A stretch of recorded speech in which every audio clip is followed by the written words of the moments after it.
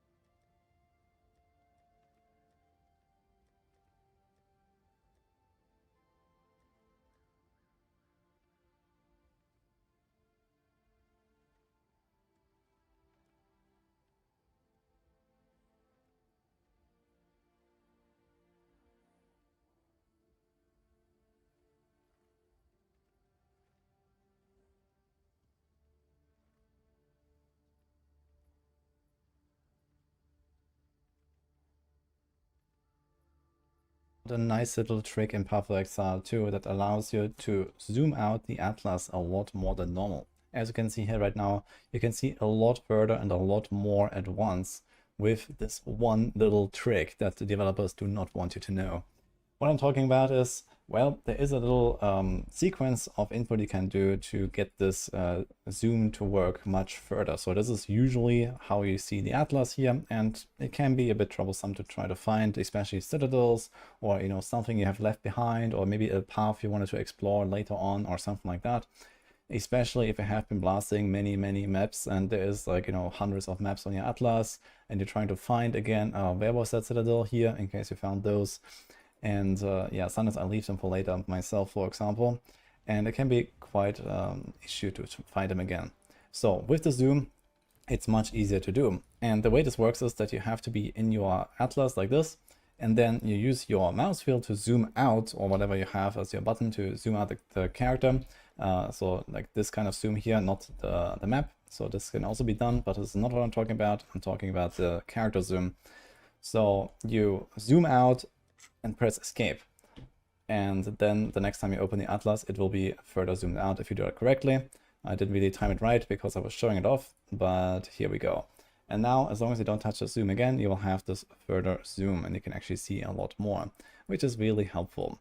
Also, it allows you to like more easily kind of like trace back the path. So in case that you have done a lot of maps, or you want to, like, you know, uncover, you know, like some other areas again, sometimes it doesn't render properly and it just kind of like cuts off somewhere. And I think this further zoom actually helps with that a little bit. But there is another trick that you can do, which is you go back to the start by pressing on the skull, which points you to the monolith, or also like the home icon here.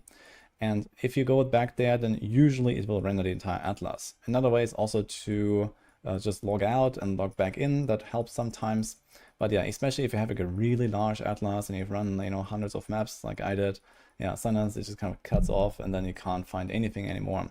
And especially if you want to go back, for example, now I'm leveling my new character here and I'm not quite ready to do my stone citadels and stuff like that just yet. So I'm kind of just like leaving them here, whatever I find. And speaking of citadels, I still keep hearing these wild speculations and theories about how to find them and what to do about it, because there are people that have been blasting for 100 hours or something and still haven't found one. I don't think there's really a big secret. So, you know, this follow the corpses kind of strategy or whatever, I think is completely bogus. It's just to keep blasting. Sometimes you get lucky, sometimes you don't. You see here, sometimes they can appear literally like next to each other. I have like 1, 2, 3, 4 stone citadels here, like back to back to back, but there's no copper and there's no stone, no iron citadel. So it just kind of happens sometimes, and then you just keep going like another 100 maps and you don't find any other citadel again. So you just keep blasting. So this is just how it goes. My strategy in general though, having found, I don't know, maybe it's somewhere in the range of like 30 plus citadels at this point, I would say just try to uncover as much as possible of the atlas. Go towards where there's many towers, for example, and not so much like water areas. Like water is always just like empty. So when you uncover a tower like this one here, for example, well, it will show you, well, mostly sea, and in a sea there cannot be anything. So I always go for towers that show like kind of like promising amount of land around them, so you can always like see this in the distance already with like the fog. And for example, here I'm trying to currently path down to this tower and then maybe to this tower or so, because with all these towers, it means there's going to be a lot of other maps around, most likely no water, which means there's a lot of space for maybe having a citadel or something like that. And this has been going relatively well for me. So in this case, for example, also here, you can go to the left and we can see what's behind this tower, but there is probably water here. You see there's like a lot of nothing, there's no tower showing. Here's some more showing, so maybe there's like a little stretch of land. And then water again, like we can already see a little bit here. And this means this might not be the best approach to go. So something like down here, there's a lot of towers, and this is usually where I'm going for in order to try to find those citadels. But in the end, it's always up to RNG, I think, and we have not really found a really...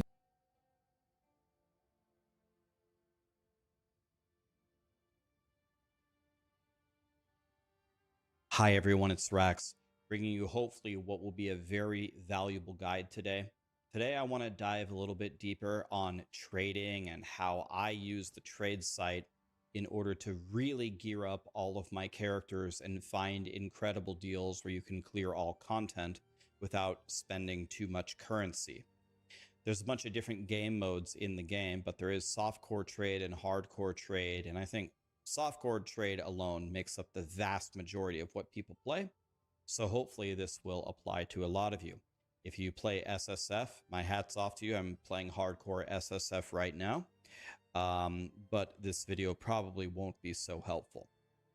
Anyway, I thought the best way to teach you how to trade was actually just to do a bunch of examples after we've covered the basics. So we'll go over some different things and go over some different classes and problems that you might be encountering. And I'm going to show you, hopefully, a lot of ways that you can solve that with the trade site. One thing is I am not the world's greatest trader. I don't know everything. So if any of you guys are watching this and at the end you have a really critical hint that I missed, I'll pin the best one at the top and I'll throw a heart on a bunch of your guys's wisdom there so you guys can help others and myself learn at the same time. All right, well, let's get started. So let's start with the very basics. How do you trade? Well, there is a website. Here it is right here, and you can switch between the different game modes right here, and I'll put the link down below. But you will use this site to trade. By the way, I think, is this, okay, this is PoE2, right? Okay, I think we have the PoE2 site. Yeah, PoE2 standard. So you're going to go to the site, you're going to search, da-da-da-da-da, you might find an item that you like, and then you can whisper a person. When you click that whisper in the game, it's going to send them a message. Hey, I want to buy your mace for 3 exalts. They will invite you. You will accept it. You'll grab the 3 exalts out of your stash. You can see how organized my stash is. Then underneath their portrait here, when you're in their party, there's going to be a little swirly. Click it once you see that they're in a hideout or in a zone or something. Then you will be in their hideout. Remember, the person with the item, the person with the mace, opens the trade, not the person with the currency. And you might think, well, does that really matter? Yes. Because if I have the mace in my stash, okay, I'm trying to sell it, and I'm mapping, da-da-da-da-da, okay, and then I get a whisper, I want to buy your mace, okay? When I port back to my hideout, I'm not the one who's essentially ready for the trade. The person who's buying has been looking at the site, they have the currency ready, they're ready to go. I was mapping. I need a moment to port to town, I gotta go to my stash, find the tab, grab it. That's why the person with the item opens the trade. You put both the items in, you have to mouse over them, and then you hit accept, or you move over them with a controller, and you've done a trade. A key piece of information here. So, when you are selling stuff, you need to have a premium tab. You would buy this at pathofexile.com, and you can get a premium quad tab, which is 4 tabs in one, which is going to have all of your items. Now let me show you a way that a lot of people use to price their items. So first of all, when you have a premium tab, you can right click it and you can make it public so people could see all the items. And then you have a couple of choices. You could either say each item is individually priced. You'd go through each of them and set your own price. Or you could put negotiable. I think almost nobody does this because we ain't got no time to negotiate. Or exact price for every item within this tab. So what a lot of people do is they have a couple of premium tabs or quad premium tabs. And they say, this originally started out for me as a base price of 5 exalts. And what I just started doing is anything that I thought was pretty decent, I just started vomiting it into this 5 exalt tab and just seeing if anybody wanted to buy it. A lot of times they won't buy it. You can see this tab is almost completely full, but sometimes they will. You never know, right? Then what I do, as the days pass and the items don't sell and it fills up, I just lower it, put it at 4, and then nobody wanted it, and so then I lowered it to 3, and then I started selling more and more things at that price point.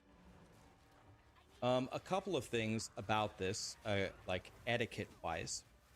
is I think it's pretty toxic to throw something in here that you don't have any intention of selling.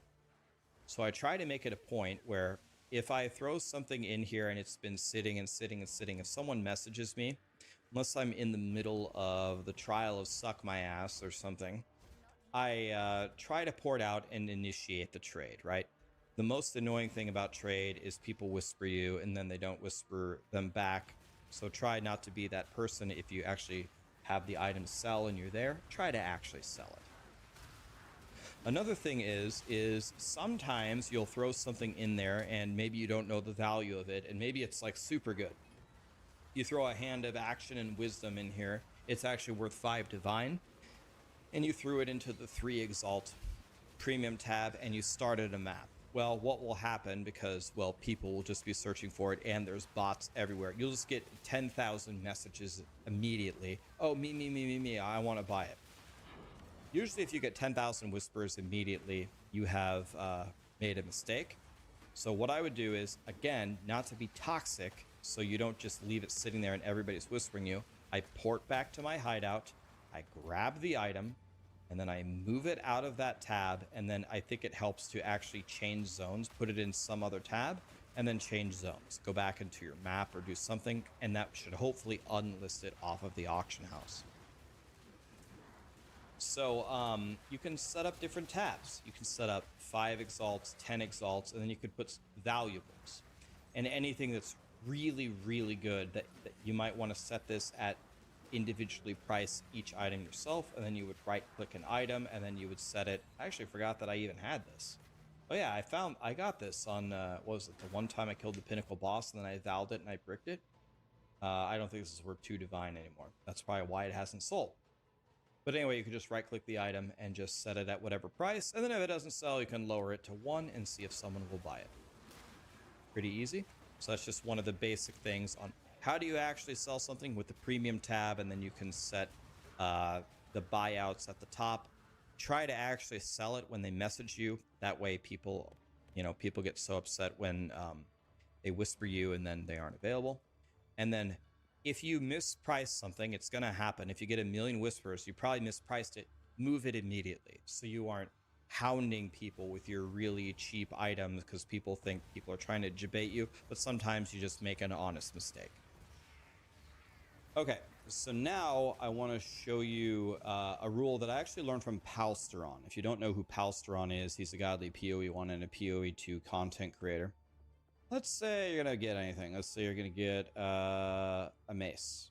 And let's say the only thing that I care about is it needs to do 100 damage, and you search. Whenever you see a search that has 10,000 matched, you messed up. Because it means that there's more than 10,000 out there, and it's just going to show you 10,000 of them.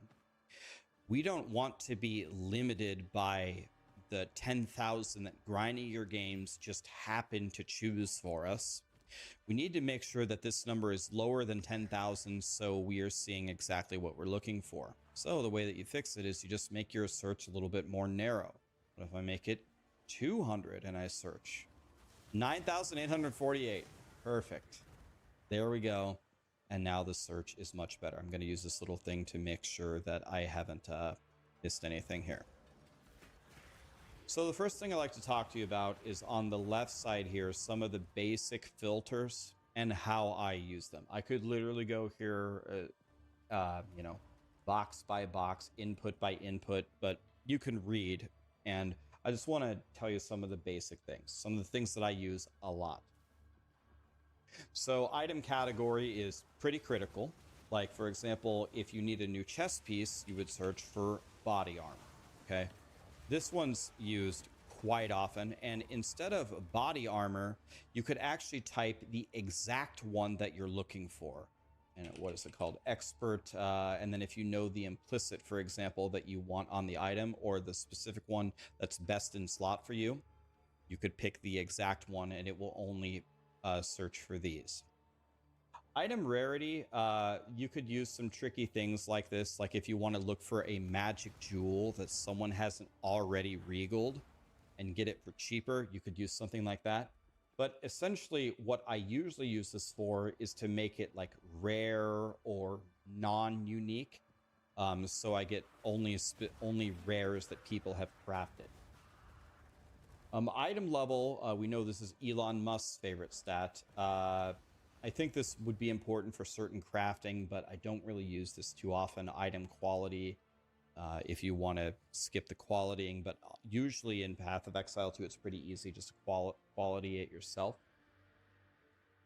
Now, the equipment filters are actually very, very cute in ways that you can use them. I think a lot of this would make sense to you. You set a minimum damage number, a minimum crit chance, a minimum level of armor, a minimum level of energy shield and spirit. It's pretty self-explanatory, right? But there are some really cutie patootie things you could do with this. For example, let's say there is a quarterstaff that you really, really want to get, like an expert quarterstaff, and you're looking for it to have an attack speed roll. One way you could look for the attack speed roll is to go over here and just literally add attack speed to it. But if you know the exact quarterstaff that you want, you could just set a minimum attacks per second of 0.01 higher than the base, and that will mean it always has some level of attack speed to it. For example, let's say the attacks are 1.1 for the staff that you're looking for. Just add another 1. Now, one way or another, it's going to have some attack speed attached to it. It's kind of a clever little way to find an attack speed roll without actually literally adding the affix. Another thing that you can do is, as we're going to see later in an example for the monk, it is really good to get a hybrid chest piece that has both energy shield and evasion. One thing you can do very simply is just put the minimum evasion and energy shield at 1, and that will already essentially take care of getting you the right base. So something like that is another trick that you can do. Anything else that I want to specifically say here? Sometimes in a certain build, you will specifically care about what kind of damage that you're doing. If you really want the physical DPS to be high, you would put your minimum here. If the minimum is 300, you'd search here. If you don't mind having a mixture, then instead you could put it in damage per second or damage if you don't care if there are certain elements. Or maybe there's a specific element that you're looking for. You could go and maybe add the flat fire right in here if you were trying to like ignite or something. This is probably the thing that I mess up the most. I get into a hurry and I screw this up all the time. If you don't put the max level of the level that you currently are, well, you might get something that's way higher than what you can actually use. So if you're level 65, maybe you're about to ding 66, then here you could put 66 right here and buy it. I forget this all the time. Another thing that I mess up all the time is, I'll just put the max at 66 and search, but I don't really have that much intelligence. And if you don't set your filters the right way, you might actually buy something that requires so much int that you can't buy it. So you could put in a maximum of the attributes that you have, or maybe just like 5 or 10 higher if you don't mind respecking a few attribute points in order to find something. I don't use these hardly at all. If you're going to do some crafting on it, you could pick Corrupted as no, so you can slam a Val Orb into it. My friend actually slammed a Val Orb into an Ingenuity belt this morning, and it was 10 divines, and I think he sold it for 350. He made 340 divines in one Val Orb because it like divined it and it made it perfect or something. It was insane. So that's about all I use there. I don't use this too often. And then I use this bottom thing all the time. And this is where you set kind of the currency that you're looking for, and you set a maximum. You say, I don't want to spend more than 5 exalts. We will do this all the time to get a really awesome deal on our gear. Okay, and then The basic things over here is you'll add stat filters, and we'll be messing with this a lot as we go into our examples, which we are going to do right now. So let's pretend we're a 30 warrior and we do no damage. This is expected. Warriors suck. The real solution is just to re-roll. No, I'm just kidding. Well, actually, I'm being serious. But okay, let's pretend we want to get. We need to improve our damage. Well, the most logical thing there is you probably have a bad weapon. Doesn't do much damage on it, right?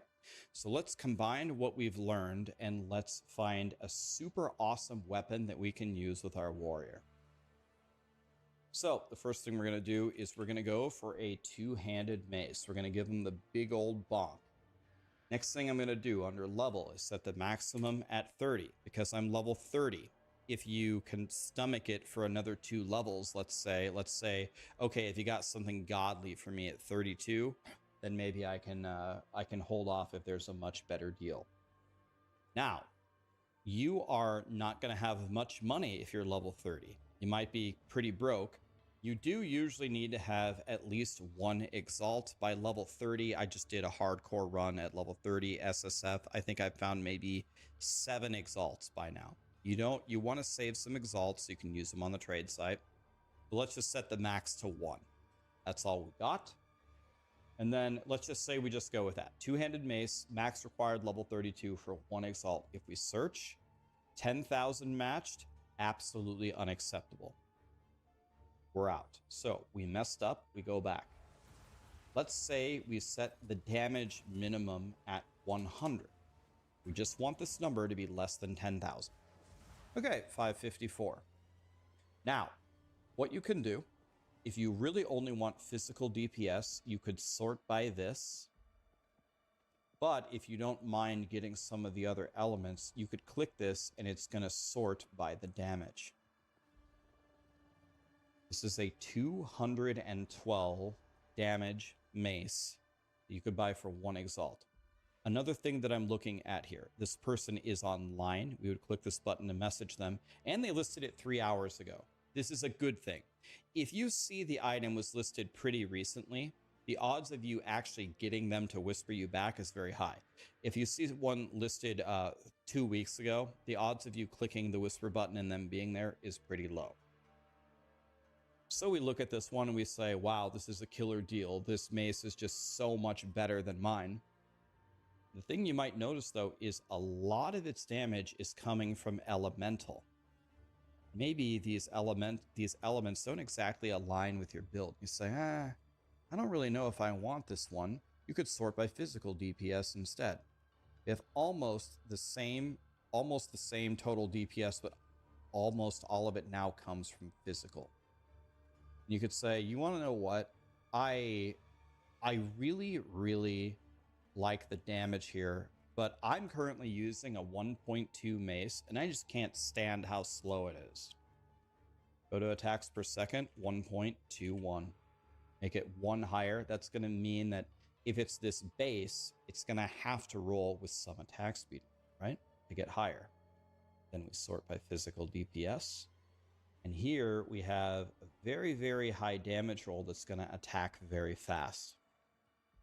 Or let's say you're really, really struggling on intelligence, and you normally wouldn't want to get attributes, I think, on your weapon, but you say, I want it to have attack speed and I want it to have some intelligence on it. Let's say I want 10 and search. Okay, none found. Well, that's not good. This happens when you're searching. You're searching for something and you don't have it. It's going to happen all the time. I wonder, can intelligence even roll on maces? What if we did strength? Strength might make more sense. Search. Okay, strength is there. 20 results, just for fun. Let's see if I remove this and put intelligence. And if I removed the damage requirement and the attack speed. Does this exist? Doesn't exist at all. My conclusion here is either I'm grabbing the wrong stat, or intelligence just straight up doesn't roll on maces. What about dexterity? Nope, it's strength only, so I guess that makes sense. Anyway, the idea there, and by the way, that's a good thing to see. I'm actually really glad that happened.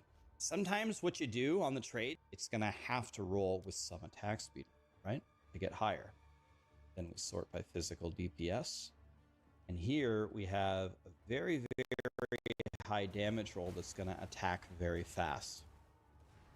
Or let's say you're really, really struggling on intelligence, and you normally wouldn't want to get attributes, I think, on your weapon, but you say, I want it to have attack speed and I want it to have some intelligence on it. Let's say I want 10 and search. Okay, none found. So that's not good. This happens when you're searching. You're searching for something and you don't have it. It's going to happen all the time. I wonder, can intelligence even roll on maces? What if we did strength? Strength might make more sense. Search. Okay, strength is there. 20 results, just for fun. Let's see if I remove this and put intelligence. And if I removed the damage requirement and the attack speed. Does this exist? It doesn't exist at all. My conclusion here is either I'm grabbing the wrong stat, or intelligence just straight up doesn't roll on maces. What about dexterity? Nope, it's strength only, so I guess that makes sense. Anyway, the idea there, and by the way, that's a good thing to see. I'm actually really glad that happened. Sometimes what you do on the trade thing, it doesn't work. And then you learn something. Oh, well, did I type the wrong intelligence, or does intelligence not even roll on it? Maybe it's only strength because it seems like it's a strength archetype. Don't be frustrated if you punch everything in and you get no results. Go step by step by step and try to see what's the thing that's actually messing this up and why isn't this working. It will help you. So there's an example for one exalt, probably doubling or tripling your warrior's damage with a basic filter. All right, let's do another example. Let's say we're following the Eye Strike monk guide, and let's say we're a 60 monk and we just don't have the spirit that we need in order to do the guide. You see, Rex, you have so much spirit and you're taking all these spirit gems. I only have the 100 from the campaign and I have no idea how to fix this. I'm going to show you.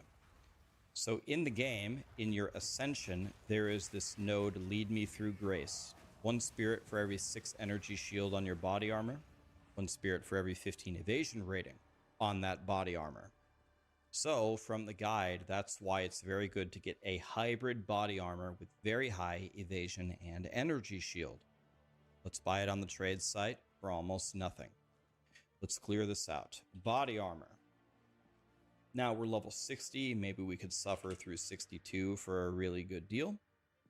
Let's put our energy shield minimum at 200, and the evasion is going to be higher. Let's put the evasion at 400. Let's go exalts, and maybe you have a few more. Maybe you have 10 to your name. Remember, if you put 10 exalts here, that does not mean that you have to spend 10 exalts. It just means we're going to look at what are the greatest armors out there.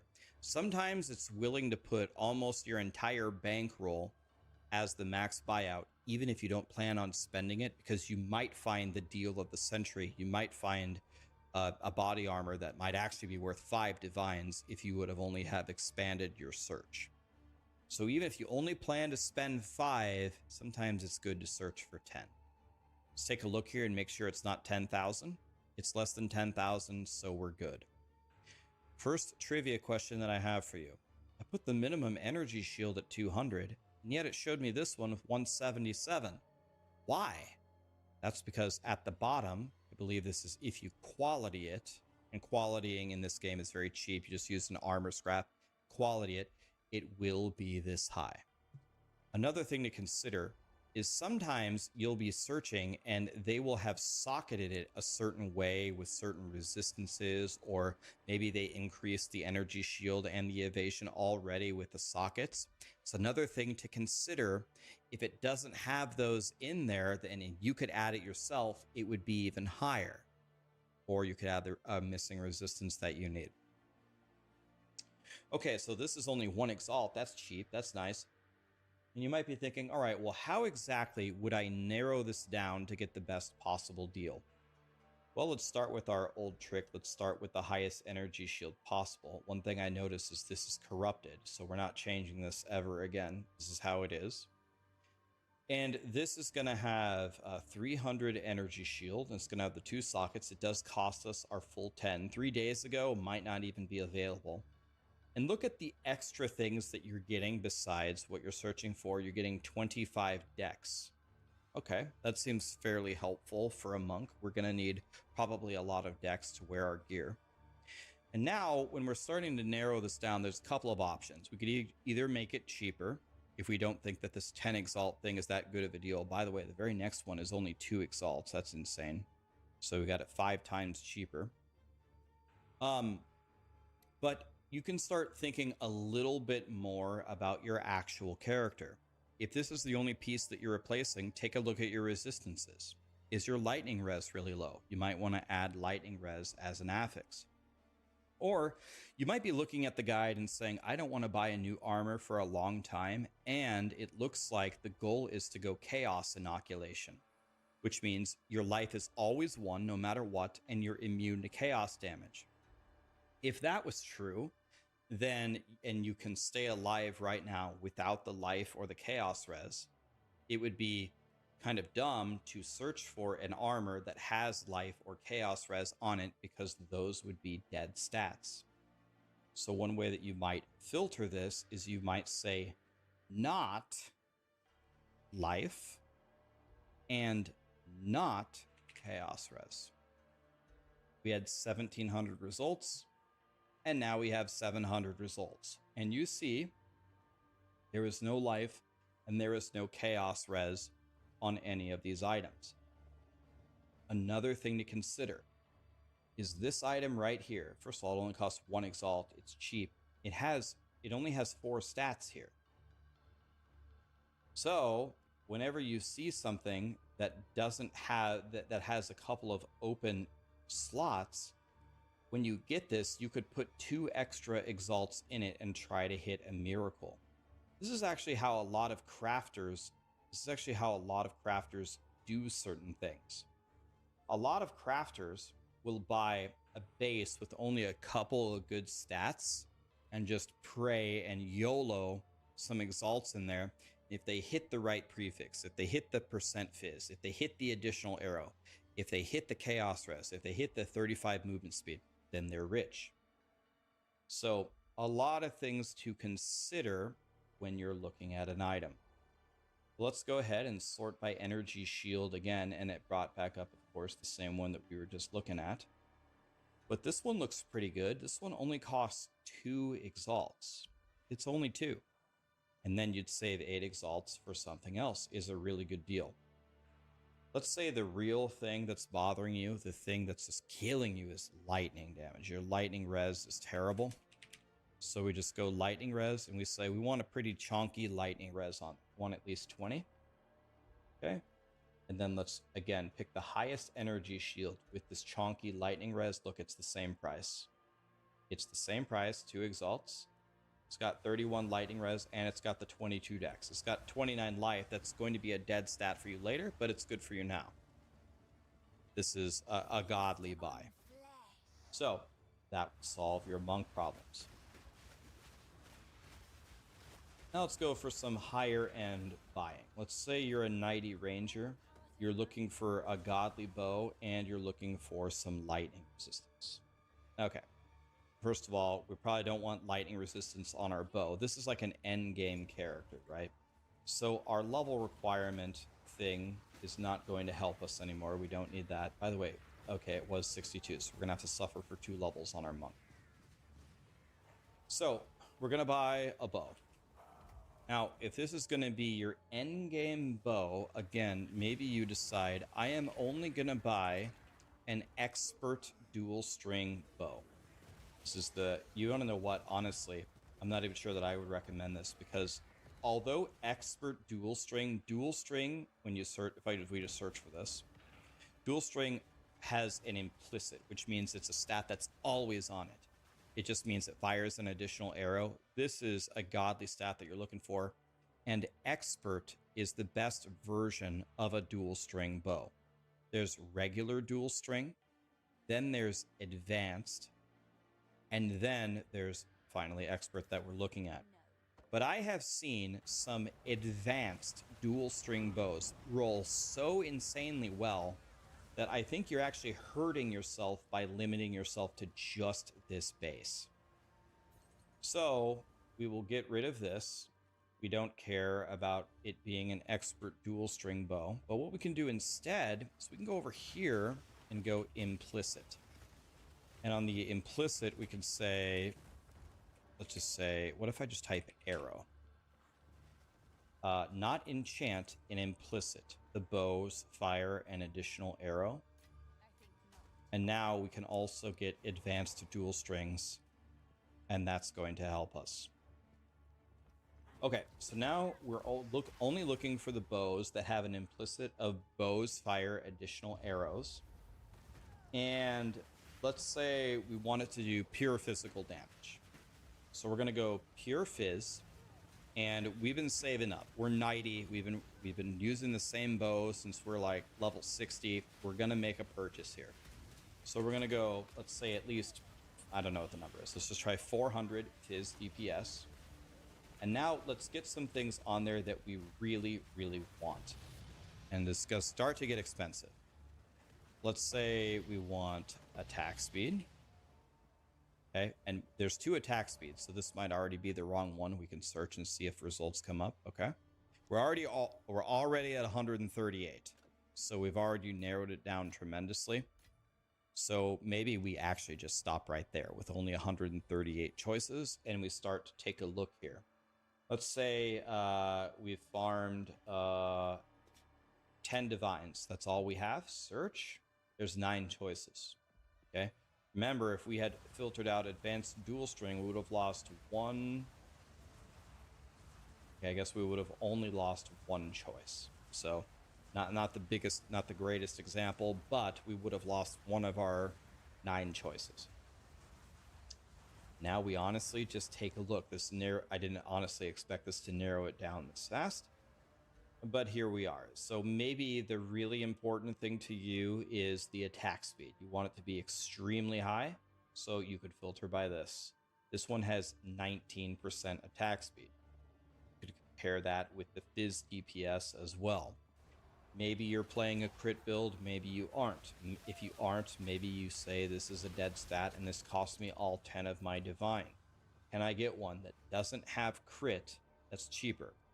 This one is cheaper. It has about the same fizz DPS, but it's missing the crit. But these 2 things aren't so great anyway. The only way this would be good is if you're having trouble getting your dex high enough to wear it. Now, the thing is, you have to be level 78 to wear it, but we're 90, so that's okay. And you just kind of look through here, and maybe you say, geez, you want to know what?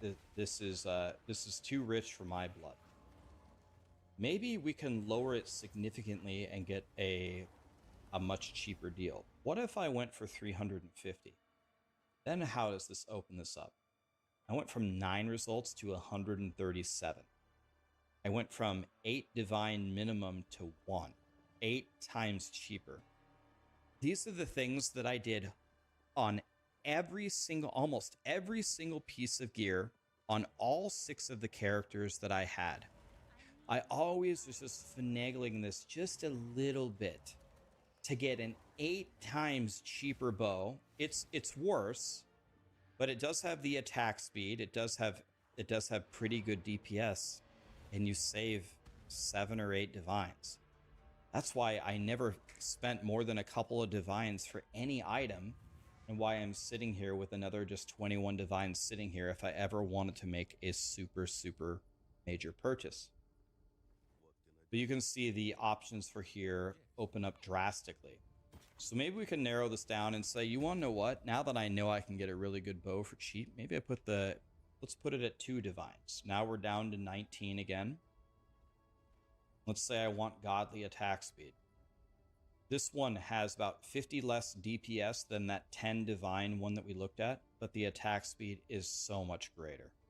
And it even has the attribute reduced in case you're having trouble getting your dex.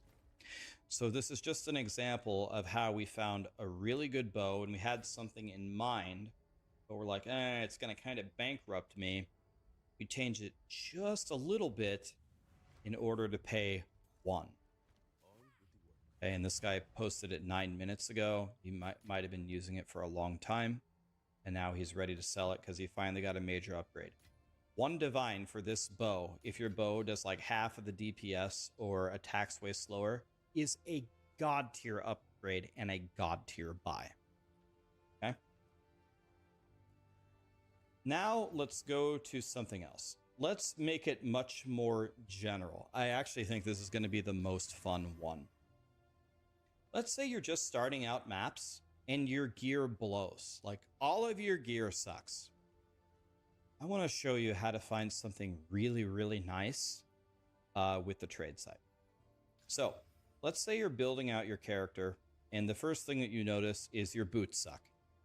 Your boots have like 20 movement speed on them, but it's got like no life and shitty resistances, and they're just doing nothing for you other than providing the movement speed. Boots. Now, I really want you to pay attention to this. This is going to be absolutely beautiful. Okay, level 60. And let's say we're only going to spend 3 exalts on the boots.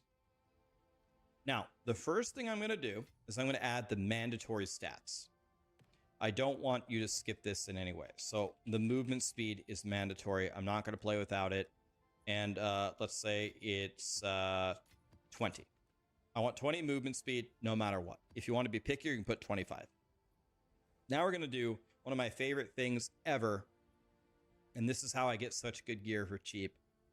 Weighted sum V2. Now this is really, really easy. All you do is add the stats that would be valuable to you and give them a weight relative to each other. And then you can sort by which one gives you the highest value for the money. If what I just said didn't make any sense, it's going to make perfect sense in a second. So, for example, on the boots, the resistances are really good. Lightning res, fire res, cold res, put them all. Anything that's good. Fire res, chaos res, okay? Life would be good, okay? Those are the really nice stats. Now, I believe it counts 1 to 1. So on a life on boots, you get like 150 life, but you only get like 35 cold res, right? So it's probably better to get really good resistances than it is to get life. And chaos res is even more rare than the other ones. So if I give life a weight of 1, maybe I give these 3 resistances a weight of 3, and I give chaos res a weight of 5. Okay. Search. There's 10,000 boots. Unacceptable. Go back to the filter. 10,000? No. Go back. So now let's say I don't want you to show me any boots that don't have a total weight of 100. Search. 10,000. Okay, we're about to get some really good boots here. 150. 5,000. Now watch this. Sort by your sum. Boom. These pair of boots, by the parameters that you have given it, okay, these parameters, when it looks at all of these stats, have a weight of 337 of stats that you want. When you do this, look at how beautiful these boots are. 25 movement speed, 167 life, even has 121 mana, and it's got 2 super chonky resistances for 3 exalts. Look at those boots. Look at those boots. They're so nice. These are 2. 320, 327. And look how godly they are. Let's take the same example. Let's go up here and say, no, I want 25 movement speed, and I have like 100 cold res. I don't need cold res. Cross it out. Search. Here we go. Sort by sum. 25 movement speed, 100 life, and 2 of the other resistances that you don't have. Then you say, oh, wait a minute. I really need it to be, I need it to have a lot of energy shield. Okay, we'll put energy shield on it, no problem. Boom. Maybe you sort by energy shield. I think what I would do here instead, since we're going for the stats, just set whatever minimum you're okay with. Let's say I'm good with 100 minimum, no matter what. Okay, search, and now sort by sum. When you quality it, it will go to 115. It's got lightning res, wait, didn't we take off? Oh, it just so happens to have cold res. Okay, we didn't search for it. It just magically has it on there. And there we are. I mean, look at these. These have 123 life on them. Okay. These, look at these. These are missing some affixes. So you could slam 2 exalts on here and maybe hit the greatest boots. This is for 1 exalt. You could spend the 2 slamming it in there, and if you hit really chunky resistances, you just made the greatest pair of boots ever for 1 exalt plus the 2 that you slammed into it. Okay? So the most important thing here are the concepts. You picked the stats that are important to you. You assign them some kind of weight that makes any kind of sense. And then you search and you sort by the weight here, and it's going to show you items that have really, really nice stats based upon how you've assigned them. Let's do one more example. Let's take a different item. Let's take gloves. Okay, we're going to do gloves. Let's say we're playing an evasion base. Let's say we set the evasion at, I don't know, 80. And what do we want on them? Well, let's say we have very low chaos res. Let's say, I don't know, we're missing 28 fire res to be capped. And then let's go from there. So we need chaos res. Let's say I want at least 10. And let's go fire res. And I would really like to get capped here, and I need 28. Say I'm a cheap ass, and I only got 5 exalts and search. There's 335 choices. From here, you could start to look around and see what you would be looking for. Another super cutie patootie thing that you can do is you can click this little magnifying glass with the books here, and if you click it, it's going to pull up all of the stats that are on this particular item. You say, oh, I really want stuff with physical damage to attacks. That's really good. Okay, let me get rid of that and this and that. Now I've got physical damage to attacks on there. Search. And now we've got 100. Now, how do we narrow this down more? Well, you could sort by the physical damage to attacks. Okay, this is accuracy and very chunky everything. That's beautiful. It costs 1 exalt, by the way. So that's the deal of the century. And at a certain point, you can actually just start kind of looking. Well, this one gives me 130 armor for free over this one that I'm going to be missing. And it has 2 more chaos, 1 more fire res, and it's got roughly the same fizz damage, 2 on the minimum, 3 down on the maximum, but it also gives me 101 mana. But you could also look at this one and say, well, but this one has, it looks like an open prefix or suffix that you can slam an exalt into. So at this point, you can kind of have some fun looking through. You can be more picky. Look at these gloves. Look at these gloves. They have the 3 stats that you're looking for with a super high evasion base. You want to roll the dice, buy it, and slam 3 exalts in there. You might make the greatest pair of gloves ever. I mean, we only live once, right? Let's say, no, the thing that you're really looking for is the chaos res. Sort by chaos res. 27 chaos res on these gloves, but the physical damage is almost non-existent. So this one is a happy medium. This one has the chonky chaos res with much better physical damage, but it's 5 times as expensive. You can make the decision here, but I just want to empower you and show you some of the thought processes that you might have. And when you get pretty good at this, you can actually find some really, really nice stuff for something that's definitely within your budget. That's a hell of a lot better than yours. But probably the most important thing here is to understand that it can just solve your problems for you. When you're missing a certain resistance and you can identify one piece of gear that's very bad, like your helmet, you can go in here and say, okay, the basic parameters of my helmet are this. I absolutely must have chaos res, and then you can do my favorite little trick, the weighted sum, and then put all the other stats on there that you would love to have, give them a weight, and then sort by the weight at the bottom. So I am 100% sure that this video has not encapsulated everything about trading. I am sure that there's a lot of other awesome examples that I could have shown you, or the other people are going to have hints and tips and tricks.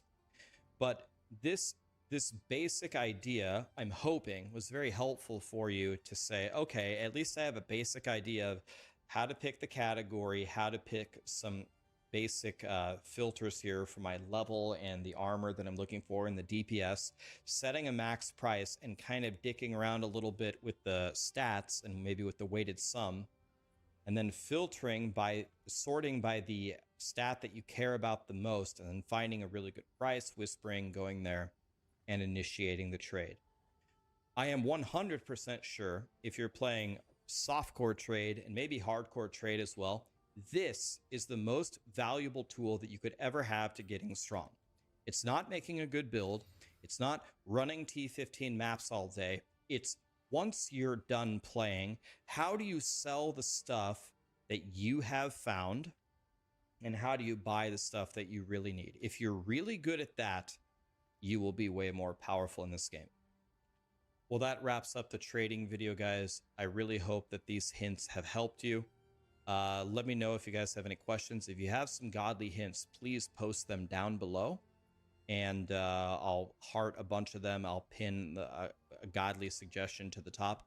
I'm 100% sure you guys are going to know some things that I don't, and maybe you even have some corrections for me.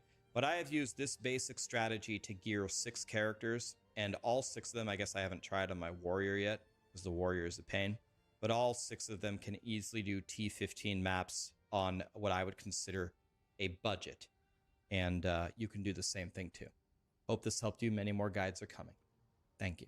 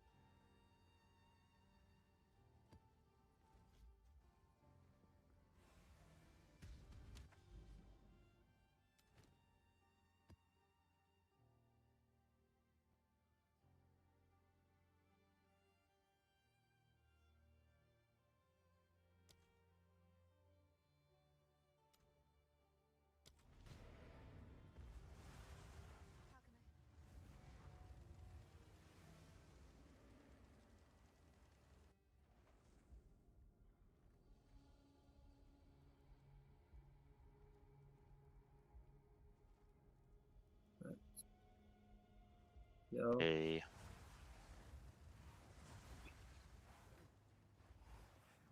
No. Not really. We're still expecting Dampur, so I'm waiting to see what happens.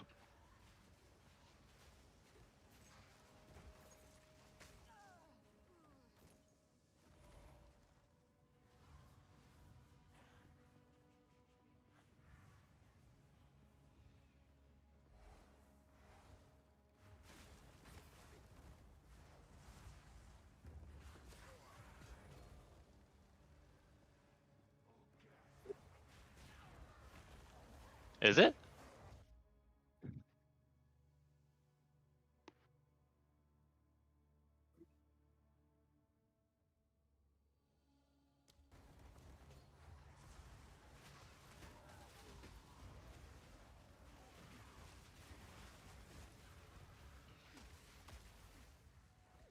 Yeah. Everyone has a 2-star Swain, man. What the fuck?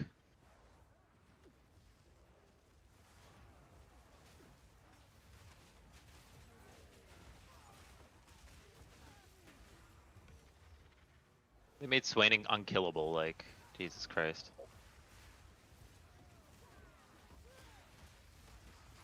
Three-star Draven, wow. Oh my goodness. Fucking shit.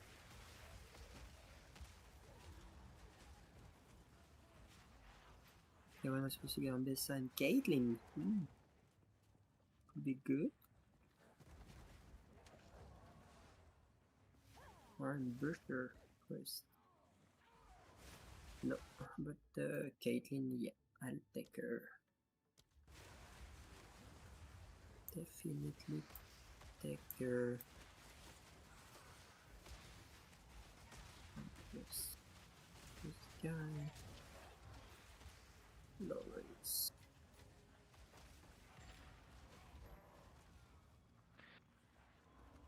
I'm not getting any sorcerers. I'm getting fucked. I've seen so many 4-cost and none of the ones I need.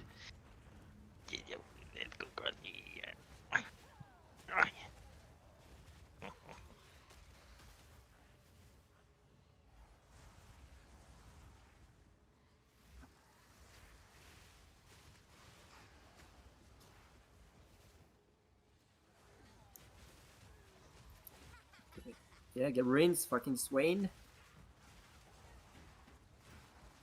Let's go.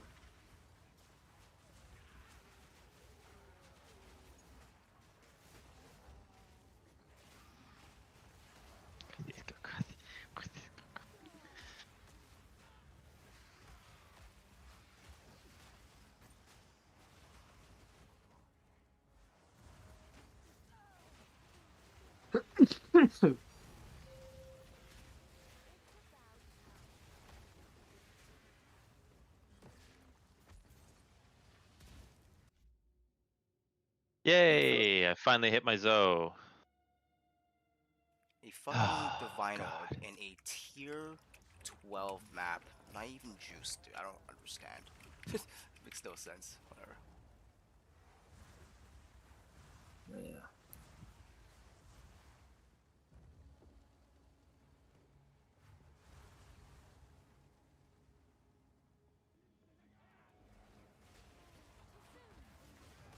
Oh, 3-star Tristana. What the fuck?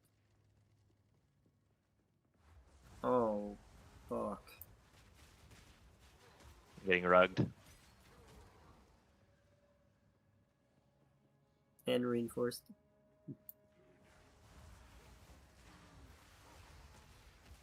As if it wasn't enough.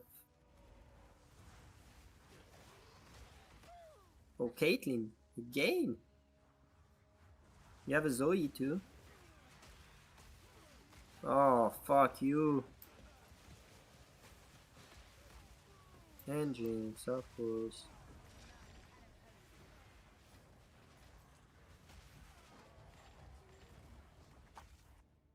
Hey.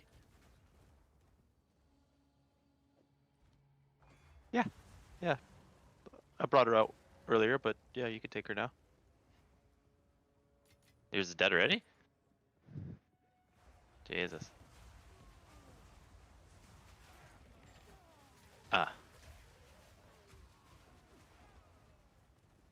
go. Yes.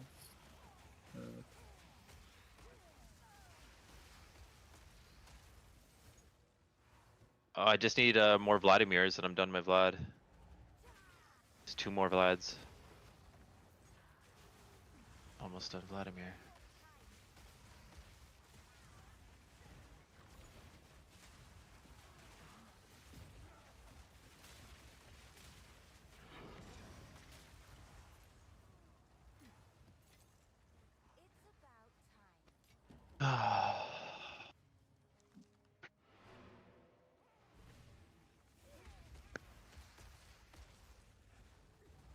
Oh no, reinforcement. Come on, fuck. Every time I win, oh fuck. Okay, mate. So let's go. Anomaly. I need something really good on Zoe. Kill streak, nothing wasted, comeback story. The finisher? You know, it's not a horrible one.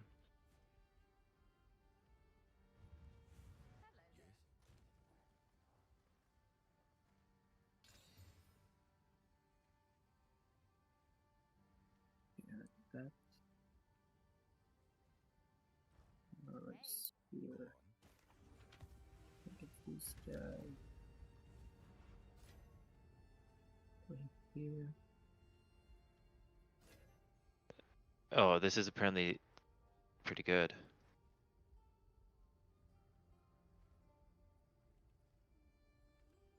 Okay. Twisted Fate. Did you need a Jace? Or Chase. Oh, I No, got a I don't. Caitlyn. I got a Caitlyn. Yeah, I want to. But you can send it, yeah. I'll try to find another one. Thanks.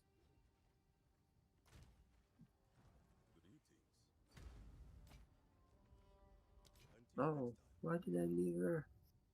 Fucking stupid. I need one more Vladimir. Yeah, I'm trying. Look for it. Well, I don't, I'm gonna get it myself probably. I'm gonna need like, I'm gonna need like some type of 5 cost or something so I can. Which one? Well, I need LeBlanc pretty bad. If I get LeBlanc, it's GG. Okay. Because I'm gonna get rid of my Zyra. I still need Savika and Rumble. Boop, boop, boop. Oh, there we go. Got my guy. Finally.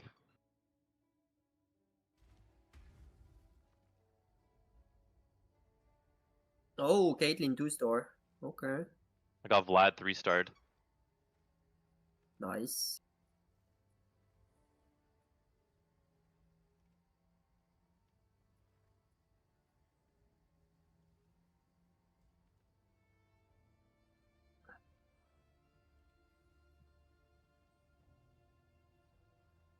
Okay, Oh, tier. Oh, I didn't get a tier. Fuck me. you got a Rumble. Let's see if I do that. Or does it do that? You know, can't do this. I cannot do this. I think I need to level up here. Yeah.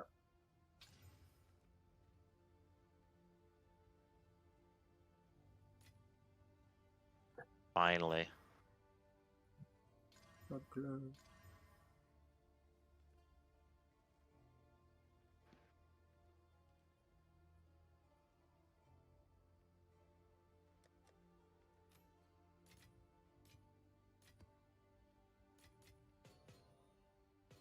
Boom.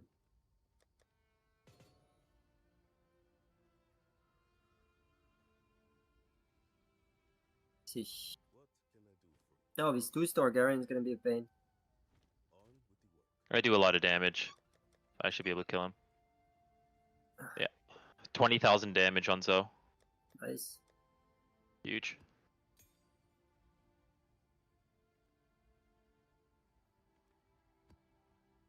Artifact 5 cost, 2 forecast. Artifact. Oh, Anima Visage. Oh, fuck. Holy shit. Look at this. Good.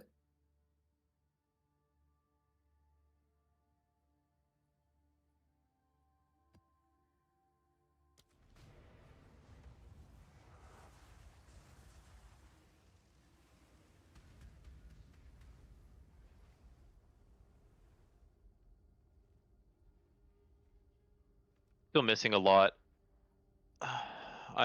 With LeBlanc, my team gets 10 times better. I just haven't been able to hit when I need, so I'm just gonna have to get to level 9.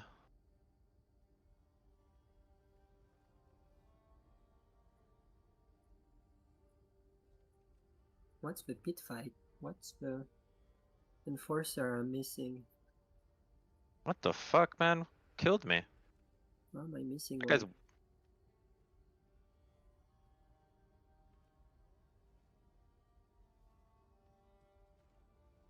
Boom! Caitlyn. you're not missing one. You have to get rid of one. Usually your steb goes here. And you put in another unit instead of steb. Really? Oh shit. Yep. You can't hit 8. Ooh. This might be good on her.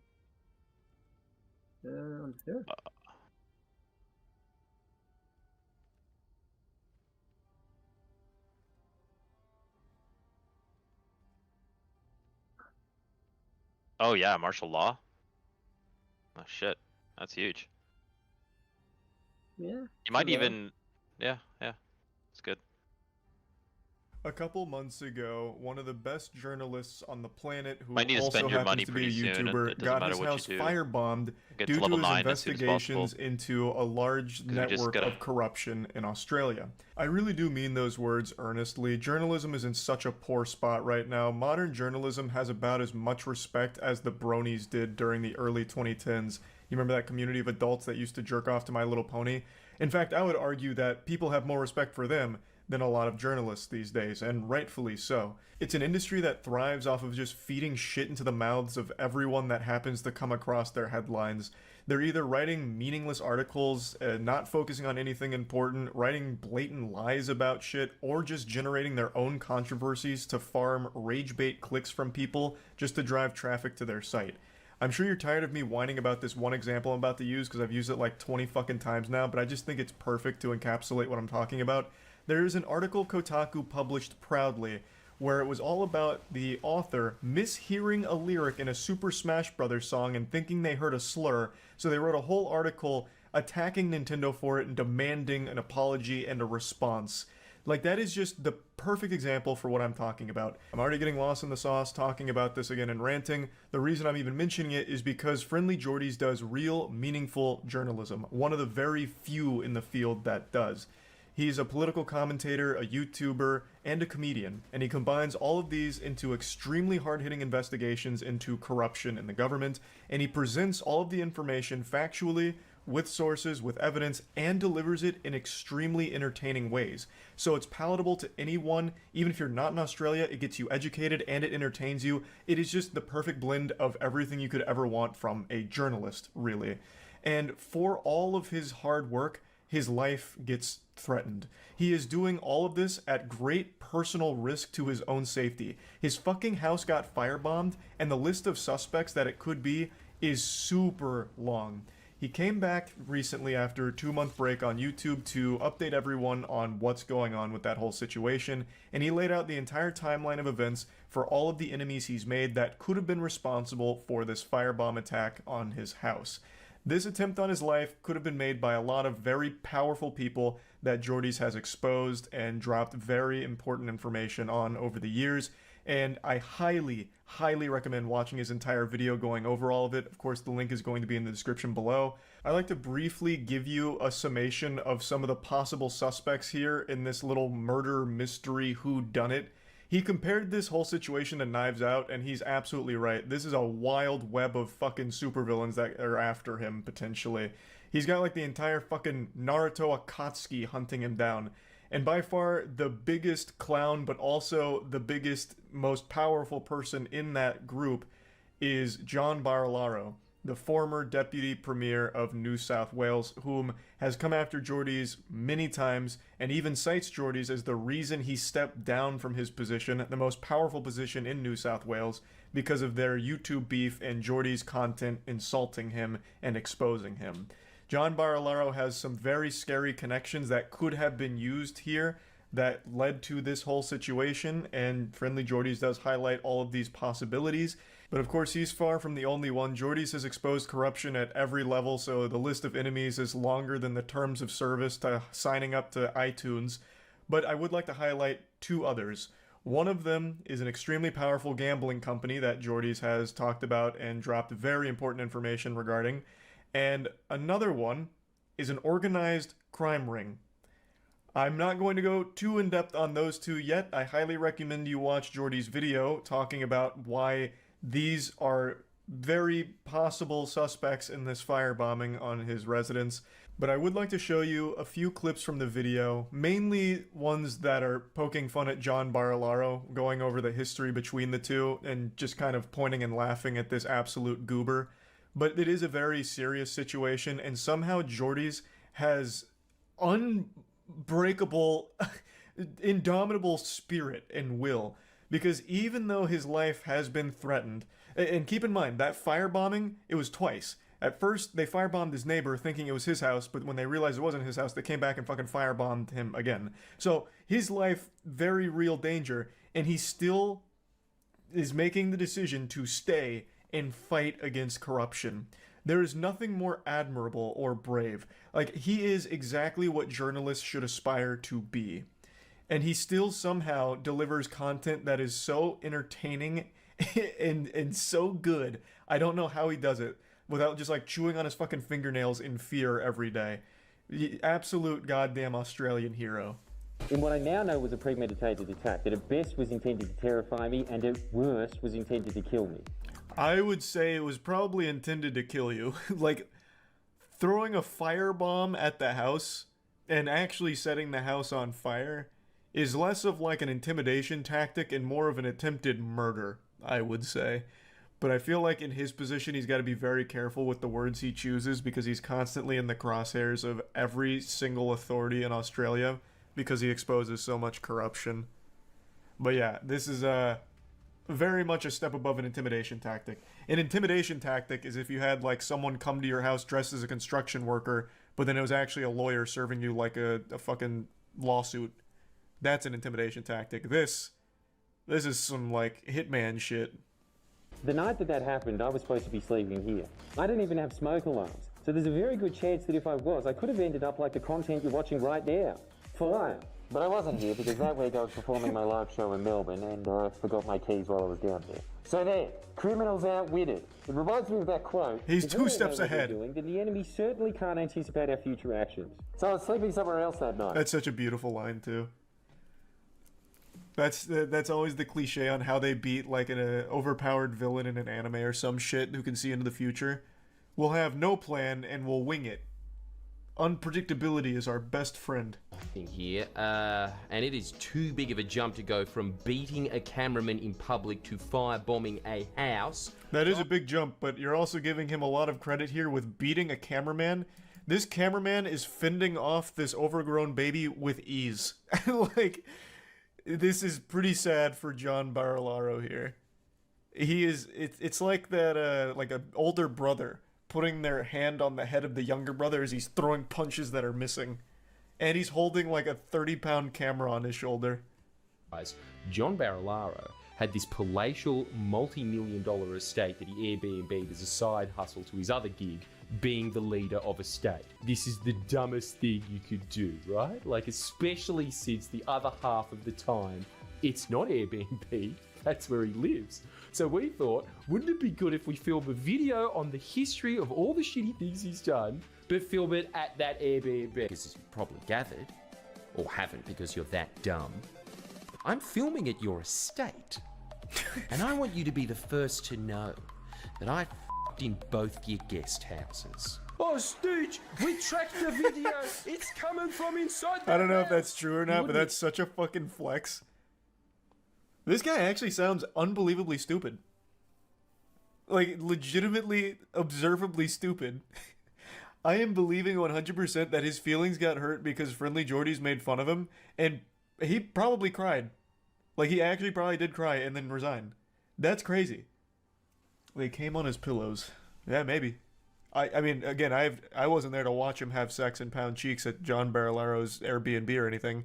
I'm just going to take his word for it. And even if he didn't, he planted the seed of doubt in his head forever now. The guy that makes fun of him also fucked in his beds. So either way, that's a W. John was demanding the police conduct a bug sweep of the property. Something that would cost the taxpayers $10 And a blacklight, despite please. the fact we We need to paid know if he almost actually that fucked much here. to stay at the property. Just imagine how stupid and entitled it is to be deputy premier and lease one of your primary residences out to anyone. I never considered doing this before, but say a property developer wants a favour, they could very easily get material to blackmail you. Hey, I want to pop in here real quick once again to drive home the absolute insanity of this situation.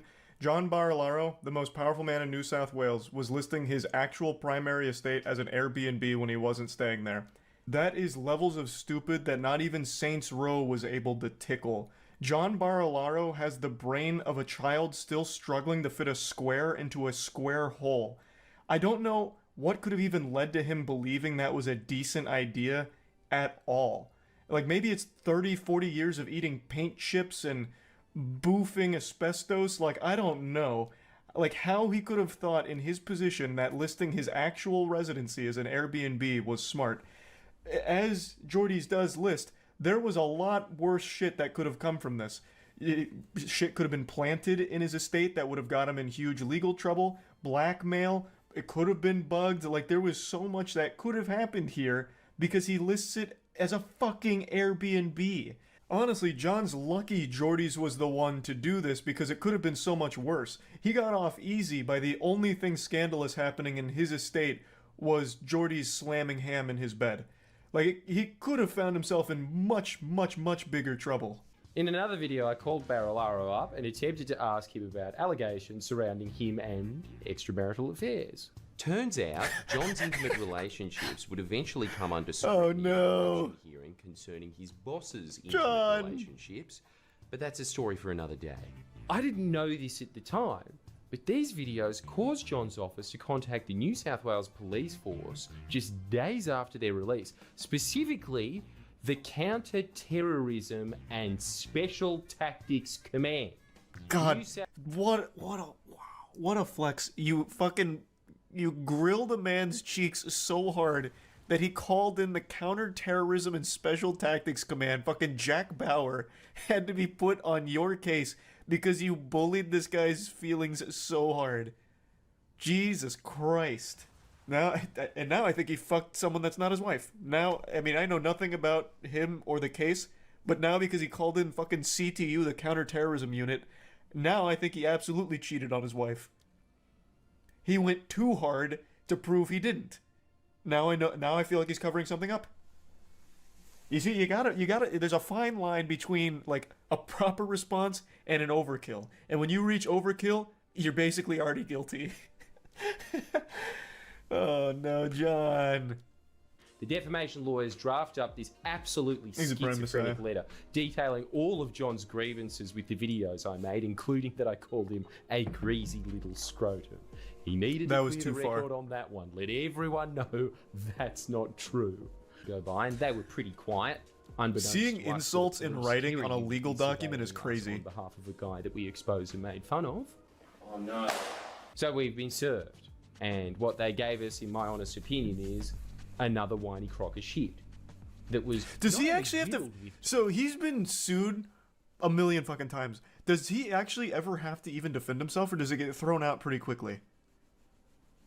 Because this man has collected more lawsuits than I have Pokemon cards at this point. From the feelings he's hurt. Yeah, he's had to defend a few times. Okay. Because, like, I've seen the sheer number of them, and it is overwhelming. But I also know quite a few of them get thrown out. Like, even in the description of this one is being thrown out. So I was just wondering if he ever even had to actually go defend himself, or if they eventually just drop it. Then on the 4th of June 2021, my producer Christo is walking back from uni. Oh, He's already I know planning this on one. meeting our lawyer Mark that day, so he had the document. Yeah, this was a big clip when it came out. They're giving away evidence and trying to run away with it. Yeah?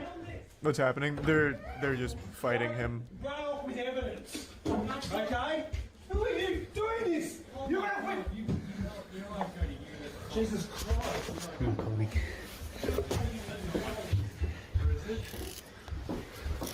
Film this. Make What sure the you don't film it. This is bizarre. This is not Australia.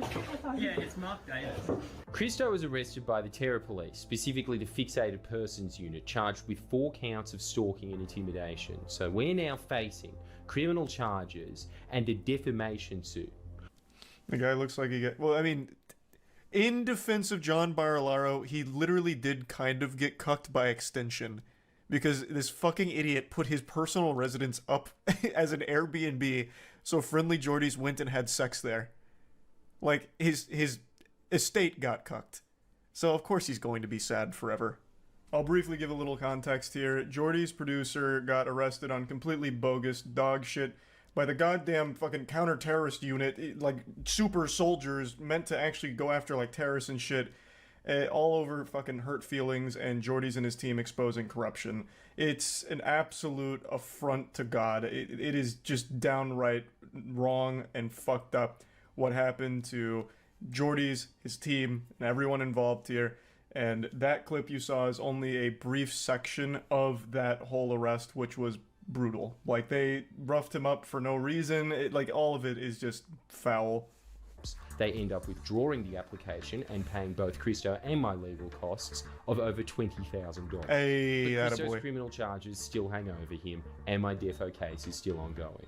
During this time, Barilaro also decided to publicly announce his intention to resign from politics, basically saying, I forced him to resign. The defamation case definitely playing a big part of this. God, that's so I don't know how good. many of you can endure what I've endured on online. I feel for young men and women, young boys and girls that get bullied on social media. I feel for them because as a Bro, you are literally the most powerful person in the region, and you're crying about YouTubers making fun of you so much that you're quitting your job. That is the weakest, softest shit of all time. Actual 14-year-olds get bullied harder than you do, and you know what they do? Continue on and move forward. You're the fucking most powerful politician in the region, and you curl up into the little fetal position suckling your thumb because a YouTuber called you a greasy scrotum. That is wild. That is fucking wild. Holy shit. You know what? I actually don't even think it's the mean words that Geordie says against him. I really think when Geordie's fucked at his house because this stupid idiot put his Airbnb or his actual home up for the Airbnb, I think that's what broke him. I think that, like, actually broke his whole soul. I think that was just, like, this big eureka moment where it's like, wow, I'm a fucking idiot. And he couldn't handle the realization. Like, the self-reflection was too much. Overwhelming. So my legal team launches an application Holy shit, to that's strike out Galaxy that Brain. claim, opposed again by Barilaro, who fights tooth and nail to keep that claim in and keep his special protections that prevent his own words from being examined in court. And guess what? We lose. The judge rules that it would be more unfair to deprive Barilaro of the right to vindicate his reputation. What? What is that Than stance? to make it impossible That's just for me blatant to corruption. defend myself. So I'm basically stuck in. That needs to be highly scrutinized ASAP. That is so wild. Holy shit. Imagine still being bound by a 1700s ruling to protect a politician from saying something stupid in Parliament. He literally said he can defend himself, but not you. I know. In late December of 2021, I released a video detailing that I had found an Ashley Madison account linked to John Barilaro's email address and personal details. You know the website that had the slogan, That's so "Life good. is short, have an affair." It was hacked a few years ago. I Yes, swear to God. that was as with huge. The rest of the saga, you couldn't make this up. That I can't wait for the reveal, but I just have to once again chime on that. With that Ashley Madison hack, I don't know how many of you remember that. That caused like actual hysteria for maybe like a week. Like on Facebook, like the old gentlemen, they were breaking down like, how could this have happened? The internet is a secure place. My life is ruined. I can't believe it. Like absolutely having this nuclear meltdown because all of their shit was now exposed. It was amazing. It was fucking amazing. Ashley Madison was a place where married men went for cheating on their wife or something. That was the whole shtick. That was the whole basis of the site. Him because when cameramen went to film him one night regarding this scandal, this happened. I wonder if that was the woman he met on Ashley Madison or if it was his wife. There's really no telling. Oh, this is the cameraman.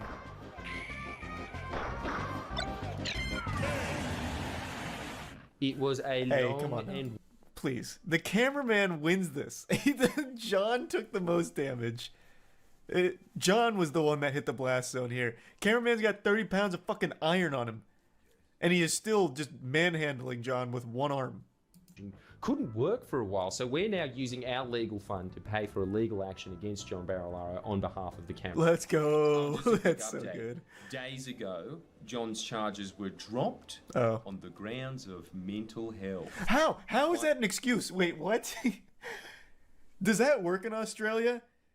So let's say assault and battery, whatever. Like you show evidence like, hey, this is really taking a toll on my mental health. Like I'm really stressed about this, and then be like, oh my god, we're so fucking sorry. Holy shit. Okay, we'll drop the case, please. Take all the time you need to recover from the mental burden of this whole ordeal. Oh my god, wow. Is that just like something you can actually do? Like obviously assault charges are going to be mentally draining, even to, well, especially to the super sensitive goofball Barilaro. But is that a real defense? Like, my mental health is suffering from this, please drop it. And they'll be like, oh, yes. Well, now that you've said that. It's like in Pirates of the Caribbean with Parlay. If you shout Parlay, they just have to stop everything. No, not a thing. He's just super corrupt. Okay, thank God. I'm happy to hear that. Well, I mean, I'm not happy to hear about the corruption, but I'm glad to hear this isn't like a real tactic you can employ. Executive Director of large Sydney property development company Coronation Property Co. In August last year, we released an investigation into this developer, which detailed never before published links between them and one of the most violent crime organisations in all of Australian history, the Alameddine crime family, who are in no way suspects in the firebombing. No, not them. I'm sure they all have very credible alibis. Wow, that's we terrifying. That Andy DeHaas, the now former enough for Clubs New South Wales to bring a private prosecution against Troy and I. So now I've made even more enemies. The gambling lobby and anyone that would use them to launder money. And Clubs New South Wales rejected him. By the way, this came out on the same day John was saying in court that he was too mentally ill to face his assault charges, but well enough to run Clubs New South Wales, one of the most scrutinised jobs in the country right now. Well, the thing is, like, assault charges are a scary thing. That's like a mental ewy. Like, that's yucky. Like, that doesn't make me feel good. But being in charge of a massive gambling company, that's a yippee kind of feeling. Like, that's two very different sides of, like, the mental spectrum here. So I can totally understand him not wanting to go to court to face the assault charges. That is very stressful. This is pleasure. This is fun. So I get it. I get it, John. To have me thrown in jail, the 7th richest man in Australia threatening to sue me, numerous other property developers and dodgy bears. I have a longer enemies list than Richard Nixon, so despite having my suspicions, I'm still not completely sure as to who done it. But enough of listing enemies, it's now time for my friends list. First of all, sorry to my neighbours and landlord, and future apology to whoever finds my corpse. It's going to be messy. I'm not going down without a fight. Big thank you, boy. That's like actually fucking terrifying. Like, he's making light of it, but the enemies that he has listed here are actually fucking horrifying. Like, I can't believe he's still staying in Australia, honestly. I really can't. So, for those that don't remember the situation, I'll quickly let you know. His house got firebombed, but it was actually the second attempt. So they initially firebombed his fucking neighbors, thinking it was his house. And then when they realized it wasn't his house that they fucking firebombed, they came back to try and finish the job. And like he mentioned, the house didn't even have smoke alarms, so like he literally probably would have just died if he was actually home at the time. Because it would have been when he was asleep. And the enemies he's listed here and their connections are very serious. I don't know how he's sitting here and being like okay about it and lucid. What a man's man. The problem as well is people who hear real journalism but don't like the message and reject it. See, like, I don't really subscribe to that belief, because if you look at some of like the real journalists that do great work like Jordy's, they are very well received by actual people, not politicians and not the elite.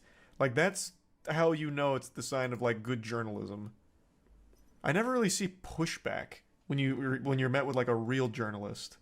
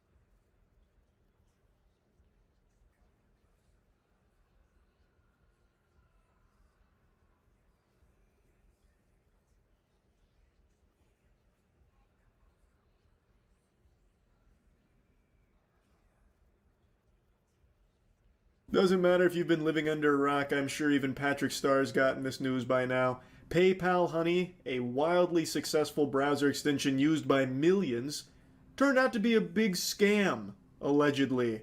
Except it's not alleged, it is factually a scam, in my opinion. I think Honey is more of a scam than the shake weight. This shit is foul.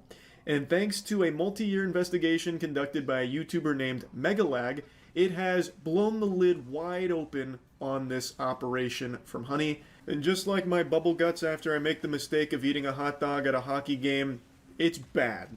So bad, in fact, that it has now led to a class action lawsuit being filed against Honey. Another YouTuber named Legal Eagle just posted this video announcing this class action lawsuit they're filing against them.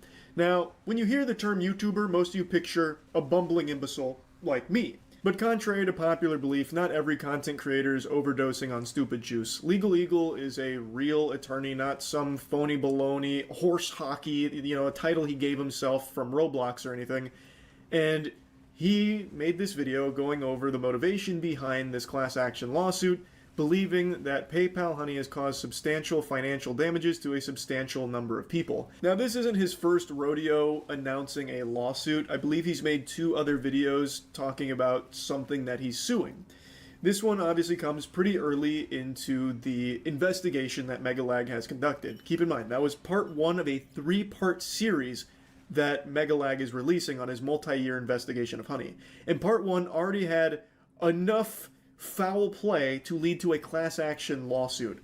I don't even know how much worse it could get with this rabbit hole. Like, part 2 might just prove PayPal Honey was trying to cast the infinite Tsukiyomi and trap everyone on Earth into a Genjutsu where we just keep fucking giving them affiliate commissions or something. Like, I do not know what else could possibly come out from Honey. Lord help us, part 3 from the investigation might just conclude and prove that PayPal Honey was trying to quantumly inject microchips into our brains or something. It really is, like, it's fascinating just how bad this company is. That one part of a 3-part investigation was enough to lead to a class action lawsuit against them. And it's not a frivolous lawsuit either. There's not really any question of whether or not Honey was engaging in taking affiliate commissions. They openly confirmed with Megalag that, like, they acknowledge that, yes, we will sometimes be the last click and get that affiliate commission. They openly say that. So that's not even what's called into question. It's more so now, is it fully illegal? And in my moron eyes, like my idiot vision, I think it has to be, right? Like, I talked about it a bit on stream last night. I'll show you some clips there. But I think it is the textbook definition of cookie stuffing, which does have a legal precedent set that it's wire fraud. Now, I think there's been a little confusion on exactly how big of a scam this is, so I'm going to try and break it down into even simpler terms. A lot of people are under the impression that the only people affected are those that promoted Honey. Like, who cares about influencers that lost money, through commissions and stuff? That's not the actual scope of it. Even setting aside the blatant false advertising where Honey claims it gets you the best coupons available, which is proven to be untrue. In fact, they hide the best coupons from you because they work with the companies directly to give you what coupons they want you to have access to. So they'll give you like a 5% coupon, even though you could find a 20% one on your own. Honey tells you that doesn't exist. There's only this 5%. Setting that aside, which directly hurts the people that use Honey, setting that aside, the affiliate theft, what I believe to be cookie stuffing, it comes from people no matter what their familiarity is with Honey. So let's say your grandmother, this is the example I've been giving on stream to try and help explain it. Let's say your grandmother on Facebook, she has an affiliate link to baking supplies, Tupperware. She has an affiliate link for Tupperware, and she shares that on her Facebook page. And you, being the good grandson you are, want to support her and give her a little commission, and you could use the Tupperware. So you click her affiliate link, you go to the Tupperware, as you're checking out, Honey pops up and says, do you want to check for coupons? And you click, sure, I might as well. So you click that, it finds no coupons, you close it. And then you finish your checkout. Well, what happened is, when you click that from Honey, Honey took the affiliate commission. So your grandmother got nothing, and she'll never even know you clicked that affiliate link. Honey got the whole thing, because Honey is a brand partner of that Tupperware, not the grandmother with the affiliate link. Thus, when Honey poached the affiliate commission, they got all of the money, not your grandmother, even though it was your grandmother's link that brought the sale to the Tupperware. But that company will never know that it was the grandmother's link that did it. They will just see that it was Honey that got the last click. Thus, they have to pay out the commission to Honey. That's what's going on. Your grandmother had never heard of Honey. She never promoted Honey, but you had it because maybe your favorite YouTuber talked about it, or maybe you just happen to see all the advertisements elsewhere for it. That's the actual spaghetti and meatballs of it. It's not just people that promoted the Honey, getting butt fucked or anything. It's anyone that has Honey and then tries to click an affiliate link. Honey will take it, even if that affiliate link came from someone that knows nothing about Honey. And another good thing that was pointed out in Megalag's video, even when Honey provides no value at all, where you're in checkout and Honey says, hey, just popping up to let you know, didn't find anything. Like, even if you don't click anything, it just pops up and says, hey, I'm here, I got nothing for you. And you click, to exit out, you click got it to get rid of it. You clicking got it, even though it came up and said, hey, we didn't find anything, we're not even trying to find it, there's nothing here for us. Even though it did actually nothing, you just clicking got it will take the affiliate commission. And the person who had the affiliate link will never know that that even happened. Another big question is, well, how did people not know they were missing out on money? How did they not know they weren't getting paid? That's how, because you never even knew it was happening, because someone just having Honey took the whole commission, so you never saw any of it. I think for a lot of people there was a misunderstanding that people were getting paid by Honey, and they didn't understand how people didn't recognize they were just missing payments from Honey. Like, how could you possibly ignore that? No, that's not the case. Anyone that had Honey installed and engaged in clicking an affiliate link, that commission never made it to whoever the affiliate was. Honey would take it. So the actual affiliate would never even know that it happened, which is why it was impossible to ever even find out. That's what made it so slippery and so sneaky. And that's also why it's nearly impossible to know just how much money was lost this way, and why it's likely into the deep millions upon millions of dollars. Which is why I think this class action lawsuit could be huge. Of course, I'm not a lawyer, I didn't pass the bar, I don't know for sure, but it seems like there is so much money that was likely lost from this because of PayPal Honey stealing the affiliate commissions. Now, the next question a lot of people ask is, did PayPal know? PayPal purchased Honey for $4 billion. You bet your sweet bippy they knew. I've been flip-flopping on this back and forth, but for a $4 billion purchase, I think they would have audited the shit out of that company. I think they would have absolutely known that this was like their bread and butter. Because how else are they making money? Like, really, how else are they making money when you really stop to think about it? Markiplier pinned the tail on the donkey. His gut was absolutely right. Like, PayPal would have had to have known that when they purchased this company. I think it's now just a matter of, did PayPal know that it might be illegal? Did they knowingly spend $4 billion on illegal business practices, which would be mind-boggling if that is the case, if the answer is yes to that question. So I'm very interested to see where this class action goes. But anyway, I want to show you some of the clips from the stream because we dove into their terms of service. Honey actually is so fucking scummy that they snuck some shit into their terms of service, which of course nobody's reading. Everyone knows no one reads the terms of service. Even the law knows no one is actually sitting through and reading through every single fucking term of service for the things they sign up for. But Honey knew that and snuck some shit in there to try and cover their own ass. Like I said after the initial part 1 of the investigation, this is going to be a huge class action. There is unironically millions of dollars that were probably lost along the way for a lot of different people. So I'm very curious to see just how big it gets. I think it's almost billions of dollars lost. I've got to stop the music for that. Okay, it's going to be a lot of money, but billions? Is Honey even worth billions? PayPal paid $4 billion for it. I got to stop the music for this. Did you know Honey's terms of service make it so you can't sue them with a class action? I'm going to look that up myself right now. I don't believe you. But no one ever reads the terms of service. But I imagine Legal Eagle would have before the class action. Let's see.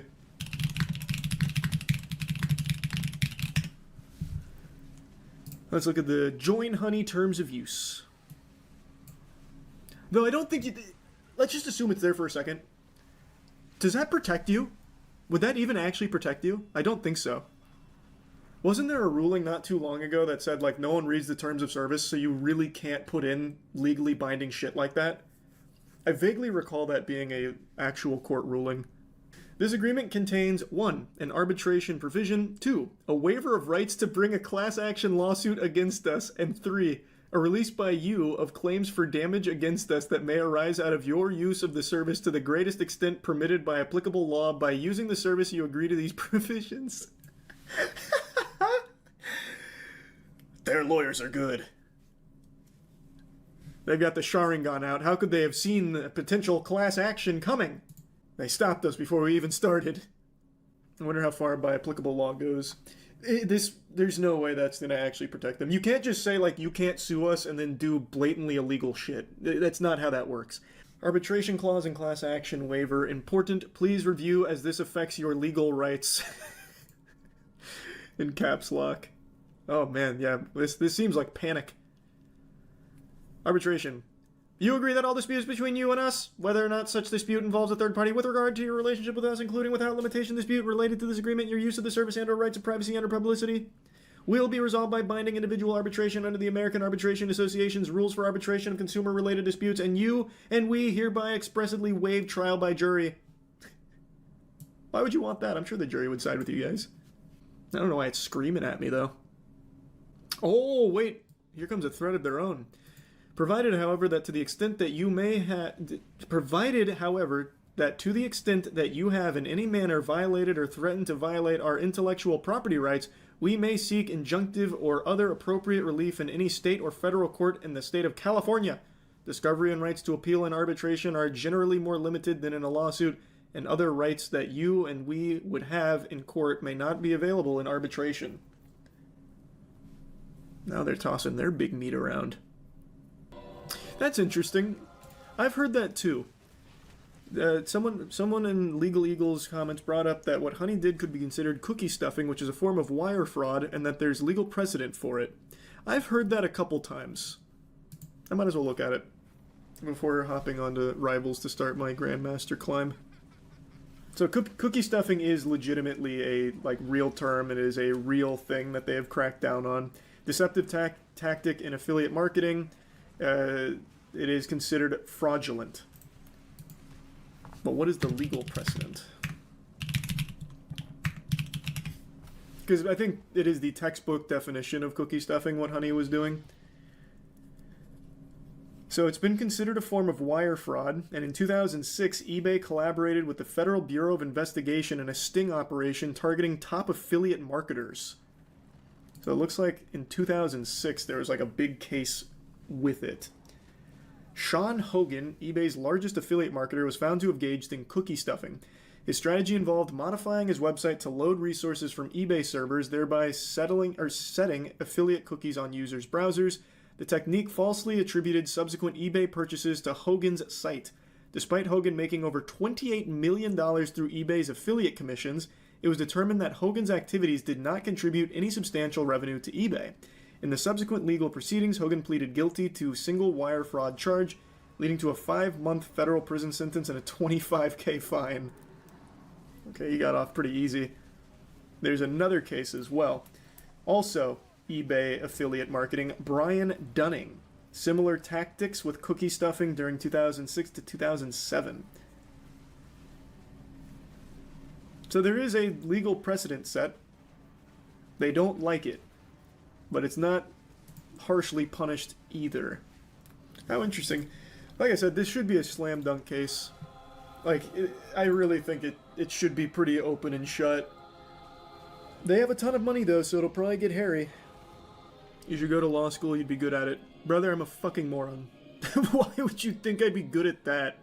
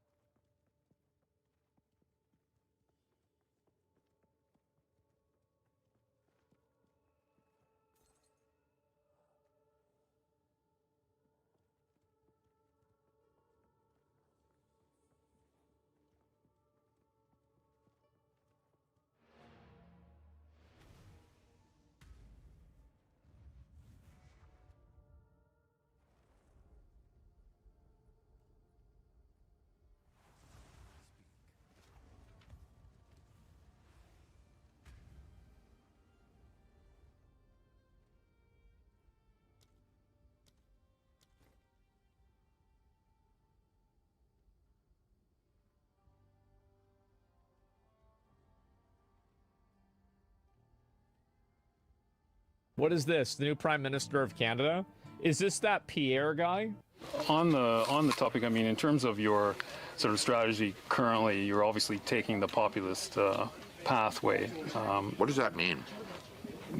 Well, appealing to people's more emotional levels, I would guess. I mean, What do you mean by that? certainly Give me an you tap very strong ideological language quite frequently. Like what? Left wing, you know, this and that, right wing, you know, I mean, it's that type of ideological thing. I never really talk about left But or right. anyways, a lot I of don't people really believe in that. Okay, a lot of I like this guy. Yeah. people would say that you're simply taking a page out of the Donald Trump book. Like which people would say that? Well, I'm sure. I really like how people are calling out journalists so journalists do this thing where they say a lot of people are thinking this or a lot of people are saying this.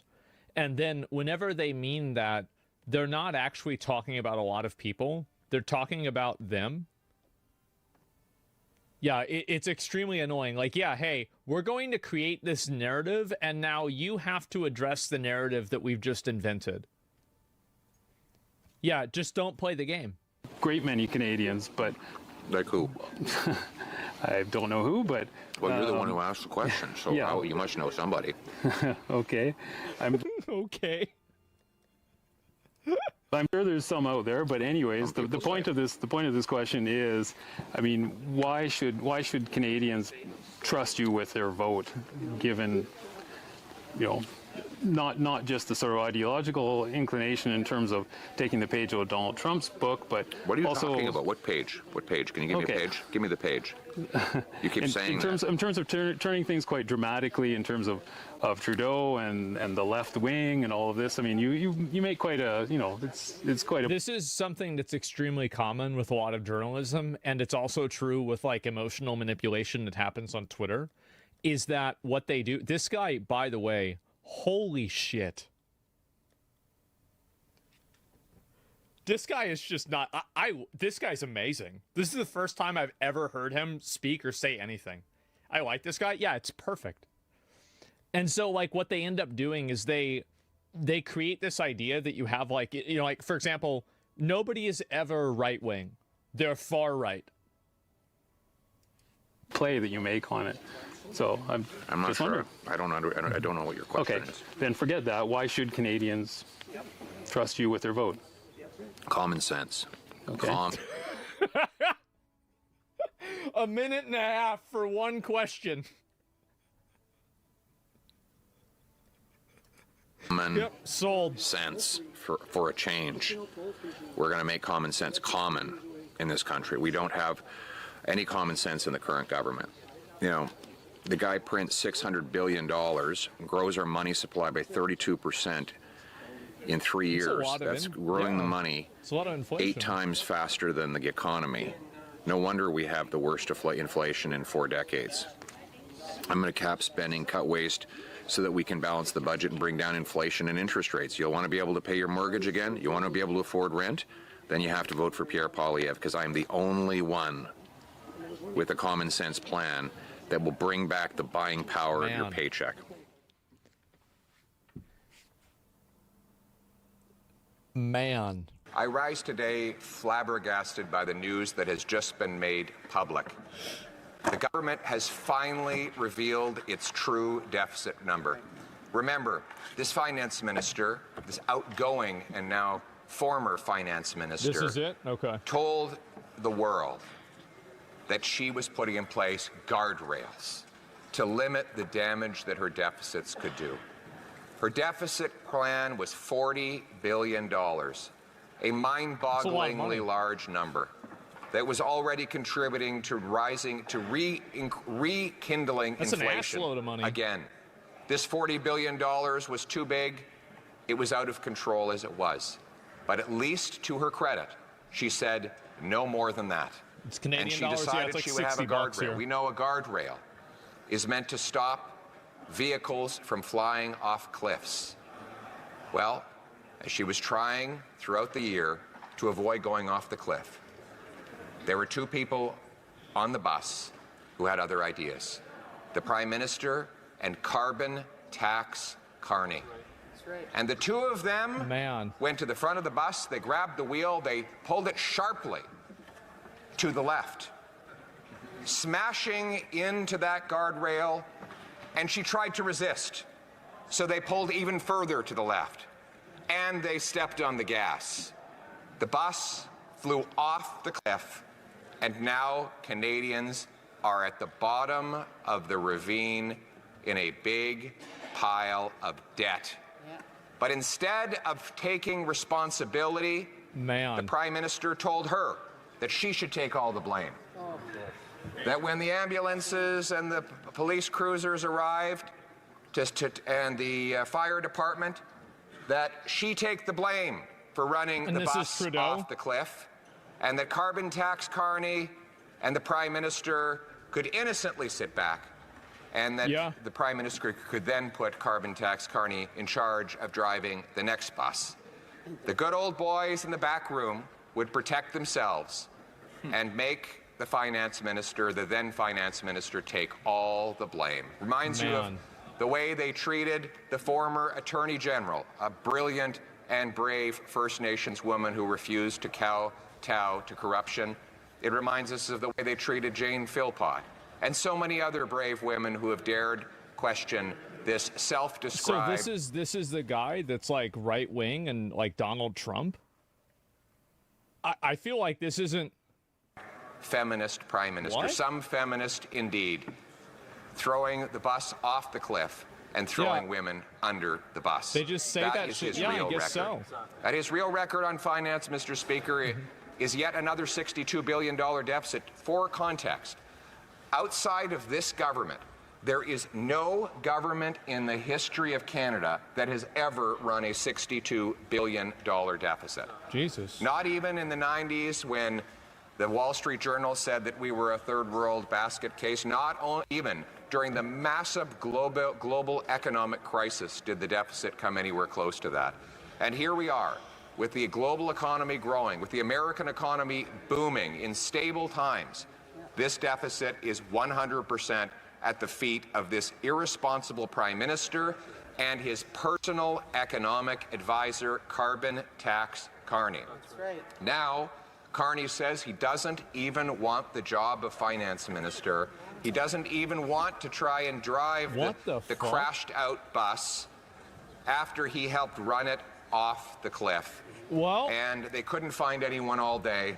In fact, no one will appear today even to defend this incredible disaster of a budget. Look at the consequences in human terms, Mr. Speaker.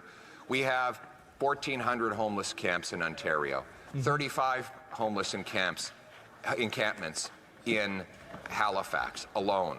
We have 2 million people lined up at food banks. Scurvy is making a comeback. The government admits that 1 in 4 children are going to school hungry every single day. What the fuck is going on over there? Scurvy, yes. That's what pirates would get. Employment is rising, and according to this budget, 3 weeks expected ago. to exceed 7% by the end of next calendar year. The gap between per capita GDP in Canada and the U.S. is now 30,000 in Canadian dollars, 30,000 it was equal 10 years ago. This is the worst gap since at least the Second World War, and some say the worst gap in a century. Canadian workers are only getting 55 cents of investment for every dollar an American worker gets. $500 billion Canadian investment dollars, which works out to almost a quarter of our economy, has left net to go to the United States, where it builds pipelines, factories, warehouses, pipelines, business centers, Canadian investment dollars paying American wages, while our workers go starving for investment and for salaries to pay their bills. When I travel across this country, I consistently meet 2 types of people. One, those who are a little better off and tell me that, and I'll be very blunt about this, that if I don't win, they will leave the country. And they are very numerous. Damn. But you know, I don't worry about them as much. You know who I worry about? The people that can't leave? The ones who can't leave. Yeah, that's... The You knew he ones was who gonna say don't that. know, and if I can just use very blunt language, who tell me I don't know what the hell I'm going to do. I have no Man. idea how I'm going to pay my way. That's right. I met a waitress at a restaurant not long ago, and she came up to me and she... Is the cost of living in Canada that bad? Like, I heard in Toronto and Vancouver, it's like crazy, insanely bad. But like, I don't know about the rest of it. It's horrible? Oh my god. It's really bad here, man. Oh, wow. That's grabbed me by the hand and she said, "You have to win." We get paid in And I loonies said, "Oh, and thank you. I toonies? appreciate your support." Wait, loonies and toonies? Is this real?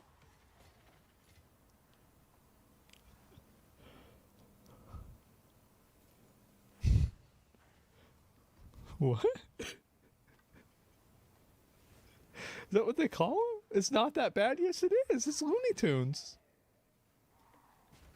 It's a cartoon. What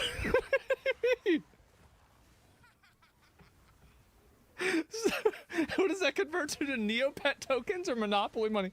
What? She said, "No. What is this?" It wasn't a compliment. You have to win." And then she told me her story. Uh-oh. She told me that she was working one full-time job and 2 part-time jobs just to pay her bills. As a single woman in her late 50s. Damn. And she was tired of working all the time.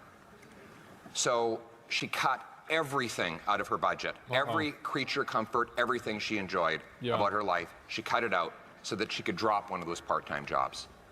And then one morning, she woke up and she walked outside and her car was gone. And she called her Where'd it go? insurance and they said they weren't going to cover the replacement value. No, I'm not going to say the name of the person. I'm not going to say who could have solved this, you know, like maybe she needs a plumber. So she had to take that job back because she simply cannot live her life without a car. Yeah. Now you can bet your bottom dollar the guy who stole the car, he was probably out on bail. This was not his first job. That's right. What? Her taxes have gone up. Her heating bill has gone up. Her wages have not gone up. She's scared to go out in the streets. Wait, what? Auto theft here is unreal? We have the worst auto theft? Can you shoot somebody if they're stealing your car? Can you do that in Canada? No? Why not? What a fucking bunch of pussies. What the hell's wrong with y'all? What y'all doing over there? How you let this happen? So, I actually knew the answer to this. I realized it after I asked the question. It actually wasn't a rhetorical question.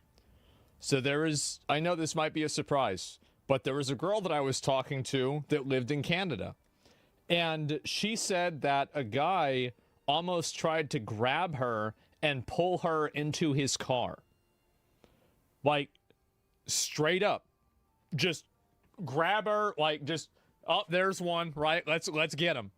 And she doesn't even like to go out in public anymore. She doesn't want to have anything to do with that. Happens a lot, exactly.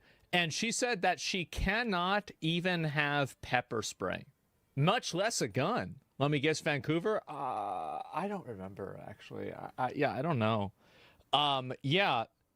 What the fuck? Why? Yeah, that is insane. That's a lie? Really? I mean, I don't know. I don't know what the details are. That's what she told me.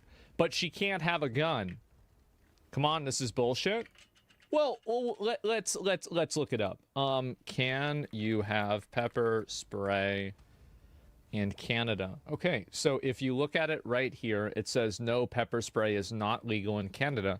Pepper spray is considered a prohibited weapon under the Canadian Criminal Code and Firearms Act. That means it is illegal to own, make, sell, or use pepper spray in Canada. Okay, well, there we go. All right, let's move on. That's crazy. So people are just stealing cars. They just steal cars. In places where they didn't even lock the door not long ago. These are the people we're fighting for. Yeah. These silly games over here, they're very entertaining. The soap opera that everyone's seized with today, that's all fine. But there are real people whose lives are on the line here, and we have a duty to work for them. Man. And quite frankly,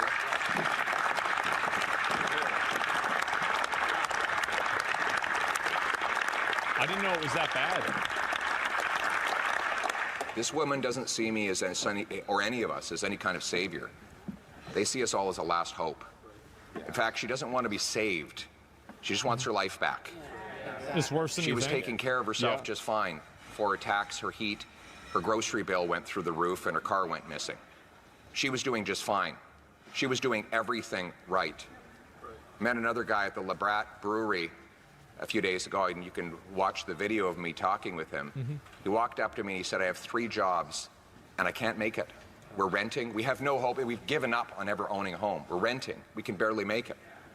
And he said to me, I feel ashamed when I talk to my kids because they ask me why I'm never around and why we can never have a house. And I feel like a failure. But he didn't fail.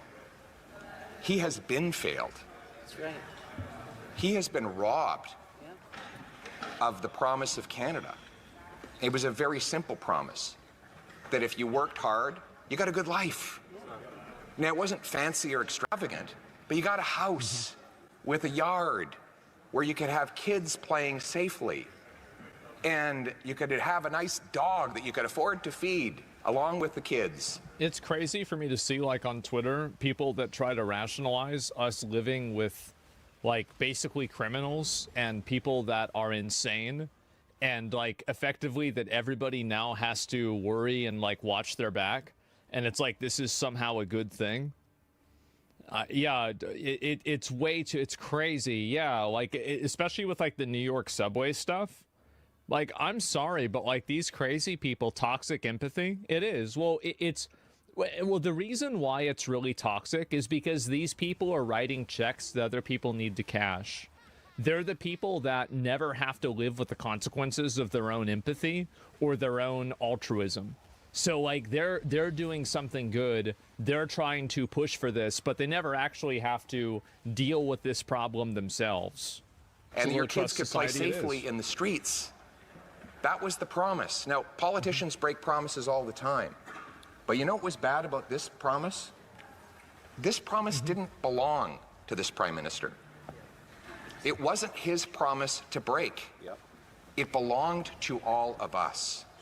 And our purpose is to bring home that promise for that young man, that young father, so is this guy probably going to win? Female worker, so that they can once again take back control of their lives, live in a safe country where their hard work earns them a good wage, where the rent and their food is affordable. He'll be a much better governor. And where, when they go to bed at night, they know that they will be safe throughout their sleep and that they will have their car in their driveway in the morning.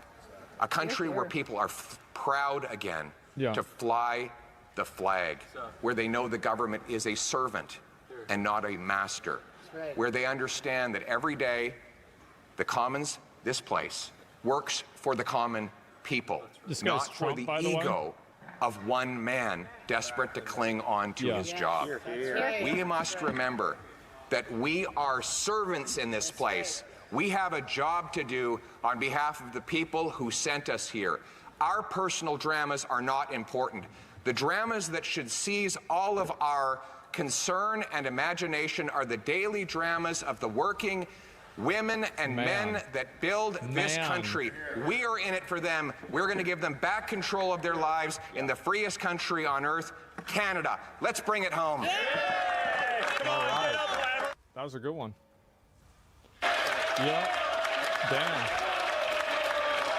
Yeah, you guys based. Yeah, I feel like I think that, like, there's a huge issue now of, like, a bunch of people that think that somehow it's noble or it's, like, good or high-minded to tolerate basic savage behavior. like stealing cars, pushing people into subways, into trains, like, you know, crackhead zombies running around that you can't look at them or you'll get aggro. Like, what is this? Why, who decided this is going to happen? This isn't culture. This is crazy. I don't get it, man. Lighting people on fire. Yeah, exactly. It's nuts. And, yeah, I don't know what to say, man. Part and parcel of living in a big city. Yeah, I don't know how the fuck it's going to happen. I thought it was too good to be savage. Watch the Trudeau is finally leaving in your search. This? I mean, well, I feel like everybody's obviously happy about that. People, I'll watch this one. Yeah, sure. It's a fast one. This morning, we want to bring you the reaction from the opposition leader, the Conservative leader, Pierre Poilievre, right now. We mentioned a few moments ago that he did tweet, and in his words, there is no change. That is from his account posted on X. There was also a video posted as part of that post. Let's play it now. Canadians desperate to turn the page on this dark chapter in our history might be relieved today that Justin Trudeau is finally leaving. But what has really changed?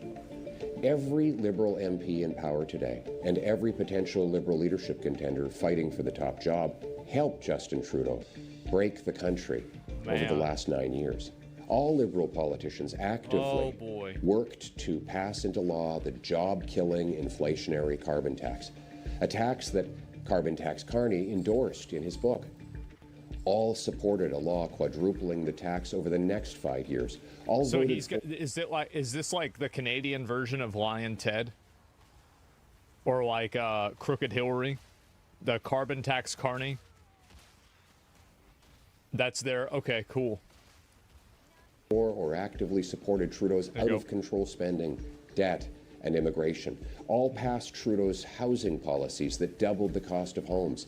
All Liberal politicians helped pass catch-and-release bail and house arrest for the most rampant reoffenders.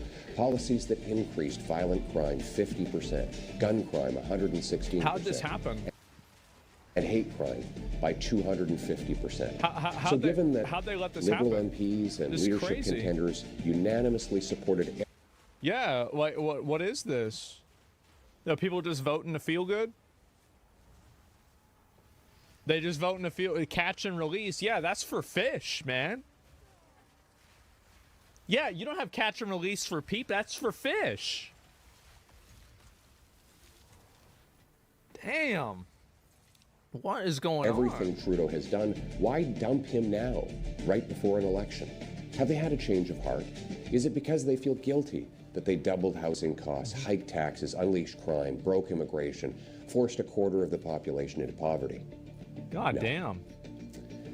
They continued supporting Trudeau when he did all of those things. No, their only objection is that he is no longer popular enough to win an election and keep them in power. They want to protect their pensions and paycheck by sweeping their hated leader under the rug months before an election to trick you and then do it all over again. He's right. Now, while If I were leaderless them, that's Liberals what I'd focus do. on saving their jobs and fighting each other for power, the country spirals out of control. An out-of-control housing emergency, Same an as out-of-control Biden. migrant crisis, an out-of-control $62 billion deficit, not to mention tariff threats from the United States.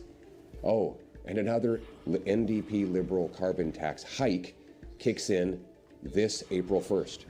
Wow. Everything's out of control. April Fool's and now Day. the government is out of control. This cannot go on. We need a carbon tax election now to choose between the NDP Liberal costly coalition that taxes your food, punishes your work. Laggy piece of shit is messed up. They invited a bunch of foreigners to come to the country and they screwed up our economy because they gave the citizens money to the foreigners. I feel like there's no way it's that simple though, right? Like, cause well, you know what they do. Like, there's no way, right? I mean, it is. I don't know. That seems crazy to me. Doubles your housing costs and unleashes crime and drugs in your community. Or common sense conservatives who will axe the tax, build the homes, fix the budget, and stop the crime. Canadians can take back control of their lives and their country. Take back control of our border. Take back control of immigration. Take back control of spending, deficits, and inflation. Take back control of our streets by locking up criminals, banning drugs, treating addiction, and stopping gun smugglers.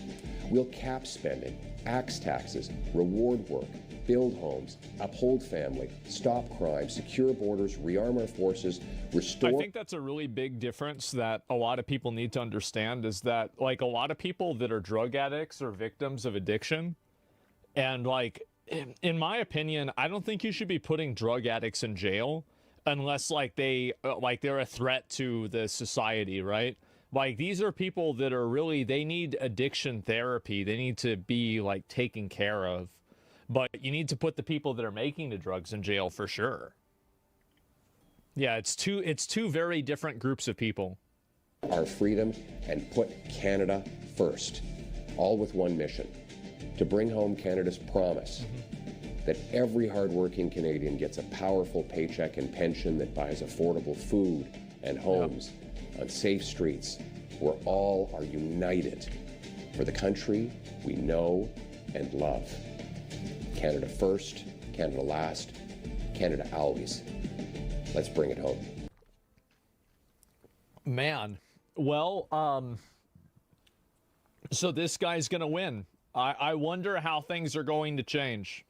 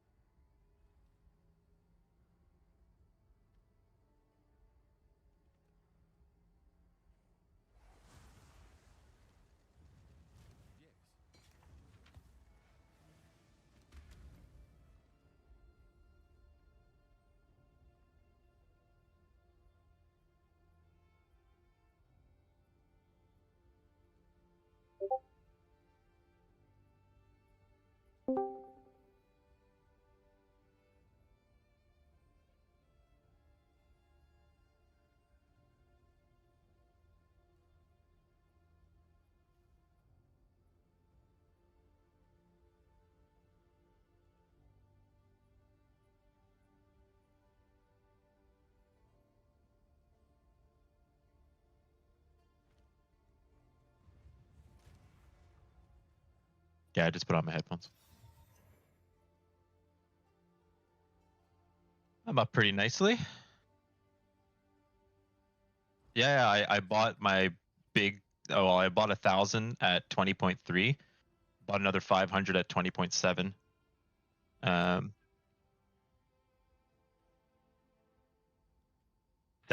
Sendor, my friend.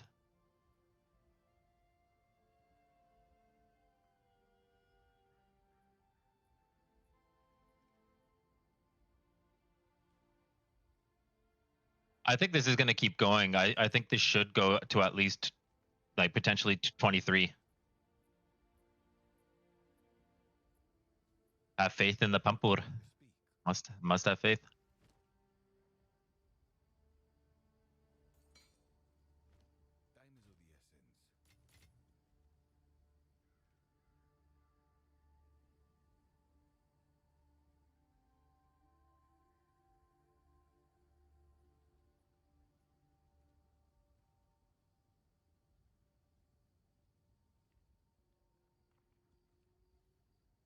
Of course.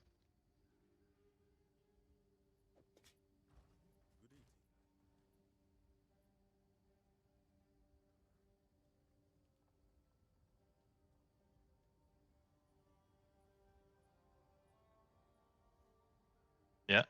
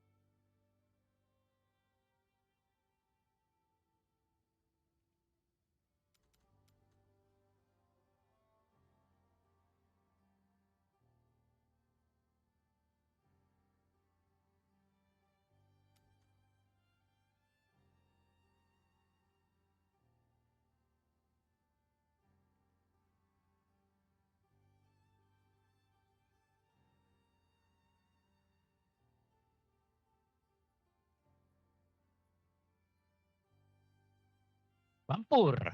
Holy shit. I'm up big. It's pumping. I'm up 1,500. Should have bought 3,000 at the bottom.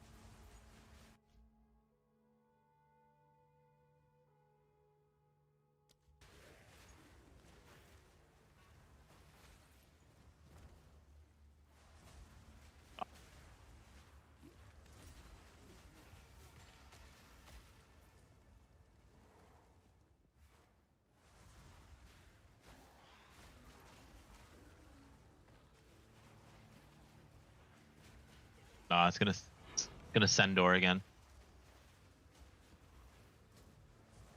Nah. Send again, just to hit your stop loss.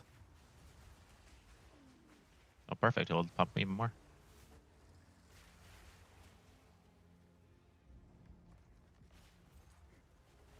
No. It's looking good.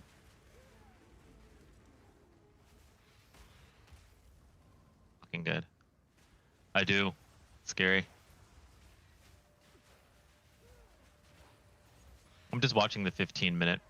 Absolute worst case scenario really is it revisits like 20.8.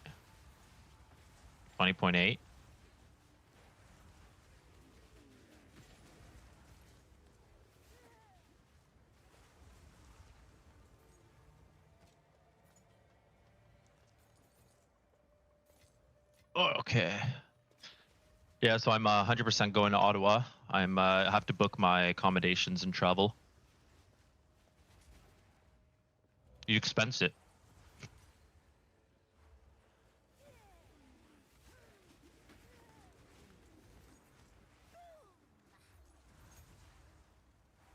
Oh yeah. I have a work call. I'll call you back in a sec.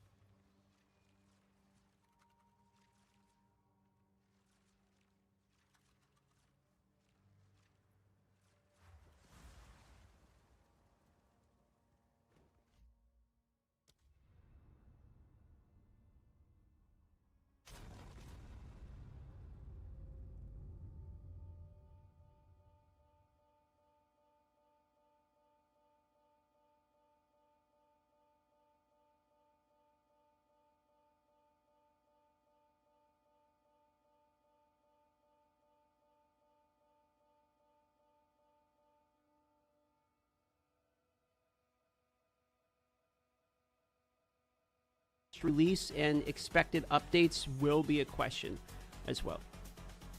Frankly, it's not just about disability, but in general, visual clarity is something that would deserve some love. I agree. Even if you're not red-green colorblind, it is fairly hard to see some things. And that is a question related to terrain obstruction that I do have on the list as well. Can you ask about controller map zooming?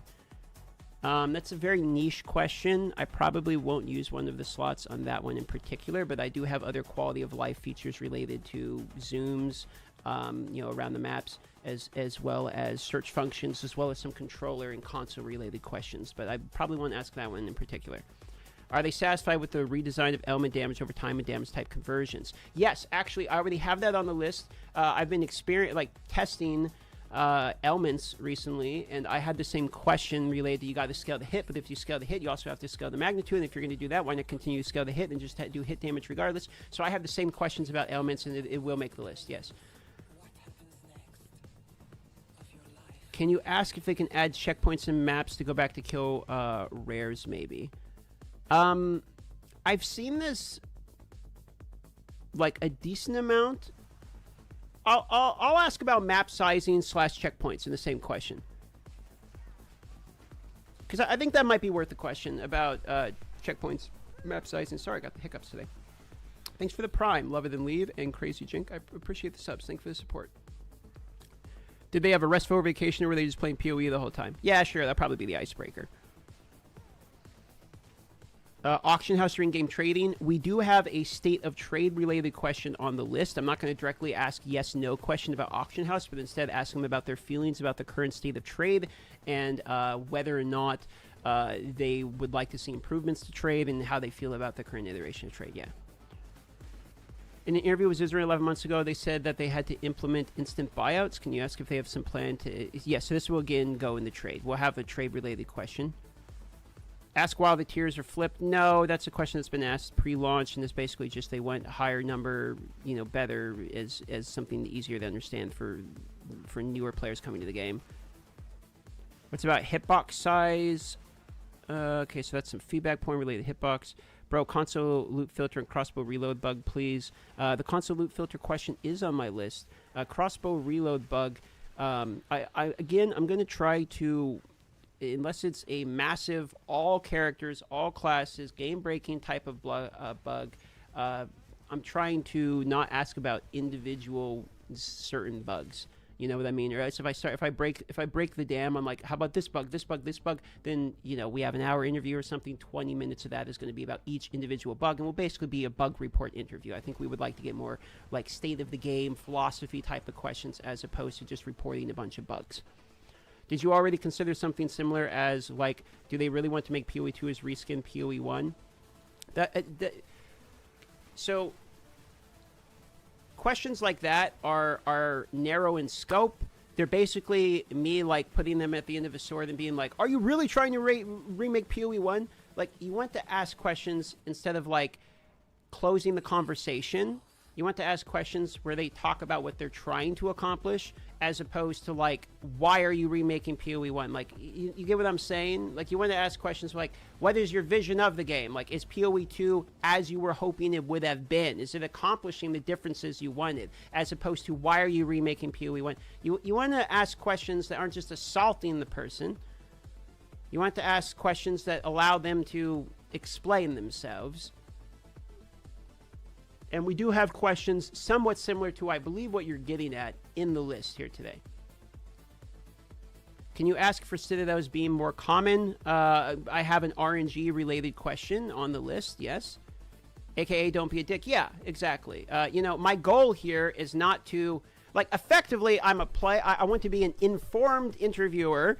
Like, I am obviously a player of the game, and I've played a lot. But my goal here is not to do an interview in which I'm trying to say what I think the game should be, or the parts that I think they're failing at. The point here is to just listen to the man and ask questions that spawn conversations that have moments that you want to listen to as the viewer. Like, that's my goal.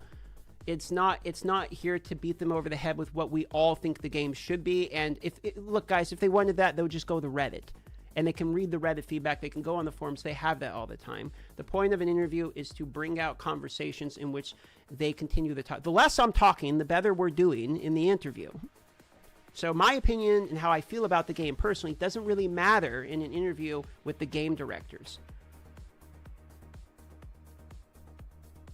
Can you ask about support response time and hacked, please? Almost. We do have account security related question in there. Only one question, Druid win. I have that question on the list. I have a couple selfish related questions in which I'm going to break my own rule, and that is I want to ask about Blight and Druid because those are two things I want to know. So I'm for sure going to ask those questions for myself. But outside of that, all the other questions are pulled from the audience. Rarities on the list. Could they ask why they left Energy Shield on the past tree when they removed life? I have a life and Energy Shield balance related question. That will be on the list, yes. What about was the vision still 6 to 12 months for release? Yes. Cadence of releases and release of the game is on the list. Yes, sir. Crafting questions on the list. Yes. What about runes? Yep. Socket removal has made the list as well. Yes, sir. Any chance they add something like world bosses events like in D4? That was the best part of the game to you. It would be hard for them to add like world boss type of events when the game is individually instanced. So I would assume the question is no. The answer to that would be no. Does that line mean about the everlasting case? Oh, yes. You're talking about the refreshing this part here. Yes, the glitch where you could basically automatically regenerate your stuff is, yeah, that's no longer viable. Yep. You would ask, do you feel PoE 2 is significantly distinct from PoE 1? Yeah, I have a question related to if they think the game is accomplishing what they set out for as their vision for PoE 2. Is basically how I'm phrasing that type of question. So the people that want that one, that's on the list. Build diversity. Yep, meta-related questions will make the list. We do have some HP ones.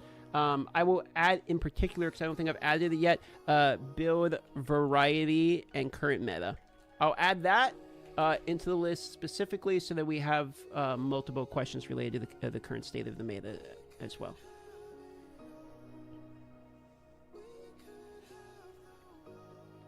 How about more pinnacle bosses? So if I have time, I want to ask them about quest progression and pinnacle bosses related to quest progression. They have that in PoE 1, and I like that a lot. Yep, I see the questions about runes. That will be on the list as well. Yep.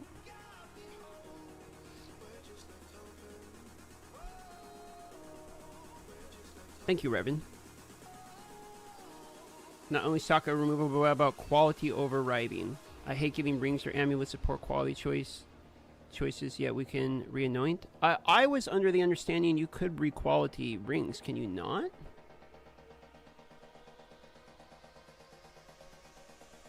When is this interview? This will be 12:30 p.m. Pacific time on Sunday.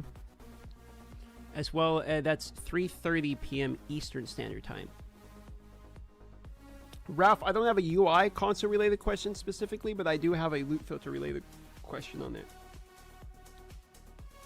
you have quality of life questions? We have a few of them, yeah. Things like Atlas zooming out, search function on the Atlas, the console loot filters. We have some quality of life things. We have some visibility related questions, terrain obstruction, new weapons. We have questions about one portal of death, yes. Is there a question about reducing the penalties for dying in a map? Yep, we do have some questions related to those, yes. Are you nervous? Not really. We've done a lot of these interviews by now. I always get maybe a little nervous before a big interview, but not really. And to be honest, I've played the game enough at this point. It's basically all I've been doing that I feel decently well prepared. And we're spending time preparing now. Today's what, Friday?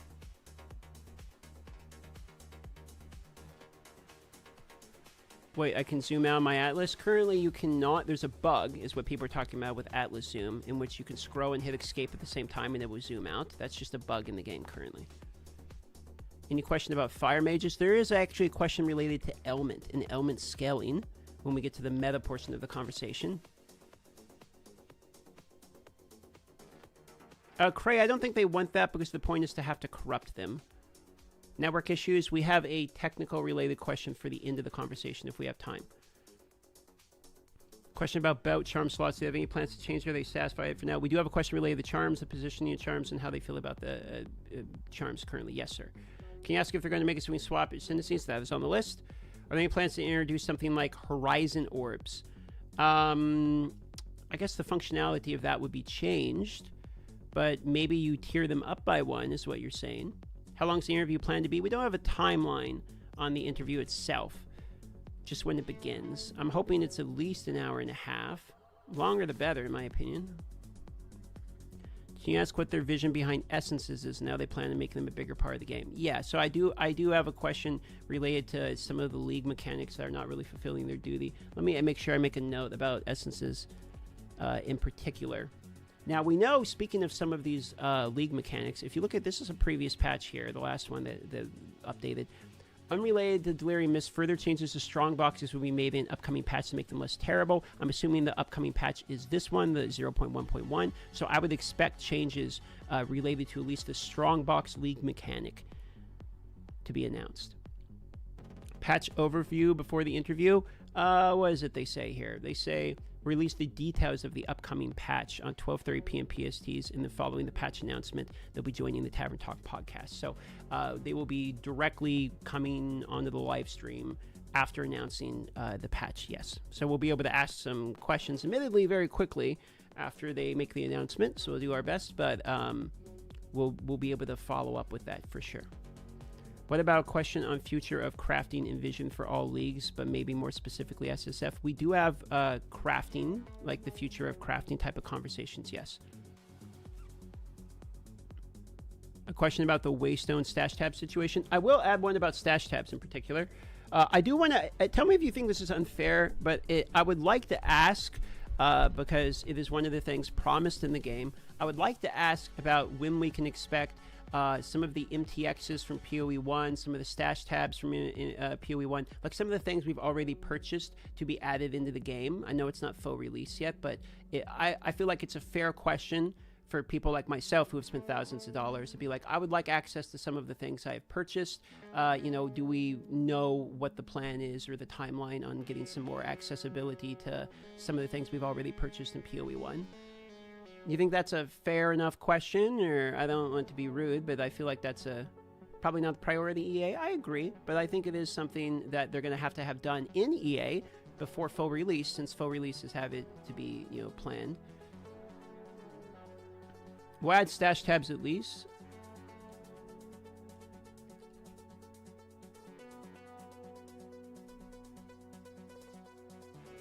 We'll add stash tabs as the priority, and if we can, we'll add in MTX. What happens if they say it's not happening? I don't think they're going to say that. It's been one of the major focal points of promises. I think that the answer most likely will be there are some things that can't transfer, some that can, and we're working to get the things that can transfer over. I'm assuming it would be something like that. What time is the interview? It'll be 12:30 p.m. PST Sunday.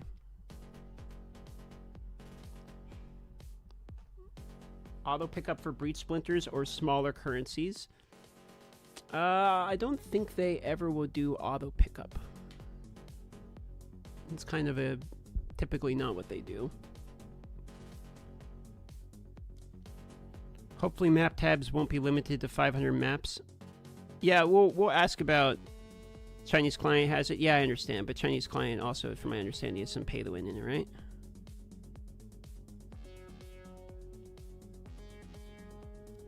When does the game default to Sork nodes? Wait, what? Gym stacking? Related to what?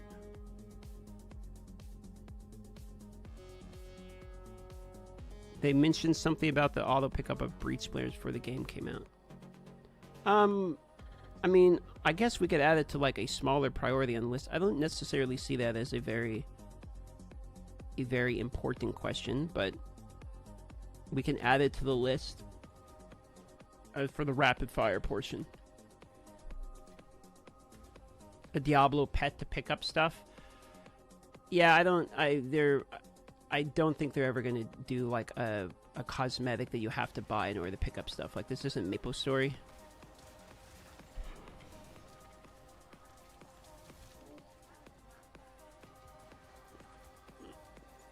What about One Portal Maps bosses? Yep, that's been asked multiple times. It's on the list. Please mention something to do with an offline option for the game. I have a friend that literally cannot play, so an offline version would be a nice touch. Yeah, there's not going to be an offline version. I think they were very vocal about this previous to the launch of the game, if I remember correctly. So I probably won't ask about an offline version. I don't think that's ever coming.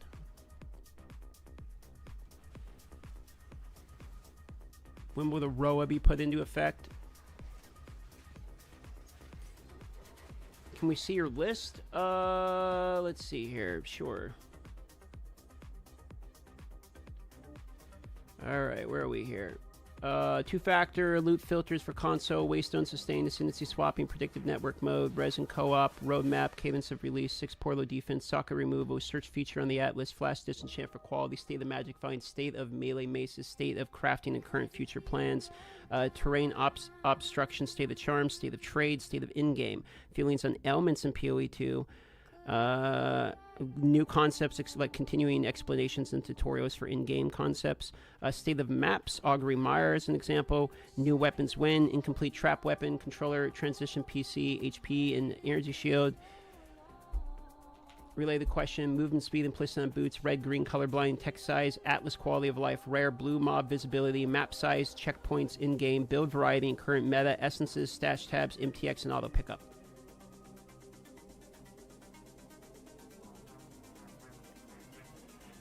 That's what we've done just since the start of the stream so far.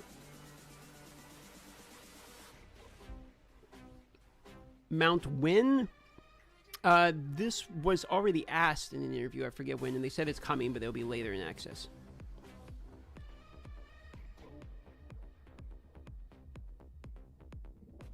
I'm not going to ask about RMT. Look, I'm sorry to say it, but like I believe like RMT in interviews in these games are very often stupid questions, because it is a question that like literally you can ask in basically any of these games, and talking about RMT very often is only like either streamer drama or Reddit is mad at people that are buying shit. It's like always like community related drama. Obviously, RMT is already illegal. You can read the terms of service. They are against it. They actively ban people that use RMT. Like, we already know their stance on RMT. How does asking them about it do anything other than saying, when are you going to do a better job at removing RMT from the game? That's all that question is. So RMT is basically people going to black market websites and buying divine orbs for like US dollars. Okay, it really has no actual positive influence on the conversation and does nothing but bring up stuff people are mad about that obviously they are already against. So it's a dumb question to ask.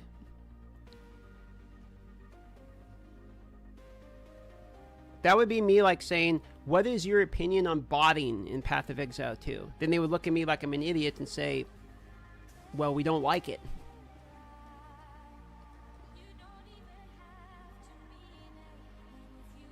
Please add armor to the melee question. Armor is already on the armor is already on the list. Yes. I was going to put that under state of melee, but I'll specifically add state of armor. I specifically have a separate line for that.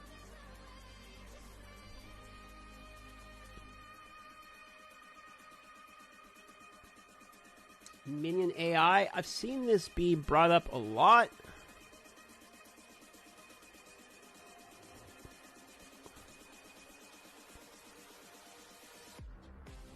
Citadel whereabouts, GPS for Citadel. Yep, I have an RNG related to Atlas type of question.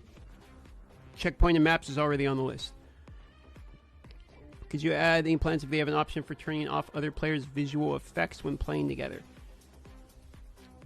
I'll add that to the rapid fire.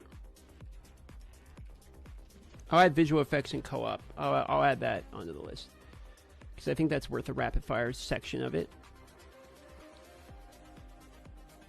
Adjustable particle transparency for skills. Yeah, that's probably like too big of a ask, I would think.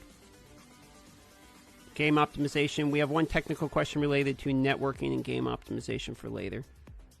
When's the talk DM Sunday? 12:30 p.m. Pacific time, 3:30 p.m. Eastern time Sunday. Here on this channel. How hints about what our classes after Huntress and Druid? We already know the classes that are coming, by the way. Like there, we know all 6 of the classes that are still coming to the game. So there's no mystery there.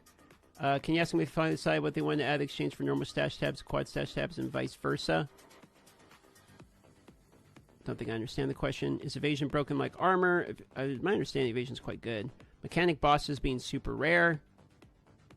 Are you talking about the RNG of like finding an audience for a king, for instance? We have an RNG Atlas related question.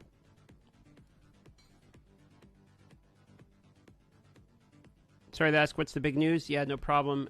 So we have a big patch arriving here, and we have an announcement. They're going to be doing a live stream at 12:30 p.m. Pacific on Sunday, and directly after that live stream, we're going to be doing an interview here on this channel with them about their live stream.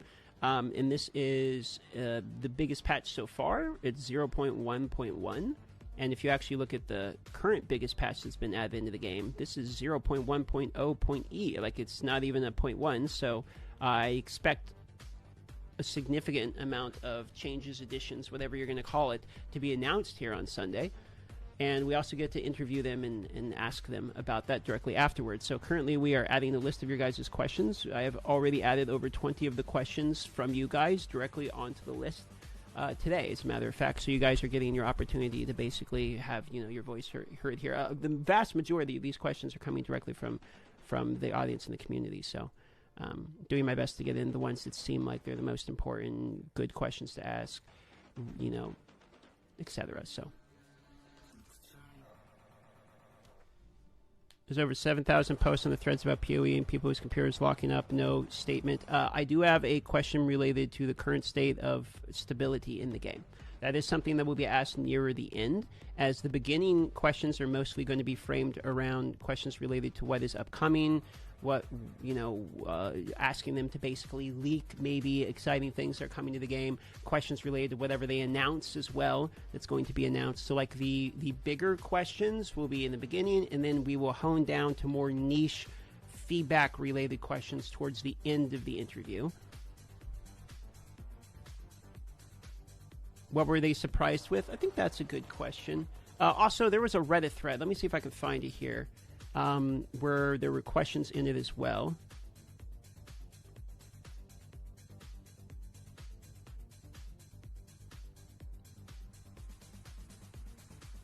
There was a Reddit thread that had a whole bunch of questions in it too.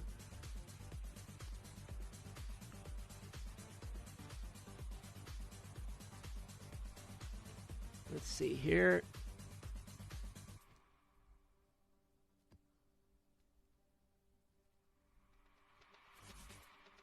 Why can't I find it?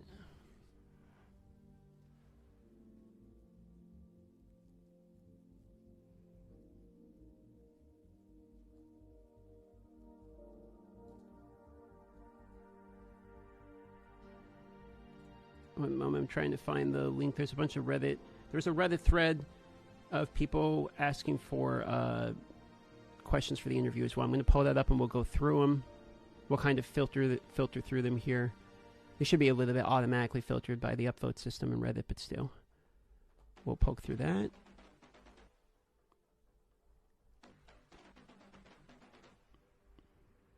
Might be a really hard time finding the Reddit thread, though. Kitty.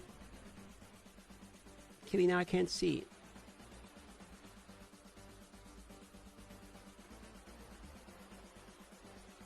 No one happens to have a link to it, do you? Yeah, I have a question related to RNG of Atlas, yes. So related to Citadel spawns, yes. So we have a question related to that on the list as well.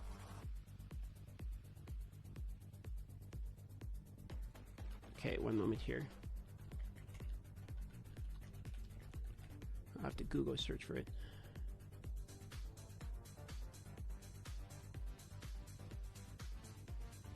Here it is. I found it. Okay, let me see if I can get this pulled up here. Okay. Questions for Tavern Talk podcast. Here we go. So putting aside bugs. Can I like shrink this? Or there we go. Where the player, okay, putting aside bugs and tuning that's expected for early access, where the player feedback surprised them the most. I actually quite like this question. I'm gonna copy pasta this one straight in near the top. I think that's a good way to start.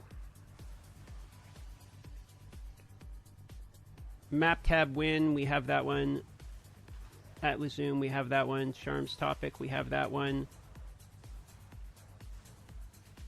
Okay, let's see here. Question about gameplay. There'll be a push to try and make gameplay similar between the Axiom maps. Currently almost as like a PoE 2 is 2 games at the moment. I love how the gameplay feels in the Axiom. I'd like it to translate to mapping as well. Also, is crafting being looked at for improvements? Okay, so we do have crafting related. We sort of have this question related to their vision of PoE 2 and how they feel about it going into the end game. Why do enemies become so fast and so offensive, deadly in the late to end game?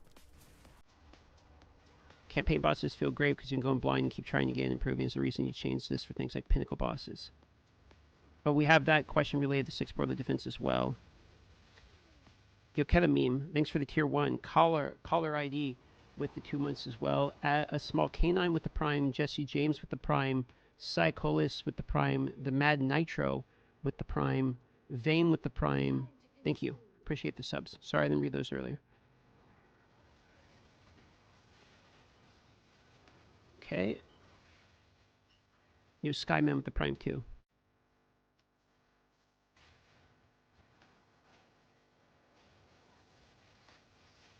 Okay, because of a large time investment, I need to get characters through campaign level in the maps. What would you say to these players if your plans for build balance in between large content additions?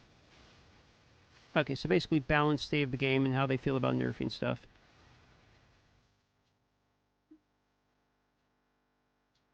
Can we get something that shows which biome a map is for local knowledge node? That'd be cool. And a pin for the atlas so we can mark areas we want to return to later. And can we rescue that one poor sap that can't map anymore because he's cut off if he isn't saved already?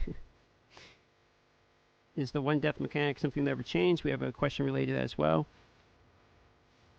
Visual clarity, skill, transparency slider. We have that on the list. Loop filter and console. We have that on the list. Okay, God's is handling the minion shit.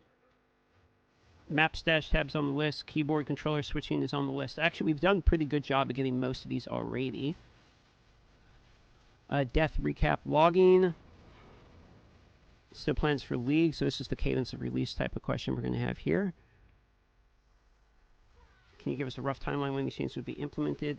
There's a lot of talk about trading, price fixing, instant buyouts, auction house. What's your stance on this? Yes, we have trading on the list. Item rarity, we have that on the list. Runes, we have that on the list. In-game mapping system. Yeah, we have an in-game, state of in-game question on the list. Classes, we have this in terms of cadence of releases. Acts, what kind of time frame is Acts 4 to 6? We don't have Acts 4 to 6 yet on the list. I'm gonna put that. That's a good question. Drop loss on death. What are the feelings about having loot drop you can't get back to when you died? What are your thoughts on the one portless system? It seems to be wildly unpopular. We already got that on the list. In-game. We have in-game on the list. Hacking and duping, have that on the list. Banning exploits. So we have security on the list. We don't have like banning and exploits on the list. I'm probably not going to add it on the list. MTX, what's the time frame on porting over MTX? We do have this on the list. More currency orbs from PoE when to make an appearance eventually. This is my question basically about crafting. What are your team's thoughts on the charm system? We have that on the list. Okay. Nick Tower is not just a map. I've seen this very consistently. I'll add that into the rapid fire portion. State of Maces, that is definitely on the list. Colorblind studies, that we've already got on the list. So many after death effects. Do we have that? I don't think we have death effects yet. After death effects, got it.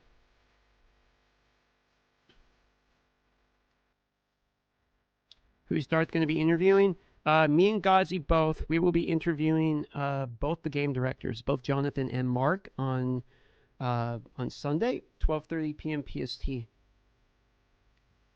There's going to be a big PoE 2 announcement followed by our interview.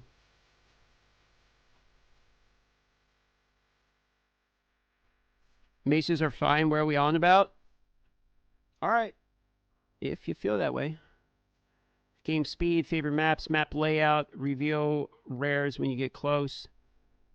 Key points of interest revealed in the map. Reveal points of interest upon locking it. Make it so you can activate a tower without having to run through it. Turn towers into multiple boss fights. Move magic fights. So these are a lot. I feel like sometimes questions are more suggestions.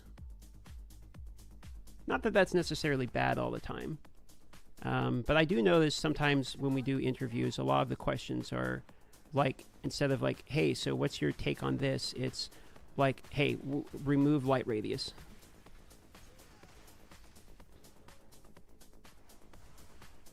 Do you think the game has become too much like PoE 1 during in-game? Yeah, we have a state of in-game related question. I actually think we got most of these. Okay, let me look at the Discord here.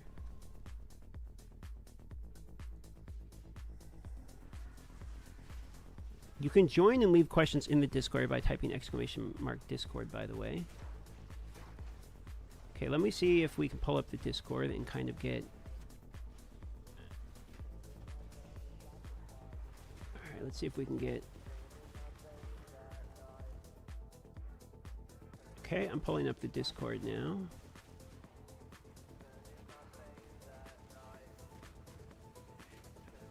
Okay, let's look at the Discord here.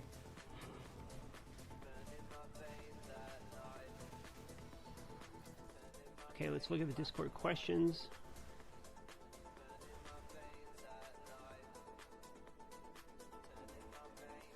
Okay, starting from the top. All right, what we have here. Increasing rarity. We have rarity. Ban. Yeah, we have. Yep, we have account shit question on there. Okay, some guy's asking a meme question. Console loot filters, mouse and keyboard. Yep, I have console related questions. Yep, console related questions. Yep. I have my Atlas map zoom out question in there. Current level of ascendancy difficulty intended. We have questions related to ascendancy. Maces, yep, that's on the list. Plans for balancing defenses. We have that on the list. It looks like we're getting a lot of the hard-hitting ones.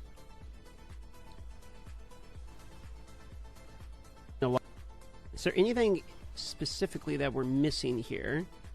Like any major ones that we're really missing? At the moment, it seems like we're getting most of these.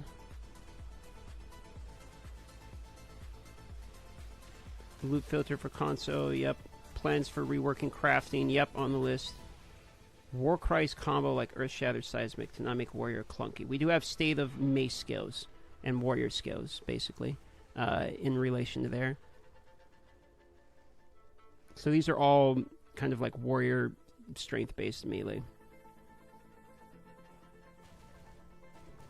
Okay, more Elon questions. How long before the first league? Yep. Decisions on replacing runes? Yep, we've got that. Rework Tempest Belt, auto-targeting priority. We can do one. I'm seeing multiple questions related to auto-targeting with controller. I'll add to the rapid fire portion our auto-targeting controller. I'll add a question related to that at the moment for like the end of the interview in the rapid fire portion. Okay, map tab shortcut and app list. Oh, that'd be nice. Option to pin favorite local maps, rare monster icon, and mini map. Choose where buffs are displayed independent from the platform or device. Option to set background transparency. Icon display for mechanics present in map. Yeah, that would probably actually be nice. Plans for optimization of render heavy maps with lots of vegetation. We do have this one on the list already with terrain obstruction. How long will be the interview? I don't have, they didn't tell me exactly how long the interview was scheduled for. Typically, our interviews go about 2 hours, give or take. So I would assume this would be a very similar timeline. Here, let me see here.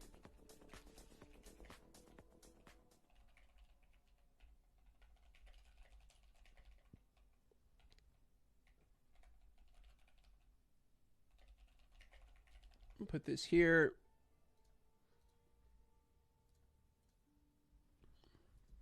There we go. Okay. Port WSD to PoE1, please. Some optimization would be amazing. I got the 4090. Okay, we have optimization related questions. Do they have a target of casual users versus hardcore gamers? Oh, a demographic question. You know what? I like demographic questions.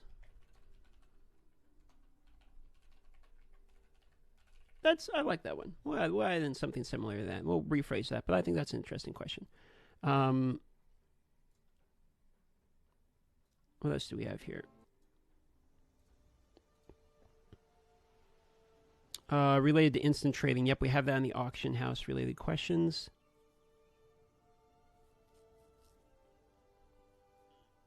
Map stash tabs. Yep, yep, we got that on the list.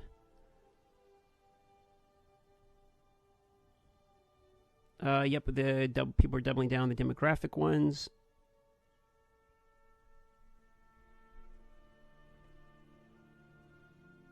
Would they be expanding on bossing as a pillar of the in-game? Yeah, I believe so, but this would kind of fall under the in-game, state of the in-game, and their plans going forward, the in-game type of question.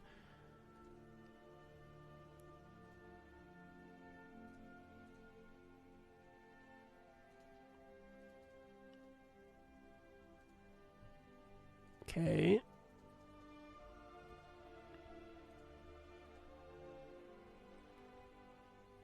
How about when is the API coming?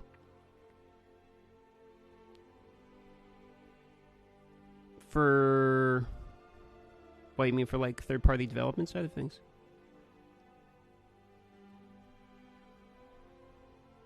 Will Path of Exile 2 out of the feature that allows live updates to a character and skill stats when making changes to the passive tree without needing to confirm the points?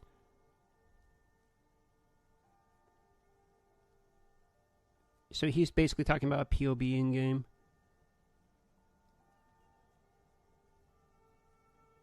So we can import into the new POB. Ah, I see.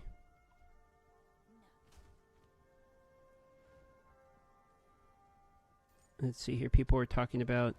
Try to keep the... by the way, try to keep this channel, the interview questions channel, try to keep this from becoming like a conversation channel. If you guys want to talk, just go to the general chats or the PoE2 channel. This is, leave your questions and then don't respond to like how you feel about other people's questions. Just leave your questions. Okay, this isn't for debate about whether or not you agree with other people's questions or whether or not you think the other people's questions should be here or answering other people's questions. Just leave your question so I can read them. We don't need a bunch of like, yes, no, don't ask this. This is just one line or leave your questions. When do we get more of our microtransactions important to PoE2? That is on the list, yes. That is a question on the list, yeah.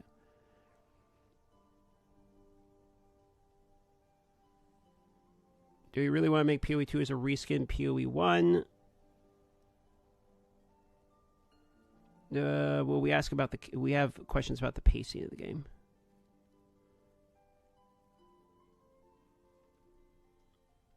Given the current time to kill pinnacle bosses, many stronger builds in the game, what's the goal for build powers? One-shotting the pinnacle boss is intended power level for builds, or is it intended design for something else? That's actually a pretty... I'm going to copy-paste that one in. That's a pretty good way to phrase that. I'm going to add that one in. Prevalence of one-shot mechanics, especially in pinnacle bosses, seem to be pushing players into a one-shot or be one-shot mentality. Yeah, I agree. Add that in as well. These are like pinnacle boss-related questions.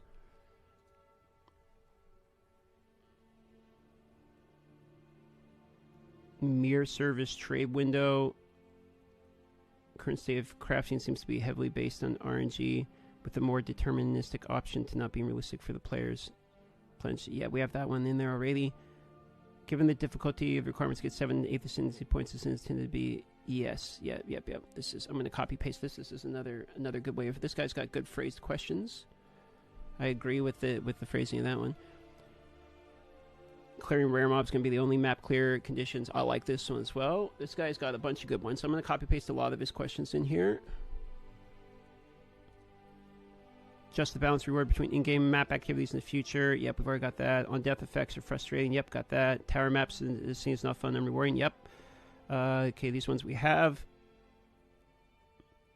There's a wide range in opinions on many of the current maps as there's intention to change or remove any of them. Yep, we've got that one. Okay, this guy had a good range of questions right there. Very, very nicely done.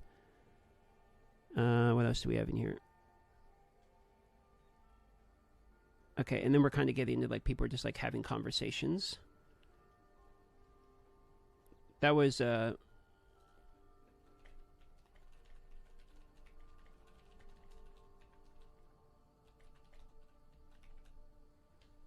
okay, there we go.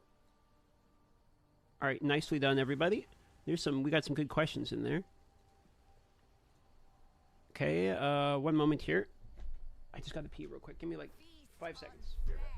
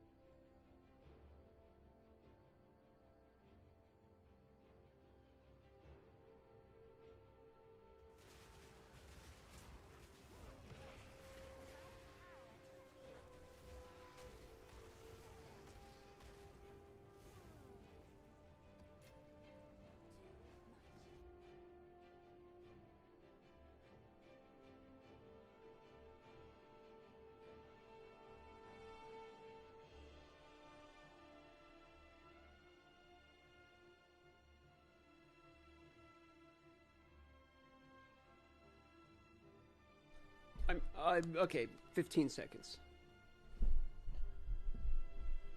Pick up the Executioner. Big nerfs coming. You guys think that the Executioner means we're going to see a fuckload of nerfs? Okay, so now that we've got a good amount of questions added in, what are you guys actually expecting in this patch? We know one thing for sure. We're getting changes to strong boxes. They basically leaked this here. So strong box changes are 100% coming. But outside of that, what are we expecting here? Druid, honestly, not much. Nerfs, lightning nerfs, nerfs. Dude, everyone immediately nerfs. Ritual buffs, Temporalis nerf, Archmage nerf, Spark nerf. You guys think this is a nerf patch? I don't think this is a nerf patch. Like, I expect something. Like, I think Herald Ice is ripped. But, like, they're doing an announcement, and they're calling it 0.1. It's more than balance changes. When they had a significant amount of balance changes, they called it 0.0E. I think we're getting maybe new league mechanic, something. You know, like it feels like we're getting new things. I think they're going to say PoE 1 league delay. Well, think of it this way: they're doing a live stream for this, so there's got to be some juicy stuff because they're literally doing a live stream for this. I don't think they would go live just to say nerfs. No, it's just a big balance patch, you think? Okay, I could be wrong.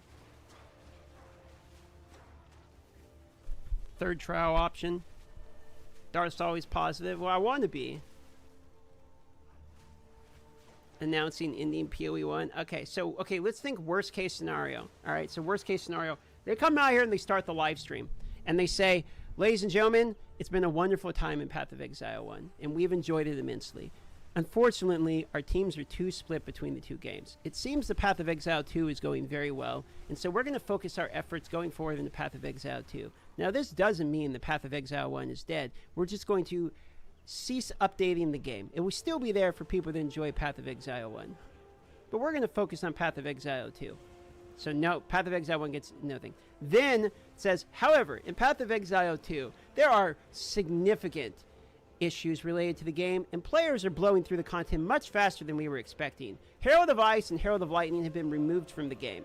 On top of that, warriors seem to be getting just a little bit stronger than we intended, so the bug related to Sunder and Hammer of Gods and Seismic Cry has also been nerfed. On top of that, Archmage seems to be a very solid, very popular position in the game right now, and we think there's just a few too many mages.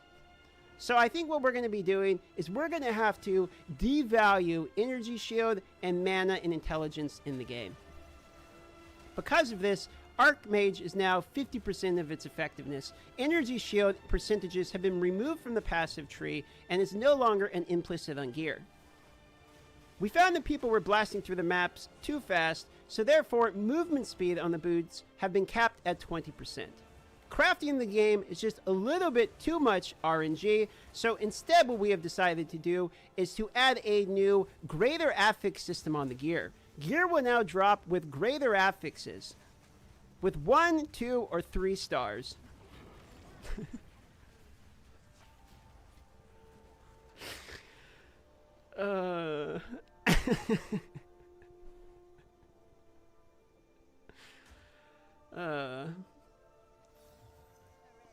Stop, please, I beg you. No, it's not over yet. Breach has been just a little bit too efficient and is ruining the economy. Breach now releases monsters at the same cadence as strong boxes. Also, some of the items that the Breach boss have dropped are just a little too rewarding. Hands of Wisdom have now been nerfed to 50% effectiveness and no longer adds attack speed for dexterity, instead adds accuracy rating.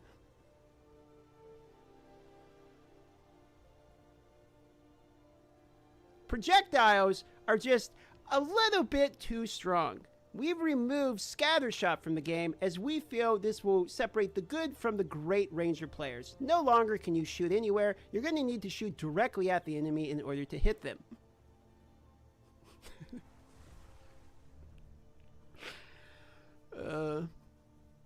No, stop it. No, it's not over yet. My favorites still got to get nerfed. Minion players seem to be just a little bit too safe on the front lines, and they're becoming a staple build for people that just don't want to die. For this reason, we believe that as the commander of the undead army, you should also have a little bit of threat as well. Every time a minion dies, you will lose 15% of your max HP and energy shield for every minion death. This will hit through Chaos Inoculation.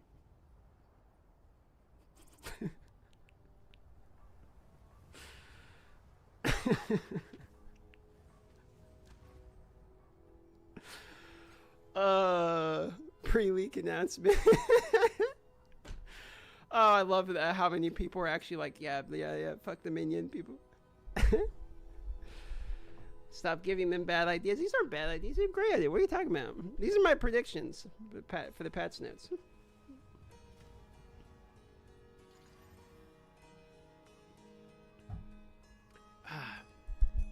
I hope to God this hope. I hope to God we're not getting baited. And this is there's no way. There's no way this is literally just a nerf patch, bro. Like what they're doing they're doing their first live stream since the launch of the game. There's absolutely no way they're just dropping like Herald of Ice, Herald of Thunder gets fucking nuked and then see you later, kids. Like there's no way.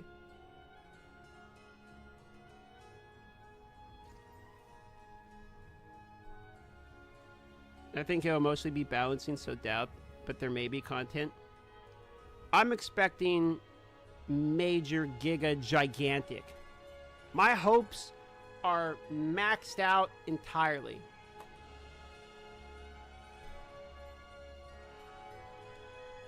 Are you going to leave room for any new patch questions? Yeah, I mean, obviously, whenever we see what's going out, we'll be able to ask stuff specifically about that. Here's a question I feel most people probably want to ask. With the clear dedication for more intentional boss fights, i.e. dodge rolling, boss mechanics, etc., like in campaign with the current in-game base, can be able to kill bosses in 10 seconds, or your build sucks, what's the current vision for tweaking in-game boss? We already have that on the list, Hot Sammy, which is here. Given the... Where is it? Prevalence of one-shot mechanics, especially in pinnacle boss fights, seems to be punishing players into a one-shot or be one-shot mentality. Is this intended, and if not, is there anything we can look forward to that changes this? This was a question from the Discord, and I thought was worded well, so we're copy-pasting it directly into the questions asked. So that is on the list, specifically around the one-shot or be one-shot mechanics for the game. Yes, that is on the list. Okay, boys, I'm gonna give out 10 gift subs. Good luck. Here you go. Good luck, boys. I'm giving out 10. May the RNG forever be in your favor. See who gets those. Infanton, Curry, Ear Legacy, Vetlid, Strokeman, BK Scrando, Ulick, Ivetra, and more orange. Congratulations. As well as, I believe, let me double check here, but we might have a couple key codes to give away as well.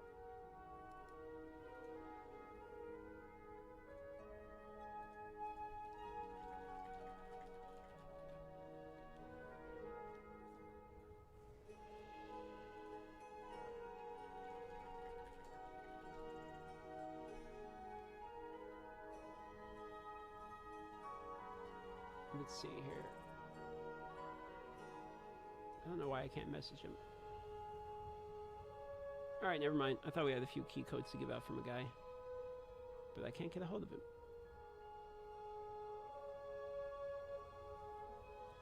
Never mind. Did I miss the big news? Right here. So we have an upcoming patch Sunday in terms of patch announcement, followed by which we will be doing a live stream interviewing them as well. I'm taking your guys' questions currently. We have a pretty good list of questions. I'll show you guys the list of questions now. Prepare your eyes for flashbang. It's about to get bright. Here is the current list of questions we have. Okay. So, we have player feedback, surprised with the most, two-factor authentication, loot filters, waystone, sustain, ascendancy swapping. Yo, Captain Firefruit with the 2 gifted subs. Thank you very much. Classified with the Prime. Jack the Ripper with the tier 1. Minto Misfit with the tier 1. Thank you very much. I almost said Darth Microtransaction with the 10. Thank you. Let's see here. Waystone, say ascendancy swapping, predictive networking mode, resin co-op, roadmap cadence, 6 portal defense, socket removal, search feature for the Atlas, flask, distance chance for quality, state of magic find, state of melee / maces, state of crafting the future plans, terrain obstruction, state of charm, state of trade, state of in-game, feelings on elements in PoE 2, explaining concepts, aka late game tutorials for players, state of maps, augury mire, new weapons win, incomplete trap, weapon, controller transition on PC, HP question, energy shield, HP energy shield basically, movement speed implicit on boots, red, green, colorblind, and text size accessibility options, Atlas quality of life, rare / blue mobs visibility, map size and checkpoints in the in-game, build variety and current meta, essences, stash tab and MTX, auto pickup, armor, visual effects and co-op, acts 4 through 6, after death effects, auto targeting question, demographic question, casuals versus hardcores, time to kill of pinnacle bosses, one-shot or be one-shot of pinnacle bosses, difficulty of 7th and 8th ascendancy points, and clearing rare mobs going to be the only map clear condition. This is so far what we've got here. A lot of these are fairly good. So I feel like we have a pretty solid list so far. How are you guys feeling about those?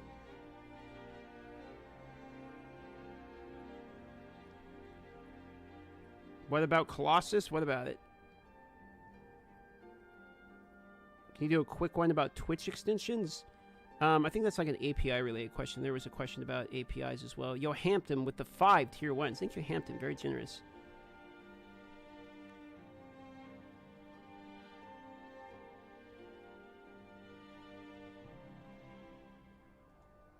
Is there anything about boosting warrior class? We have questions related to maces in particular, as well as armor and HP state of the game, which all are relative to warriors.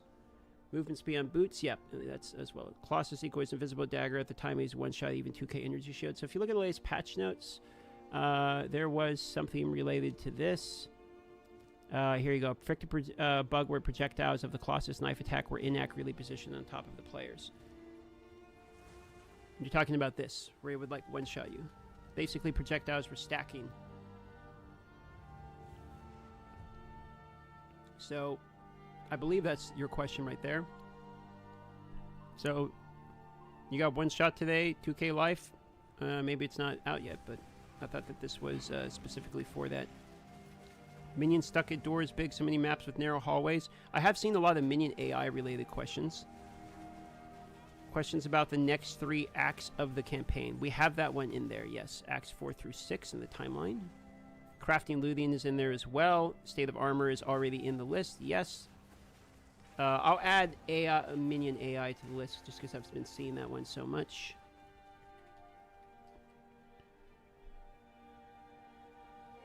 More charm slots equal higher level belt implicits. Monster effects equal always higher priority over everything. Monster effects like plants volatile instantly in after a monster dies. I will ask about the charms in particular. On death effects are already in the list. Anything about console optimization and button configurations? I do have consoles on the list in terms of loot filters, as well as a technical optimization question for the end of it.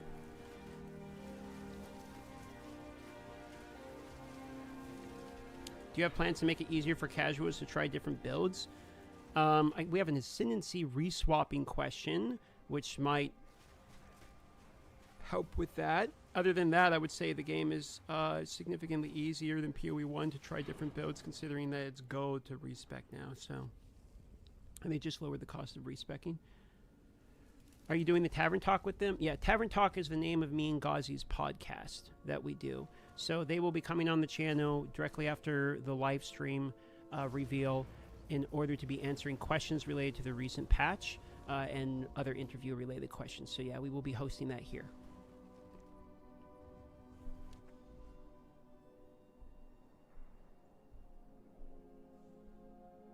How about DPS check dummy and hideout? So that was asked by, I believe, Zizarin in the interview pre-launch of the game, and I think they said they weren't fundamentally opposed to the concept of a test dummy. So that one has been asked before. Since it's not in the game yet, the question and answer would remain basically the same. Passive tree. Is that a question or just a comment?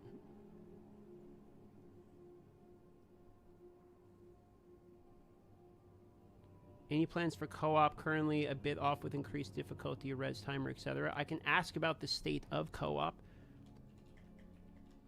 in particular.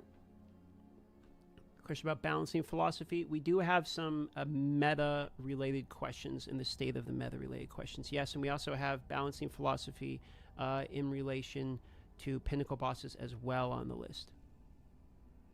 Be able to place other players' passive tree into yours. You want to copy pasta passive tree system. That's a question that's been asked on a previous interview, and they said they'd think about it. So I'm not going to re-ask that question, but that one has been asked previously. It's been asked before, but will they give us the option to resocket runes? That is on the list. It's currently on the list. Do y'all now think warriors in par with other classes? We're only interested in talking about maces. Because warrior ascendancy isn't the problem, mace skills are, and HP and armor are. So the reason warrior isn't perceived as a great class is because the things that warrior use are bad, meaning mace skills, armor, as well as HP are all three in not great positions in terms of the meta of the games. For that reason, warrior implicitly becomes not so great. Warrior Titan ascendancy actually isn't bad. It's possibly quite good, actually. So because of that, like, let me put it this way. Why is everyone using quarterstaff on every class as opposed to not using maces on every class? A quarterstaff doesn't make a monk, but a monk is quite good because the ascendancy is good and it's positioned for energy shield and evasion, has good ascendancies, and also uses quarterstaff quite commonly. Monk good, right? So that is the reason that warrior isn't specifically good. If maces were fantastic or something, then, you know, people would be using maces on multiple skill. And we do actually see that with Hammer of the Gods on classes like Chronomancer. Yes, we're going to ask questions about account security, yes.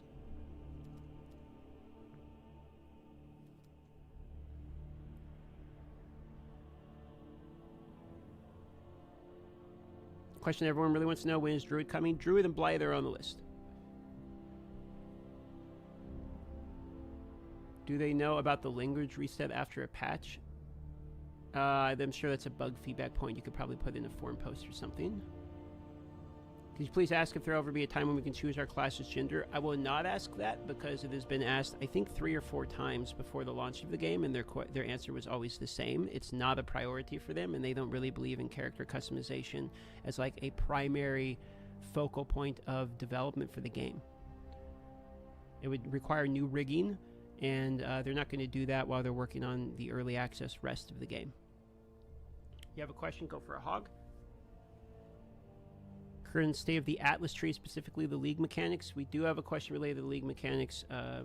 I have one for essences. We know strong boxes are going to be changed. They've said as much. and RNG related to some of the mechanics of League mechanics. But I will have a more specific question of state of League mechanics.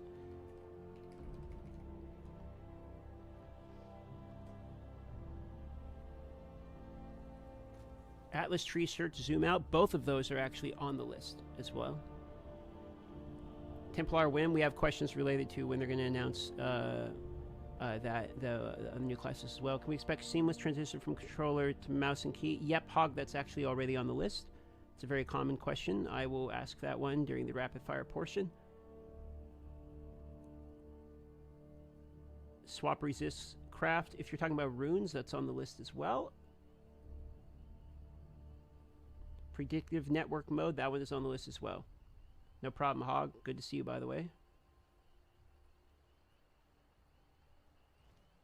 Is there any proper public roadmap for the years of development? We do have a roadmap question on the list as well. You too, buddy. Is there any features, mechanics from Grim Dawn that you think would work well in Path of Exile? No, I think Grim Dawn's kind of got its own unique thing going on. I don't know if they necessarily are, like, together compatible. Grim Dawn has, like, non-isometric camera, etc. I don't think that would work in PoE 2. If we die on a map, will you have more portals try again like PoE 1? Questions already on the list. Harvest resistance swap. Yeah, I'm asking about new league mechanics and crafting coming to the game. Grim Dawn sucks? You don't like Grim Dawn? I thought Grim Dawn was great. Auto loot for currency. Easy trade. Auto loot's a question's been asked. Easy trade. Yep, trade, state of trade, and trade related questions are on the list. New chat. Thanks for your time. Any word on Trial of Sekima always crashing on console if you fail losing no honor? Yeah, that's something that's been brought up multiple times in this live stream, and I have a question related to optimization in consoles. Vendor recipes. I think this has been asked pre the launch, and they were trying not to bring the same vendor recipes in, but maybe I'll add vendor recipes to the rapid fire portion. I wouldn't mind asking that. Div cards. Div cards is a good one.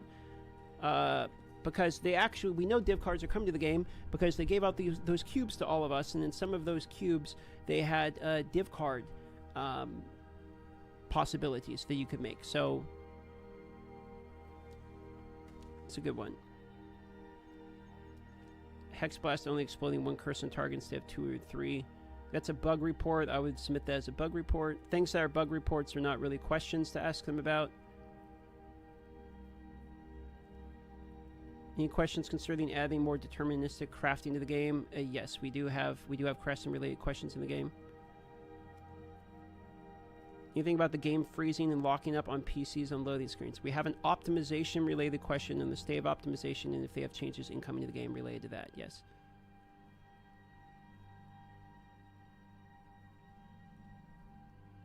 Is there something you wrote down about salvaging quality flasks for baubles? Yep, that's actually specifically in the list.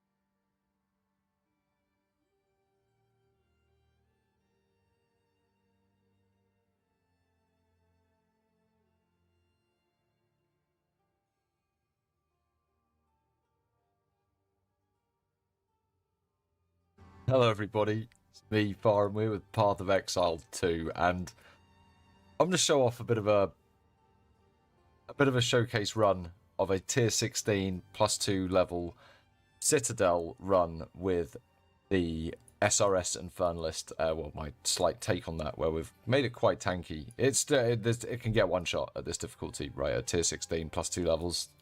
Still got to play the game. You've got to start dodging again and stuff. But I think what I'm going to point out that was quite funny first. So the first Citadel I found, which was, I don't know, 6 days ago, was here, the Stone Citadel. Turns out the copper one was, there was one right here. So I went all the way down here, which is some way away, to find another copper Citadel. And it was when I noticed these little tents. I was like, I've seen those little tents before. Yeah, I'd seen the little tents just here from exploring right around this area. I think I got this tower and I could see these tents here. The start of this tower. So, yeah. I'm assuming the Iron Citadel is going to be nearby. I'm going to go and explore around here and see if I can find the Iron Citadel next. I'm assuming they might appear in a cluster. That's my latest. So, let's get into this map. It's the Copper Citadel. This is a pretty rough map. This is the tier 16. For some reason, I read that as 15 because my mouse was over the 1. All right, let's go. Let's go tackle this ball of worms. So this is one of the maps that I actually mentioned in my review as being really difficult. They're sending us back to it. But we're doing it on a lot harder level now. And something I should mention, with the why are the monster levels only level 81? A few moments later. What?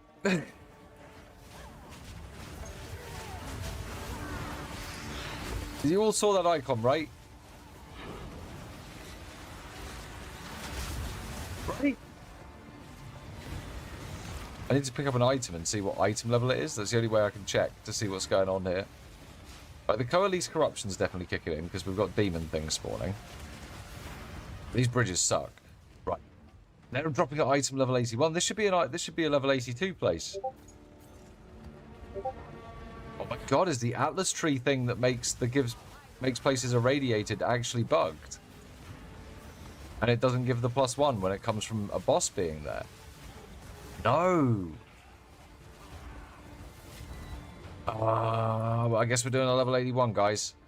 It's supposed to be level 82, and you guys can see that map that it was supposed to be.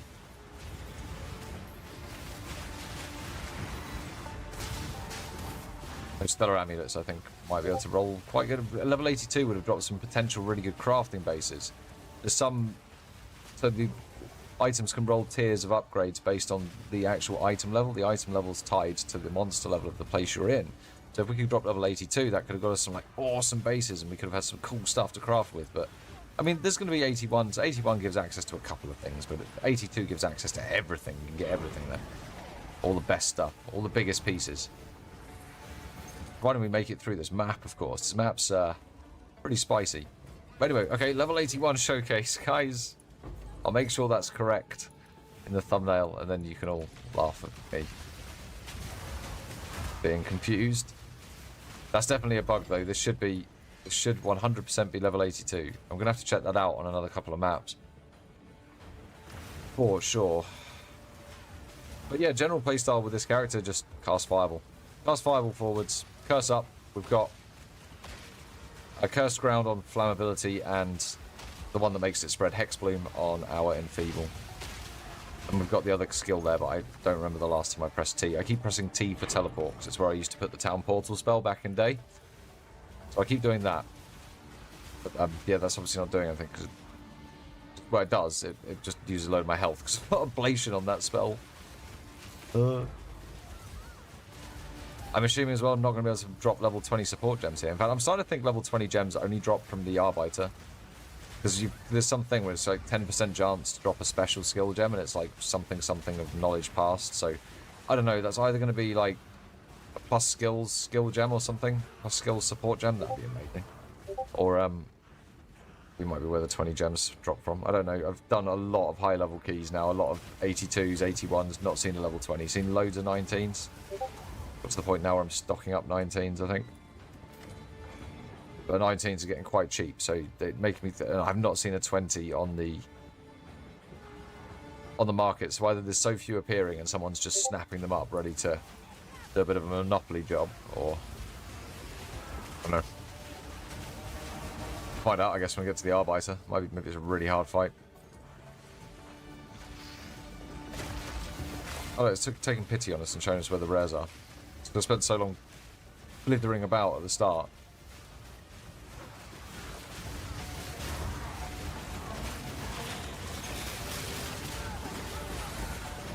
So really the changes with the build, we've actually taken some of the tank off and gone more heavily into damage.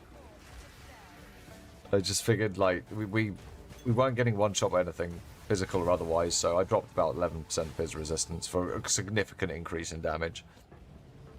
And significant increase in minion survivability, because they started dying to chaos damage. So, yeah.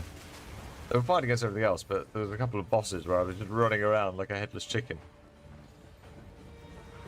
One of them is this boss coming up, actually. And he got an energy shield last time I fought him, and he gets the energy shield twice because he's got phases, and it took, honest to God, 8-9 minutes to do the fight on 1 mana potion. I was just running around, just pressing spacebar. It was just chaos. The good kind of chaos, though. Come on. Get through those pyramid heads. We don't care about the low tier maps, so we're dropping so many high tier maps, tier 15s from map bosses. They're consistently dropping 2 to 4. Pick up anything tier 11 or higher, though, because we can merge those all together into tier 15s relatively easily.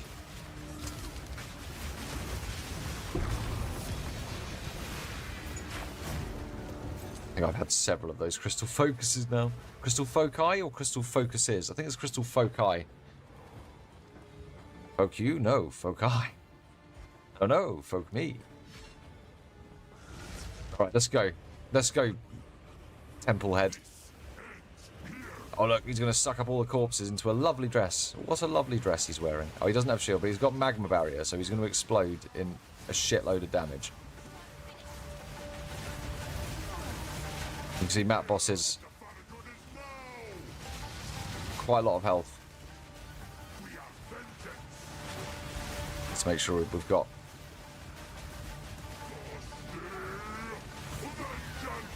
Where is she? Where is she? There she is. Go stand on top of her. I almost forgot about that when I last did this fight.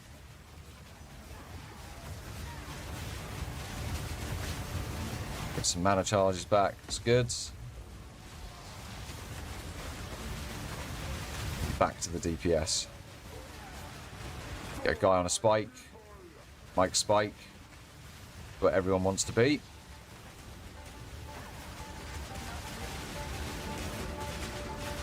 Not gonna let him come close because he'll try and hit us with his big ass sword. You can see he's probably got about 10 million health. So once you get into level 81 with all of the... I think we've got +4 boss levels at the moment. Boss is starting to get quite chunky. That DPS is really starting to matter. Might actually be worth swapping over to the other offering to get us that extra boost at this stage, but I'd rather think I'd just try and get that from levels now. So we've got all our damage up and running. You can see he's taking quite the damage. Probably be looking at a 30-40 second fight. Maybe a bit longer.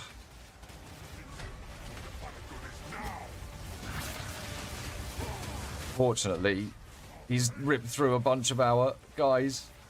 I think they might have got... There we go. They're all back now.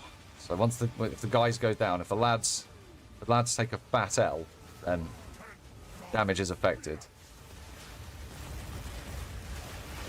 So we just want to avoid him so he doesn't do his big ass melee attack. Try and avoid this crap that's coming to us. Dodge, he will try and hit us as we run through that. But that's okay. We just get to the other side of the arena. We've got 1 life to try this, so... And I assume we can't come back to the... Don't run into the... those things. It's silly. Don't stand under the lights, it's silly. Don't stand under the lights! But the minions just bombing him. Like, absolutely done. And, like, yeah, so this should have been a level 82. I think he probably would have had a couple of mil more health, but... He hardly touched us. We get some loot. Look at that. Now that is loot. So 2 tier 15 keys. 4 exalted orbs. Some chainmail. Any of these items goods? What have these dropped at? Well, they've dropped to item level 83, guys. So these items have dropped well. So oh, I don't know what. I'm scared. There's so many things. What could it be? Well, I'll tell you what. Let's just grab it all. It's all high-level stuff, right? Anything expert.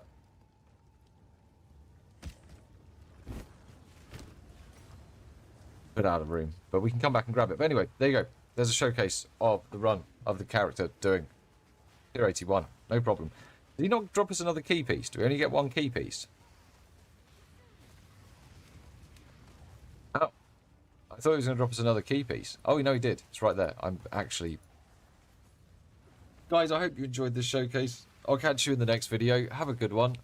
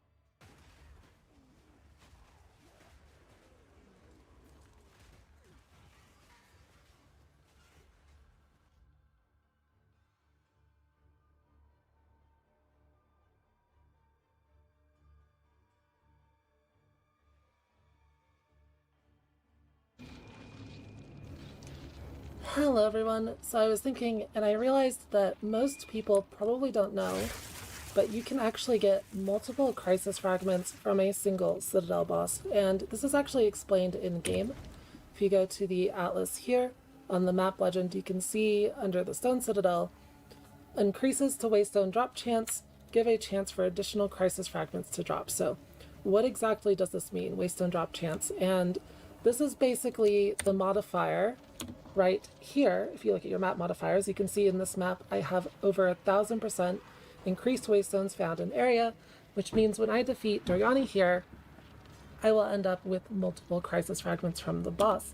And I'll explain my atlas tree and how to juice this after the boss fight, but let's do this real quick. Hope I don't die, because these maps do get fairly rippy when you are juicing the Waystone drop chance, and I am a poor SHF player with a mediocre build, so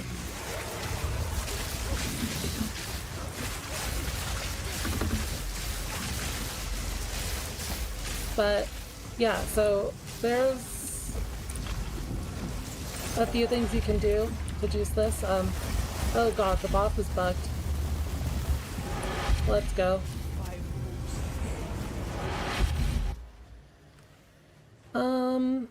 I think I will log because the boss bugged out. That's kind of unfortunate. I put a portal right outside, so it's fine. I was hoping this would go a bit more smoothly than this.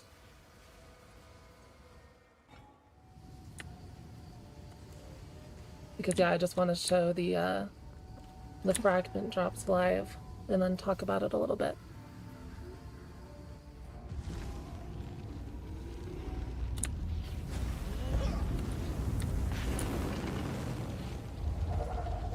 Okay, is it phasing? I can't give up. Yes, it looks like it is phasing properly. People. No, I will succeed. The genius of the ball. Alright. And the fragments should drop momentarily.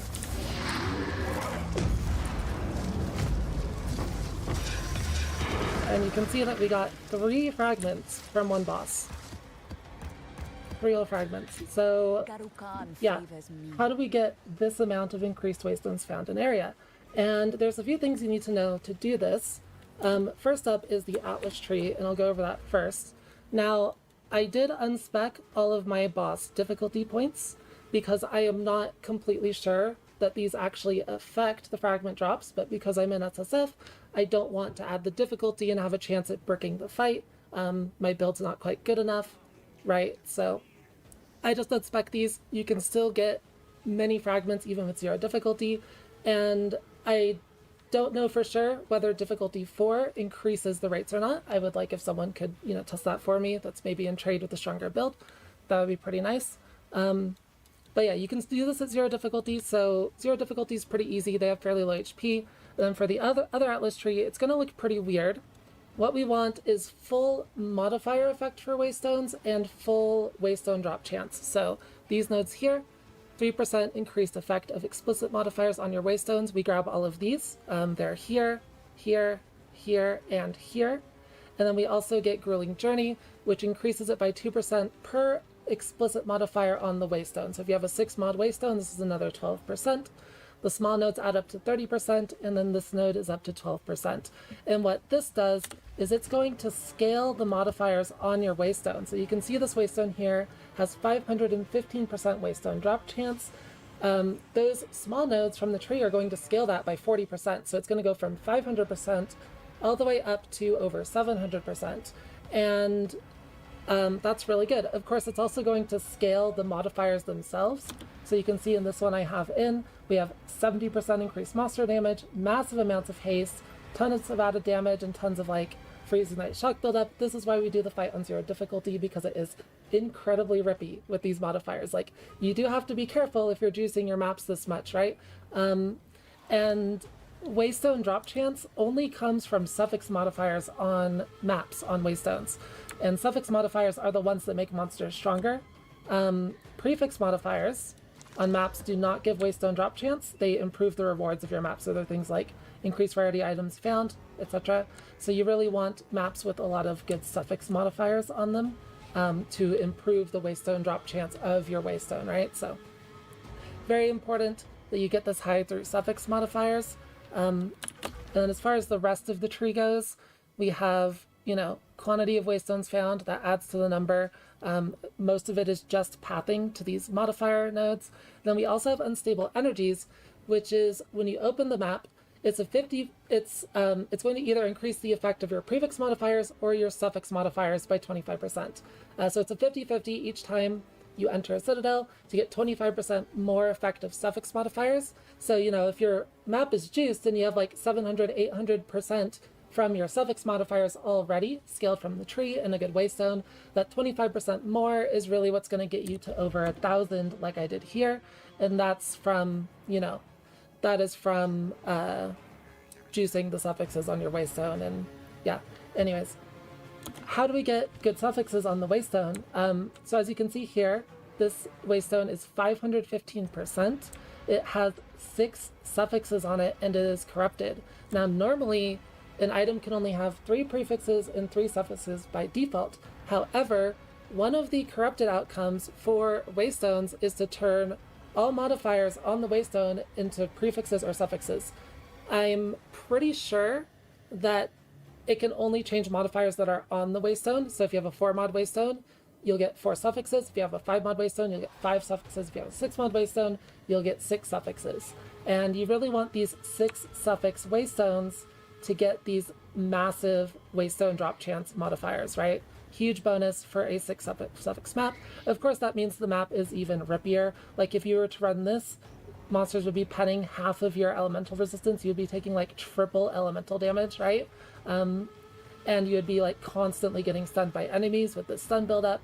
Like it can be super, super dangerous with the wrong suffixes, so be very careful when you do this.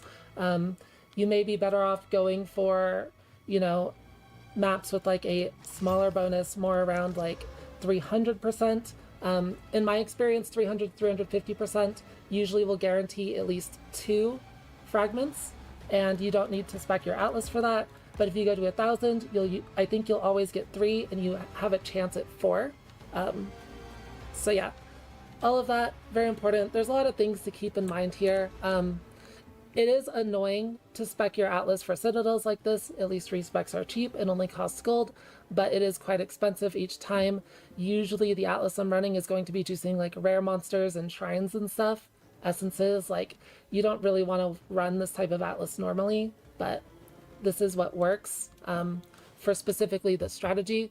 Just, you know, make sure when you get your Citadel to not waste it, right? Getting only 1 fragment is really bad.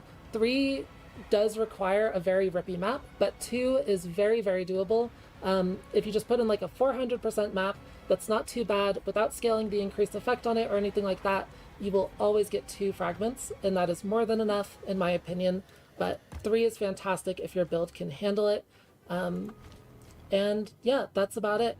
I wish you all luck with your Citadels. Oh,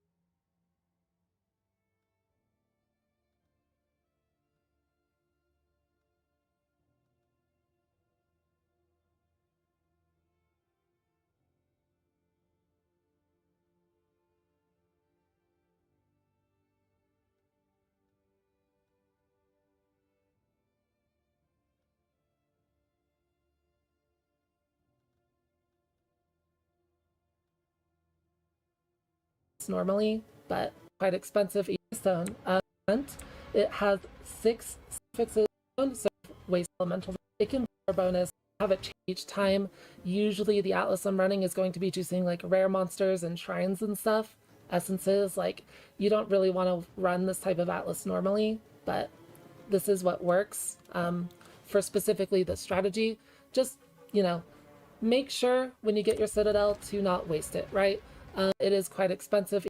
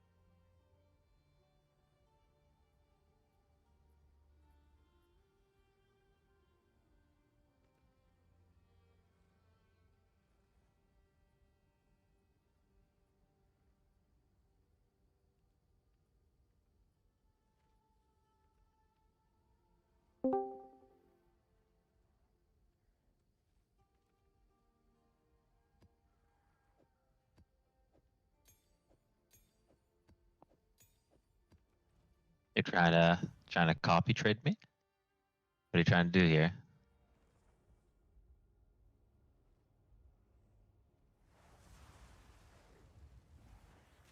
No.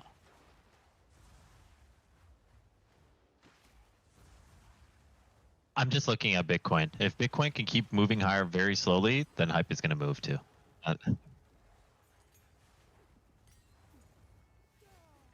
Pump, see, double bottom pumpur. Watch. Boom. Here we go. See, I called it. And now it's gonna Now it's gonna go to 21.8. I'm telling you. Look, I've seen this before. Look at the max pump. Watch. That's why I bought another 1,000.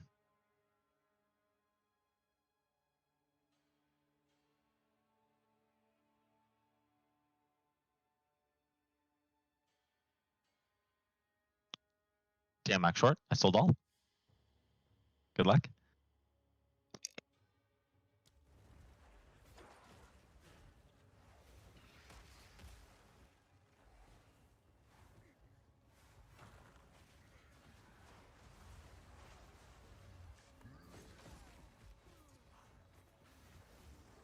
No, I'm gonna set my stop loss to 20.7. That's it.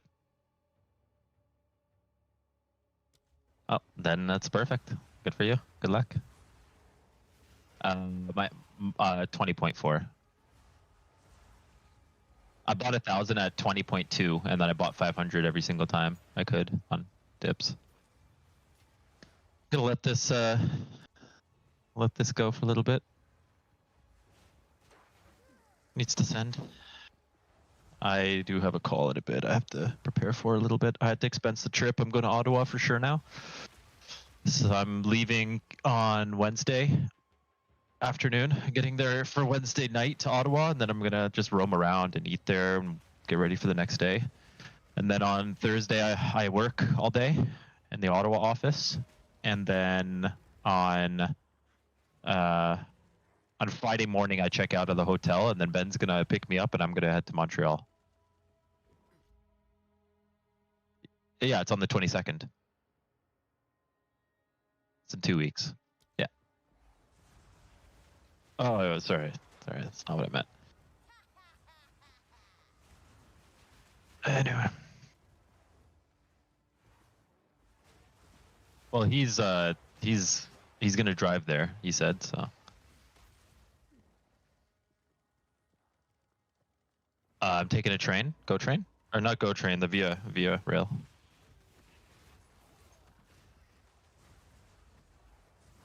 Everything's dumping.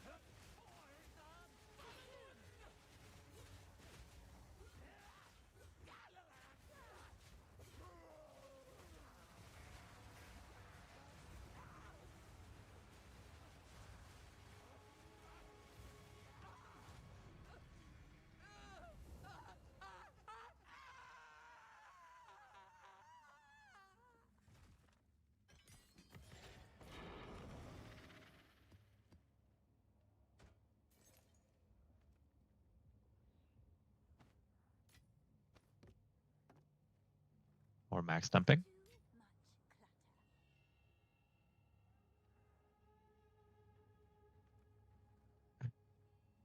GG, pack it up. Alright, I gotta get something small to eat. Check on the dog. I'm gonna go downstairs quick. Dog never comes in my room anymore, she just fucks off. I don't know. Oh yeah, it reminds me, I'm making some fucking food.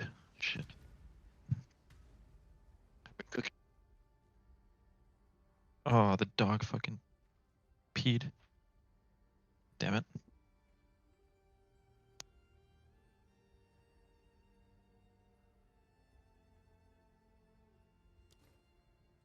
God.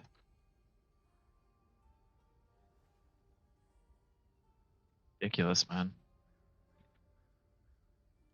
Can't work for a fucking hour. Shit going.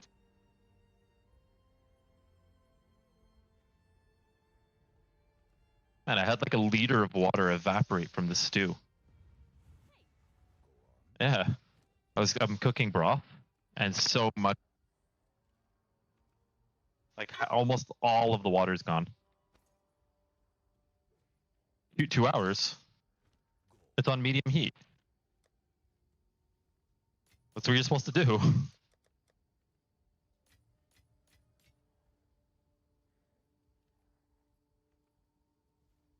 Yeah, evaporate. Makes the house smell good, but besides that, making broth for the dog.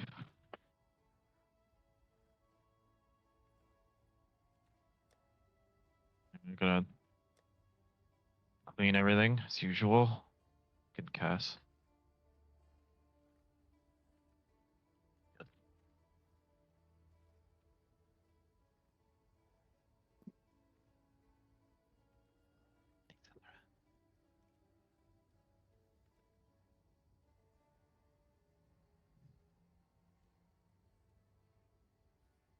We dump.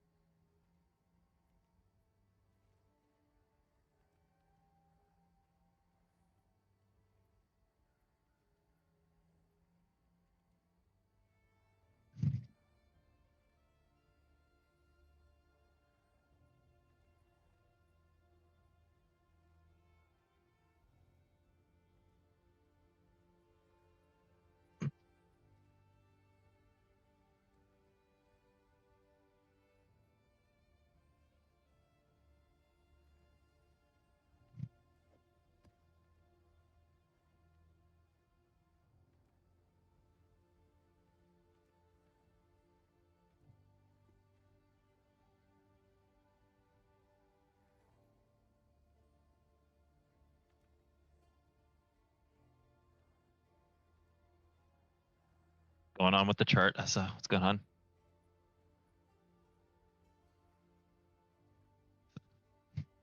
Nothing? Fuck.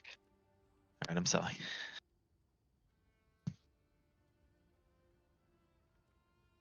Oh, you gotta look at ETH, how ETH and BTC react. If it's on the up, then you'll see like a maximum pump on hype.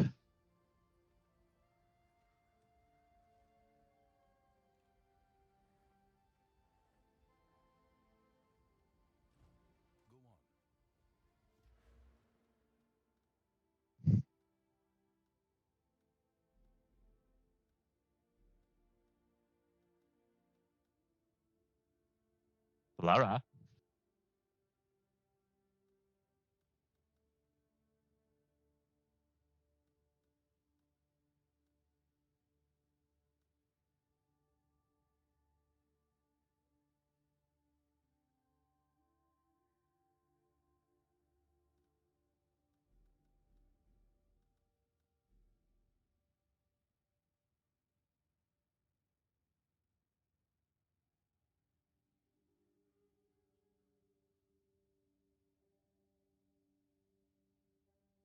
Yeah.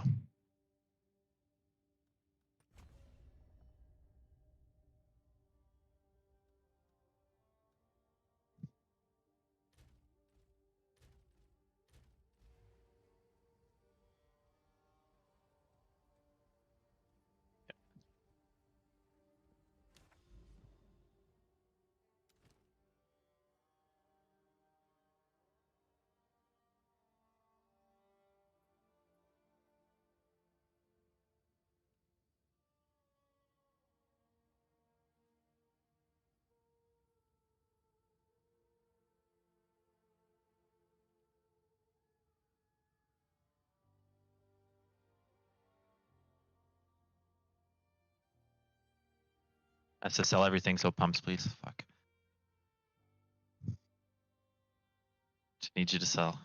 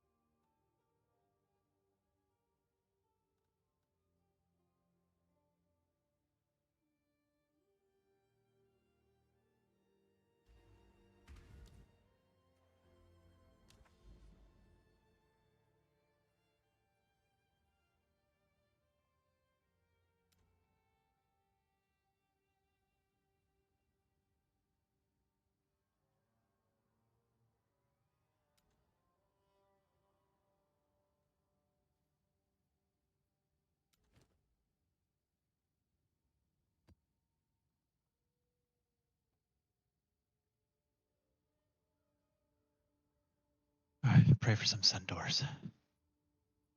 Come on. Come on, Bitcoin. I know you want to pump boot.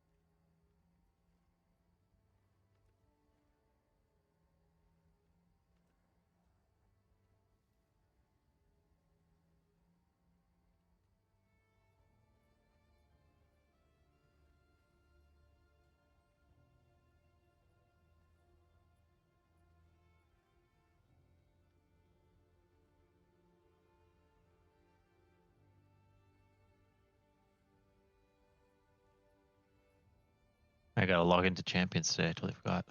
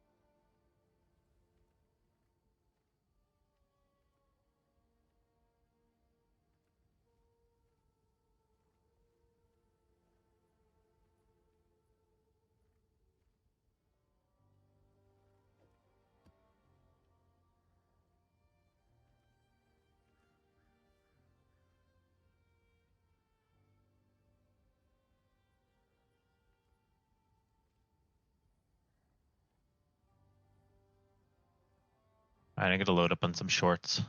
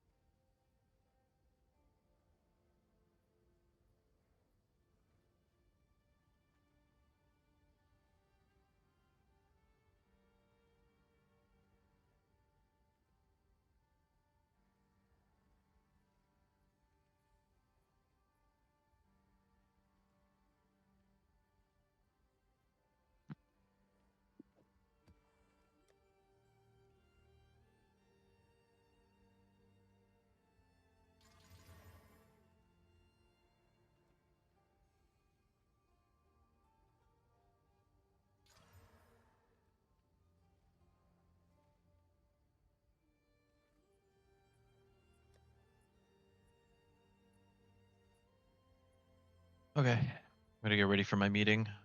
One at 4:30 till 5. So. Thanks, bro. See you in a bit.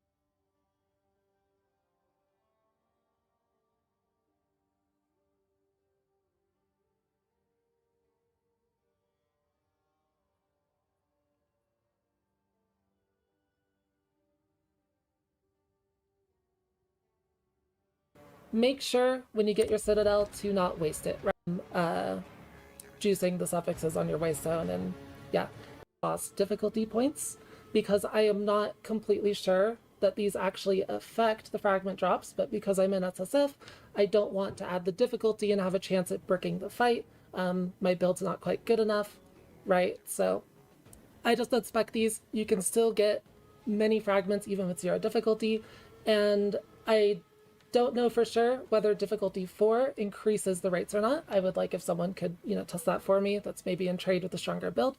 That would be pretty nice. But yeah, you can do this at 0 difficulty. So 0 difficulty is pretty easy. They have fairly low HP. And then for the other Atlas tree, it's going to look pretty weird. What we want is full modifier effect for waystones and full waystone drop chance. So these nodes here, 3% increased effect of explicit modifiers on your waystones. We grab all of these. They're here, here, here, and here. And then we also get Grueling Journey, which increases it by 2% per explicit modifier on the waystone. So if you have a 6 mod waystone, this is another 12%. The small nodes add up to 30%, and then this node is up to 12%. And what this does is it's going to scale the modifiers on your waystone. Grueling Journey, which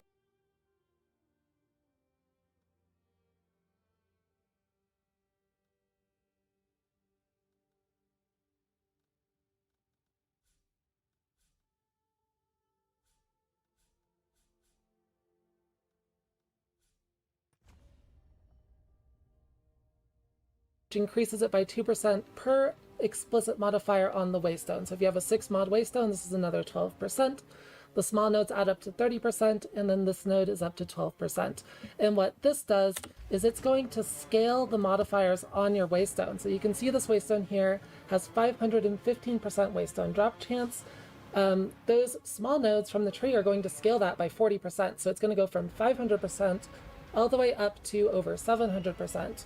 And that's really good. Of course, it's also going to scale the modifiers themselves. So you can see in this one I have we have 70% increased monster damage, massive amounts of haste, tons of added damage, and tons of freezing night shock buildup. This is why we do the fight on 0 difficulty, because it is incredibly rippy with these modifiers. You do have to be careful if you're juicing your maps this much, right? And waystone drop chance only comes from suffix modifiers on maps on waystones. And suffix modifiers are the ones that make monsters stronger. Prefix modifiers on maps do not give waystone drop chance. They improve the rewards of your map. So they're things like increased rarity items found, etc. So you really want maps with a lot of good suffix modifiers on them to improve the waystone drop chance of your waystone, right? So very important that you get this high through suffix modifiers. And then as far as the rest of the tree goes, we have, quantity of waystones found, that adds to the number. Most of it is just pathing to these modifier nodes. Then we also have unstable energies, which is when you open the map, it's going to either increase the effect of your prefix modifiers or your suffix modifiers by 25%. So it's a 50-50 each time you enter a Citadel to get 25% more effective suffix modifiers. So, if your map is juiced and you have 700, 800%,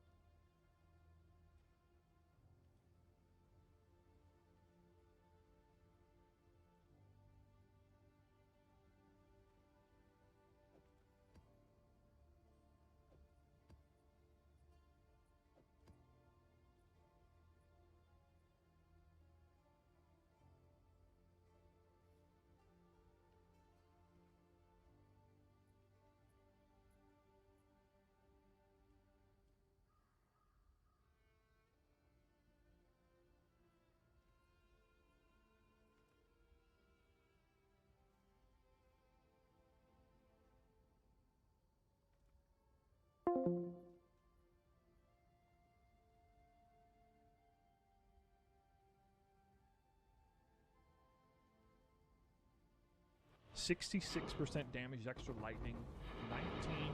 Look at that. I don't care. I want 4 of these. 4. I wanted to prove to you guys you could drop 4.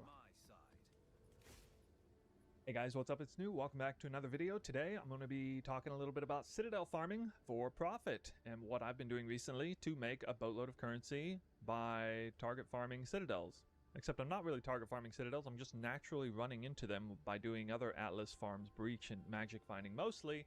But I just naturally stumble onto Citadel after Citadel after Citadel. We had many dozens at this point, and you can see there's a Copper Citadel up for grabs. So I figured I'd turn the camera on and talk about it a little bit and show what happened last night. I dropped 4 whopping fragments, the most expensive fragment for the Citadels. 4 of them equaled over 10 divines worth of profit. And yeah, that's probably something some of you guys would like to know how to do. So we're going to talk about it, and the very first thing we need to discuss is how to find the Citadels, because I know there's going to be some of you watching this video. I don't want to spend be true for this. If you pause this video, you're going to see them kind of all over the place. They just naturally show up everywhere, and we finally arrived here. There's a whole bunch of other areas. At any rate, here we are. We got a copper, and I'm going to show you how I dropped 4 fragments. Can't be replicated every single time because it apparently depends on how much the waystone drop chance is, and that is a big epiphany for me. I wasn't the least bit excited to do these because I was always just dropping 1. That's if I didn't fail it. And you know, as my character got stronger, I got more reliable at doing it. But I always just kind of did easiest maps. You know, the ones that don't even have suffix modifiers on them to give increased waystone chance. Well, that's going about it the wrong way apparently. You should do the hard maps. You should try to crank up that waystone drop chance because it counts for the fragments. And if you want to know what fragments I'm talking about, in case you're still not quite aware, Fated Crisis Fragment is the most expensive one, 2.5 divines a piece. There are 3 of them. They unlock the Arbiter fight. By the way, you can trade them away, or you can run them. So anyone doing SSF or wanting to run it as well, will definitely want to know how to farm these fragments reliably and efficiently. So the Ancient Crisis Fragment's worth quite a bit less, but still some value. If you dropped 4, you get a couple divines. And then the Weathered Crisis Fragment, also worth a little less, maybe a little more than the one I just showed you. But yeah, there's definitely some value to be had. And regardless of what you're doing, if you're farming the Atlas at all, you're just going to naturally stumble onto these, and you're going to want to try to make the most of it. So what I've done is I've farmed a few towers, and I've actually plugged this one in, and this one revealed the Copper Citadel. I'm farming Breach naturally. You can see I got a quantity of items found and a Breach precursor in there. But I'm actually going to throw this in here. We do have regular precursors that can spawn with increased quantity of waystones found in my map, and I do still care about quantity for the Breach maps. So this is a nice way to get sort of a double effective roll. I don't think quantity of items found counts for the fragments waystone. I believe it's programmed directly into that waystone number when you load up the map. But anyway, I'll put a couple of these in, and we're going to increase the number of waystones that drop in the Copper Citadel as well. Quick reminder that the Atlas is going to matter here too. We get a whole bunch of increased effectiveness for precursors, like right here. Here we get this big one that might proc. We also have some advantages right here with unstable energies to give a chance to proc the suffixes, which will dramatically increase the number of waystones. I believe I need this to proc in order to drop 4 fragments. Otherwise, it's going to be 3 likely. So how many fragments are supposed to drop? Well, based on my understanding now, 0 to 299 waystone chance.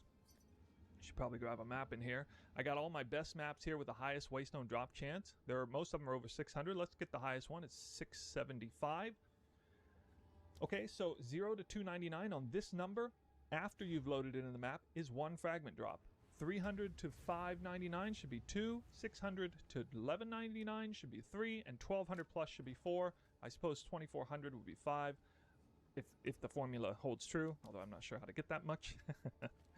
But if we load this in, we're automatically going to get 3. I mean, there's basically no way we're not going to get 3, I think, because I can't go negative on this. I'm trying to get the most out of the precursor and waystone increased effectiveness to maybe crank this up above 1200. If I get lucky with 1 or maybe both procs on that end, this will show up good. It has to be tier 15 plus. Quite often the best map is going to be pure suffix, a bricked corrupted one that removes the prefix modifiers with increased quant rarity and all that. It's just negative. I don't care about magic finding this map. Even if a breach is on here, I'm not going to do the ritual. I'm not really going to pay attention to delirium. If I go into the boss room with the delirium, I'm going to cancel it. And this one is harder than the others, and the reason why the fragment at the end is more expensive is because there's an issue, I guess, with the boss. He's bugged out and one-shotting players if you don't kill him really quickly. So for this particular Citadel, you need to be able to kill the boss very quickly. Look at that, 1210. Well, I got 1200 on the dot last time. I dropped 4. Let's see if I drop 4 again. But first, the most important thing right this second, I don't want to die. There's 10 divines on the line right now that I succeed through this, so I really don't want to die.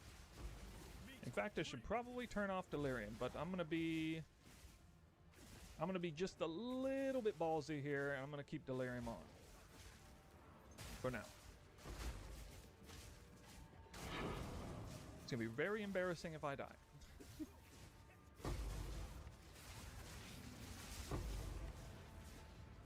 You can see even a deli boss really has no chance. I definitely do more damage than in terms of like tankiness that I have, but I am not squishy by any stretch of the imagination on this character. It's a Flicker Strike, Crit Invoker Monk. I'm going to be able to absolutely annihilate the boss. Maelstrom Flask is going to help out with that greatly. So yeah, we're almost there. I can get power charges outside of combat because of how I've made the build. So it should give me a great chance to succeed. And I don't... Oh, I can't cancel the delirium because it was a delirious map. I didn't catch that. Okay. Well, this is going to be a little extra hard then.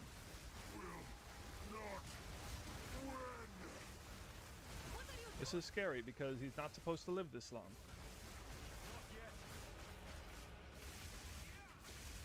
That's quite alarming, actually. Okay, he's good. Okay. I've already dunked my flask down. I'm a little bit concerned. Should probably cancel or relog out of this. I'm actually going to do that. I'm going to relog because I'm going to need more than one flask charge. Okay. Yeah, very ballsy here. I didn't expect him to be that tanky with the deliriousness. Probably not a good idea to run a delirious map. But you can exit the map and log back in, and I was going to do this anyway to get the loot. Again, 10 divines are on the line. I don't want to lose it, so it doesn't look good to do it this way. It's a little cheesy, but use the tools available to us, so I'm going to do it. This way, I get all my flask charges back. Probably should have gone to the well, huh? I apologize to make the video a little bit longer. I might just cut it from here, actually, to save some time.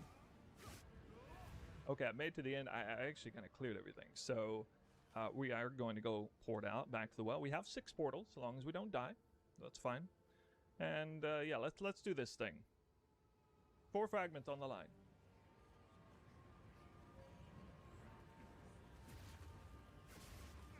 Okay, power charges. Loading them up.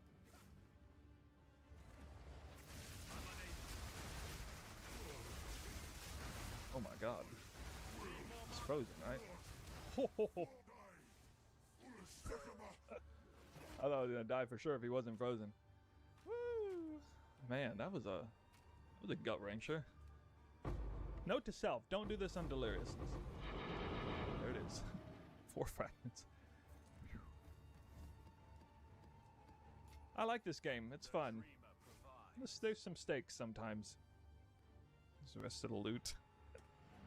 Alright guys, so that's how you get 4 fragments. 1200+% increased waystones found in area. If you hit below 1200, between 600 and 1199, you're going to get 3. In most cases, I'm going to get 3. If I don't put a crazy high waystone percent map plugged in there, which is obviously going to be very difficult, and then also get some favorable procs, probably proc the waystone. Maybe it's forced to proc only the suffixes if there are only suffixes. What I'm talking about is this. I'd be curious to know, if you have no prefixes, does this just automatically force the suffixes to be 25% more effective? I don't know.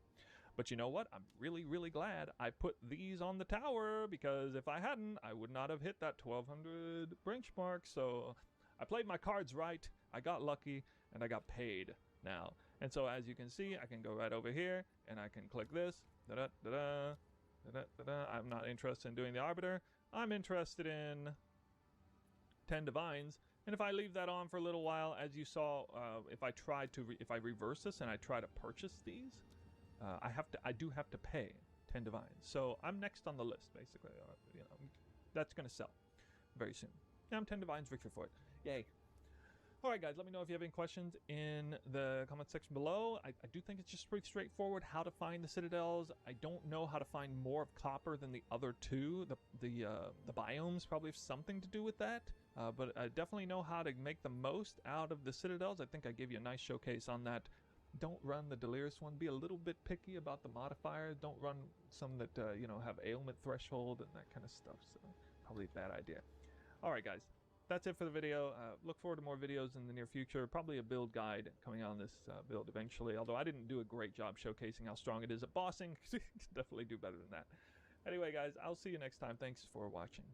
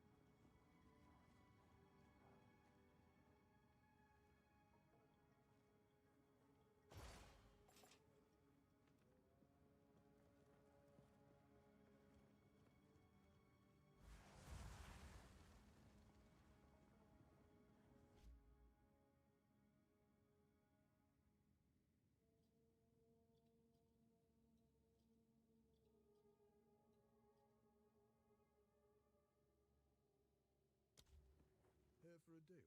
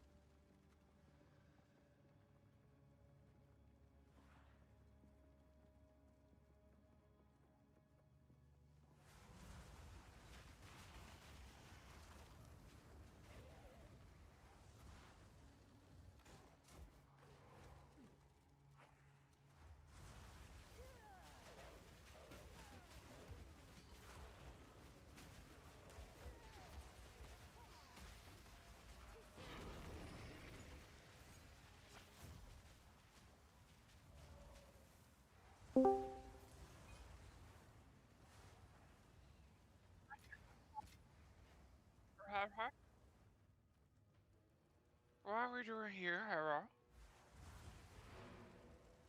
Are we doing that later? We do alt water, then we do main water, then I we would suck join watermelon. But I can't see. My cat's in the way.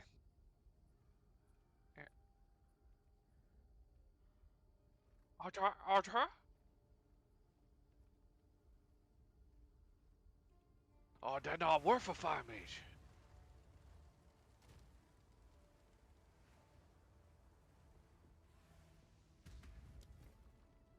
I gotta spend all my vigor. Hurt me.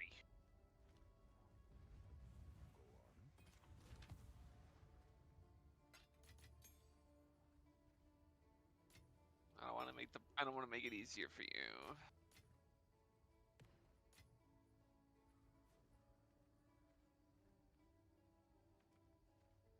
Well, I don't know. Are you full?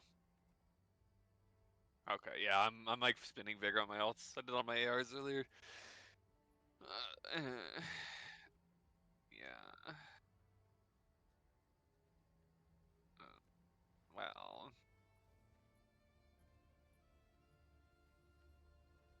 Cat, let me use my hands, please.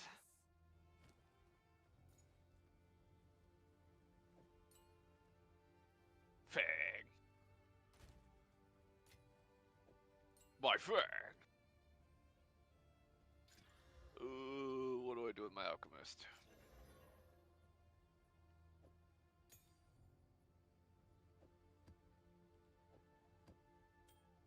I got my empowers too. I just need the crystals to make them.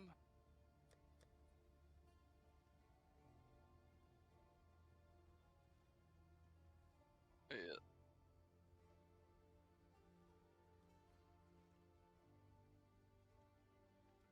Yeah. Yeah.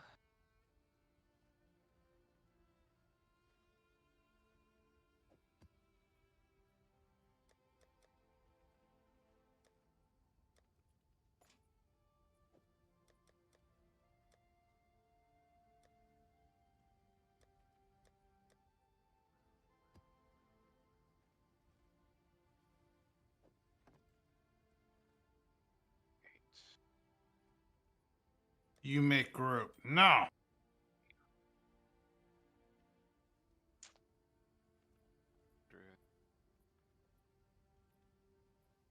Yeah.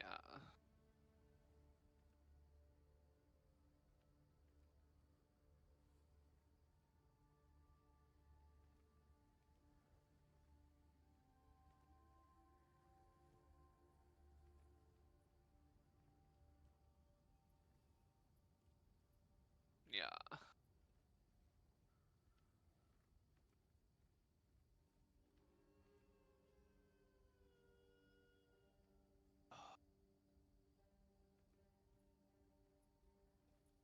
My braid. I lost fucking track what number I was at. I should have been writing this shit. Whatever, it don't matter. Potions are bad. Attack pots might be good to make, but that's about it.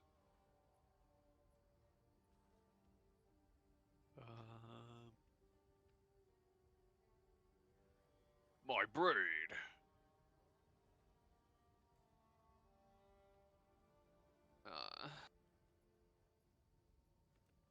Front of the fag.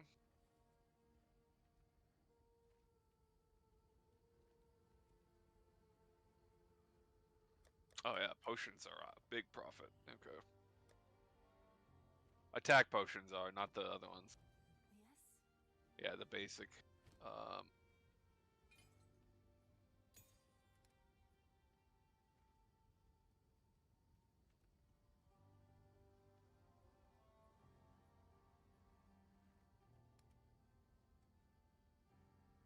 Second.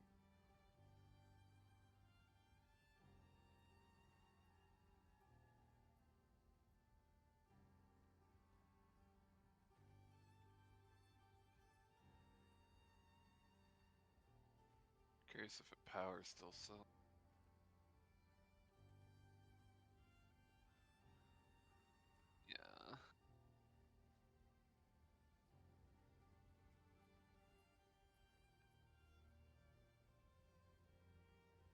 fuck is J Boomski and why is he inviting me? Fuck off, fag.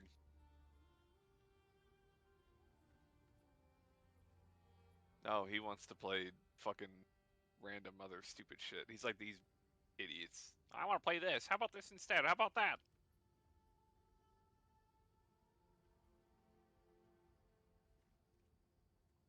My braid.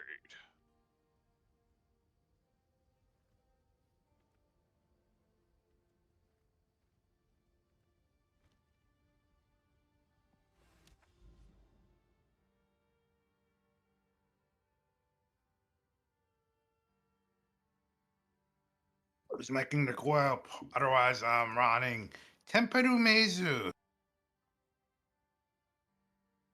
Damn, actually glyphs are like almost sold out. What the fuck? You make the group, you nigger. Get Don't on. make fun of the black people.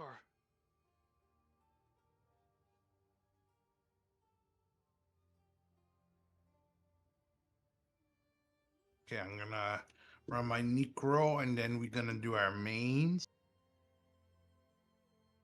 Eggers. Everyone who does under 53k DPS tonight gets kicked and replaced.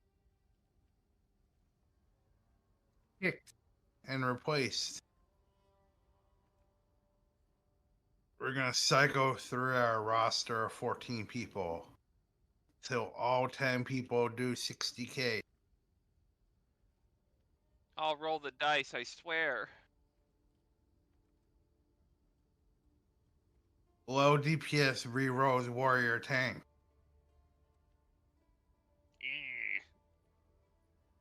Smash. I should probably copy all these ice resist prefixes over onto my barbarian, but I don't give a fuck.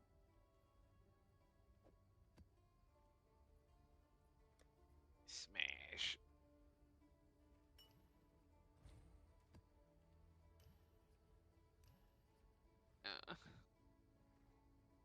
Dude, who is this faggot, dude? He just keeps fucking inviting me. Yes.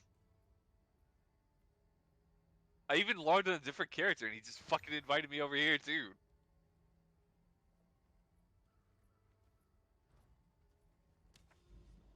Fag.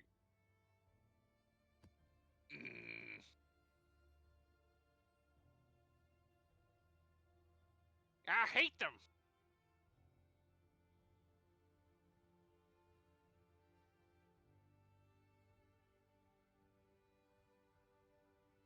It's 12.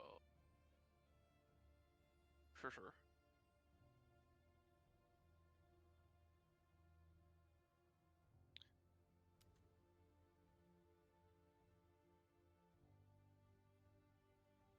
Same.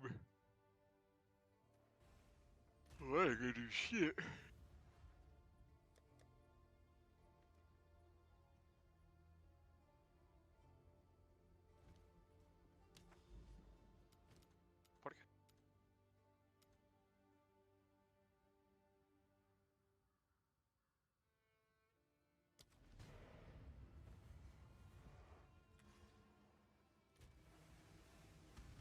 Oh, I'm retarded.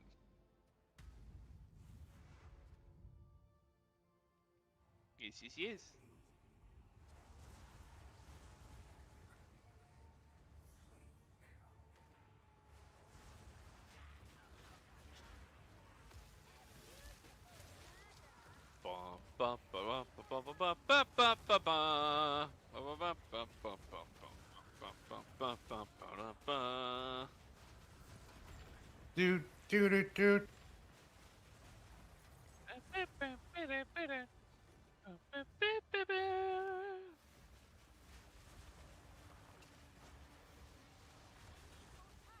That was my favorite Mario level.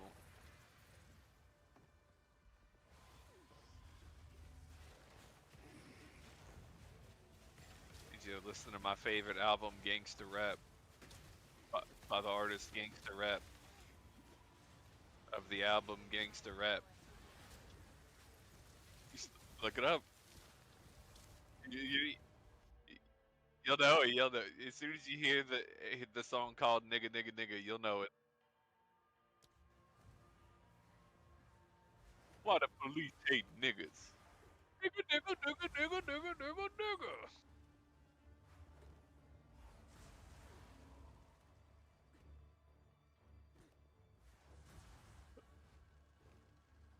What a person.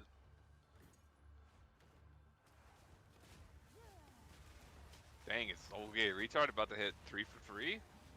Fucking making them T4s for myself. Just proc fucking 2 topazes.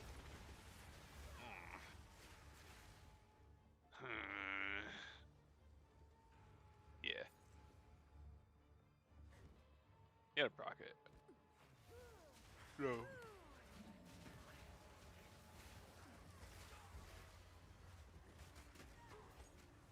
Yeah, I mean, yeah, but it's like a 55% proc chance. Like, I don't know. You make pretty good money.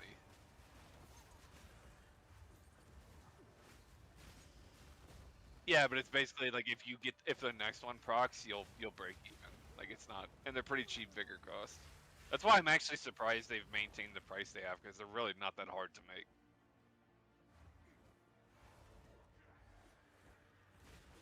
Like I'm probably not gonna do, I'm not gonna do rubies because I just can't be fucked. But I at least want my topazes.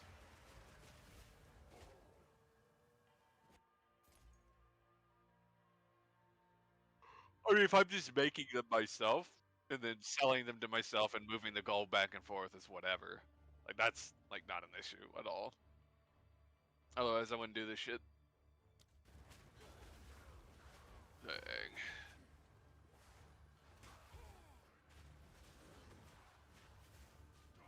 So gay.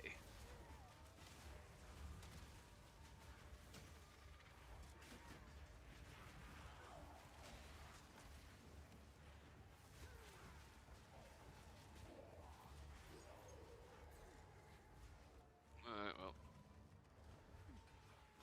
Where you niggas at? Where? Oh, don't touch me there. This is my no-no square.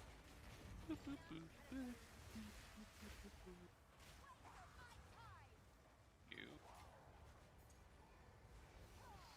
Good.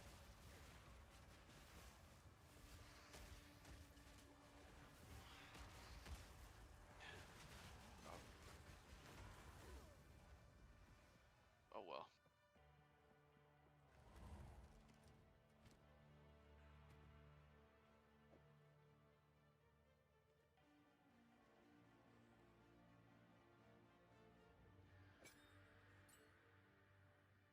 I mean, Temple Maze, you make group. Me not make group.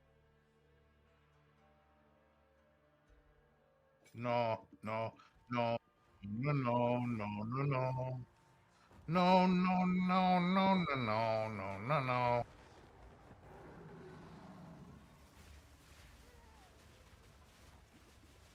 Oh, no paso, no paso, no paso, no paso.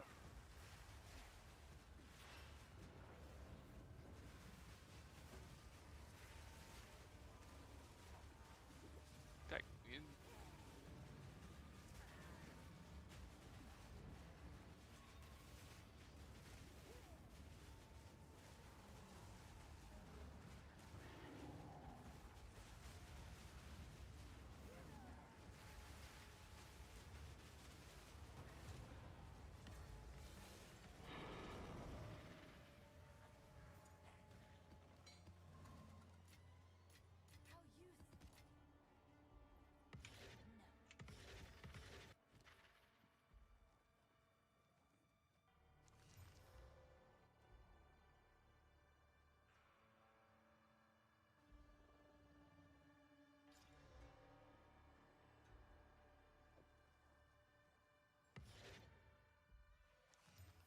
Let's do it.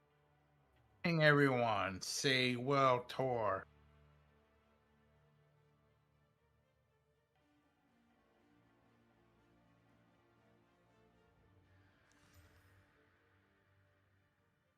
All right, get on. We're going.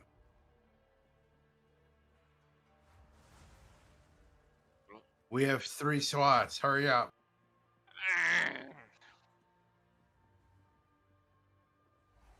On our alts. Altos.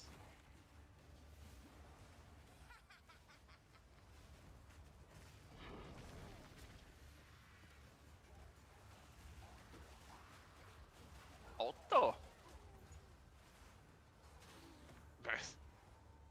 I'm here to goon.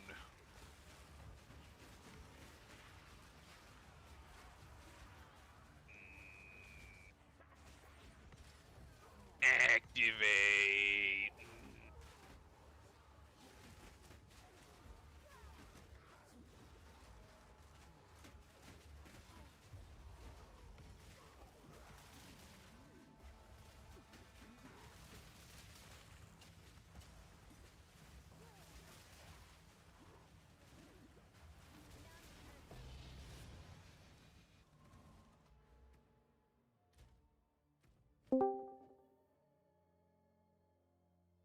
Oh,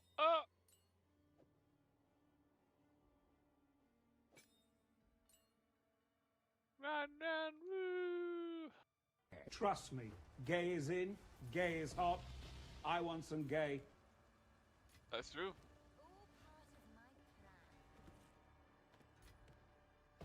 Sorry, I only like little girls. That's also true. I'm not gay no more. I am delivered.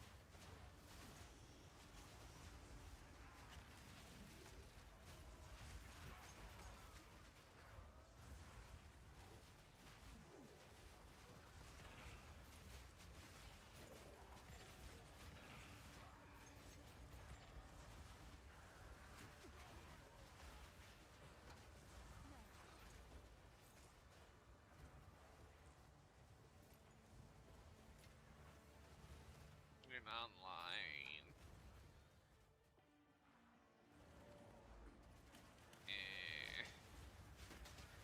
Play a good game like Diablo 3. Play a good game like Diablo 3. Well, that's pretty fucking gay.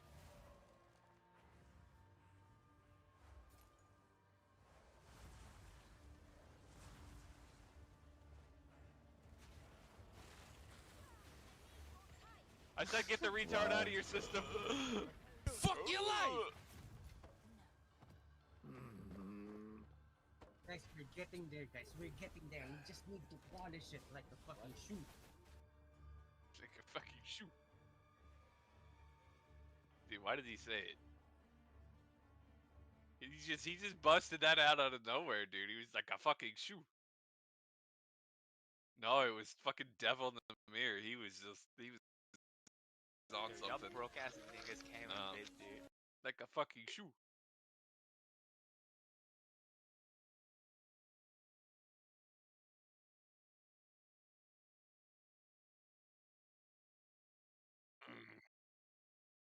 That's how you knew he was crit. That's how you knew he was critting, dude. He's like, 300k furious attack. 350k Andrew, furious attack. stop talking. Fuck, dude.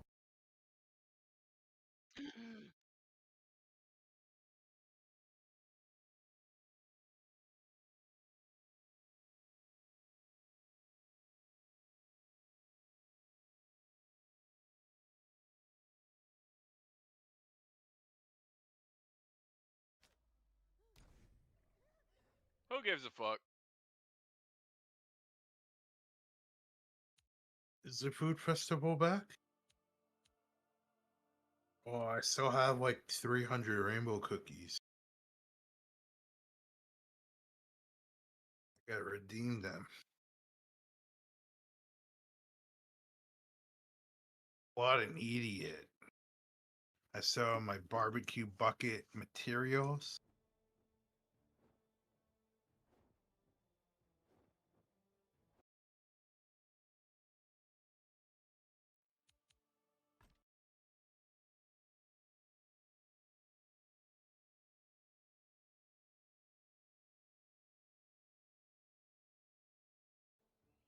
No, I don't.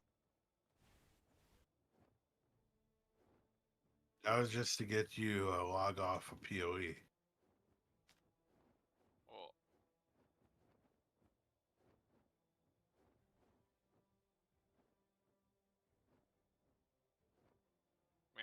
Name? And I'm so sorry. It's a different temple maze.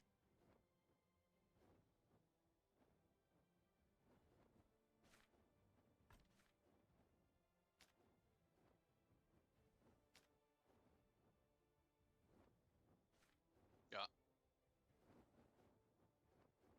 I don't get it. Y'all are retarded. They don't sound anything alike. All right, join if you guys want to join. Oh. Wait, I thought we were. Wait. Yeah, inviting your ass, you join. Is this the main group? Yeah, main group. Oh, fuck. I No. don't fucking know, dude. I'm retarded. Well, I only have main, so I mean, if you guys want to do an alt run, then do an alt run. Yeah. I don't know what we're doing. Just bring. It doesn't matter. Just bring whatever you want. Yeah, I want to keep all the gems and coins in raid so we can Yeah. fucking make use of that. Oh, oh,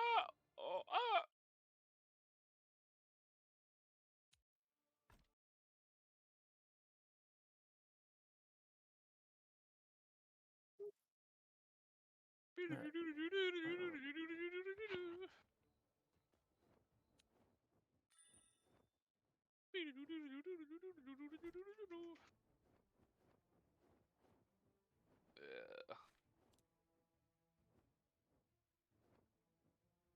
Reset was I fucking. I think Woe City's coming.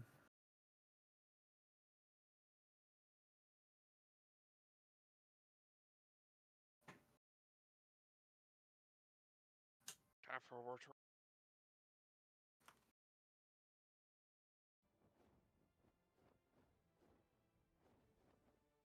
I'm a-okay with the recycled bosses, dude. Really? Yeah, because you can just do them once, get the gold, and be done with it. No one else is here. There's no competition. Yeah. I don't know. Like, I like wanna if do people season 0. if people actually wanted to like play or wait for another season, then it's like whatever. It's a free gold stockpile. I'm gonna take this random tank. That's because No. we're probably gonna need them.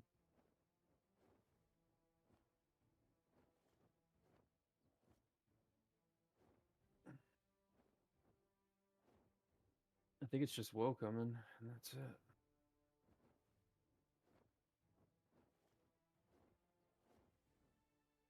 I'm on 410.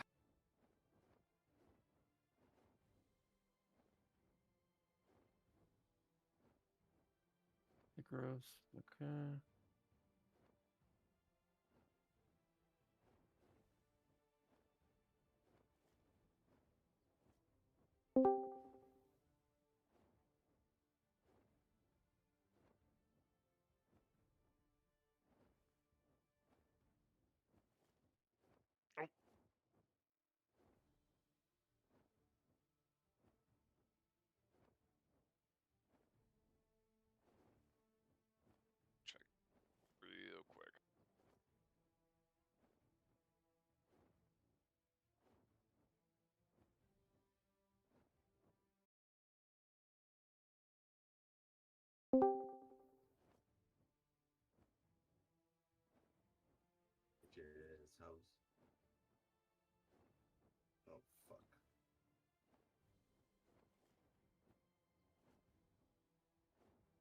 fucking mean?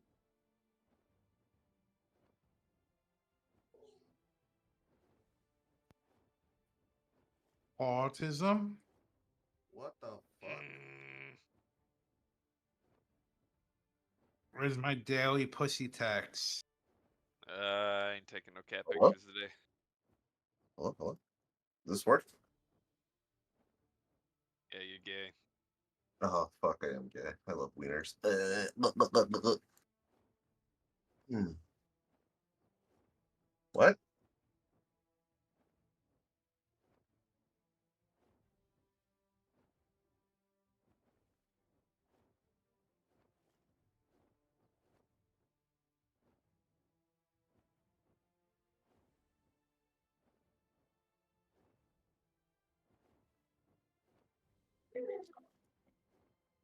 I feel like we said we were gonna do this an hour from now. I thought we were doing the alt one first. I already did my necro, so I'm gonna do whatever. I only have one more.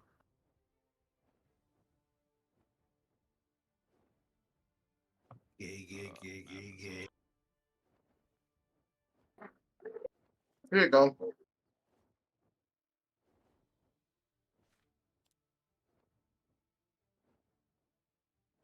I'm on 414. I'm on 415. Hey, can we already do 20 or no?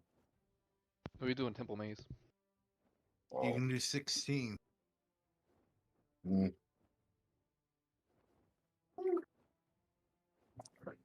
Wait, was that Huggy? Yep. You guys are retarded. No, that was Huggy. Yeah, I No, know. that's Logis, dude. What are you talking about? All right, I got to handcuff Huggy to my radiator. Mm.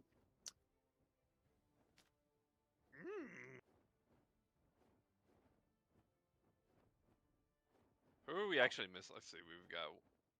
I'm coming. No, I know. But how many pugs? We just got 1 or 2 pugs. Oh, we got 3. Ugh.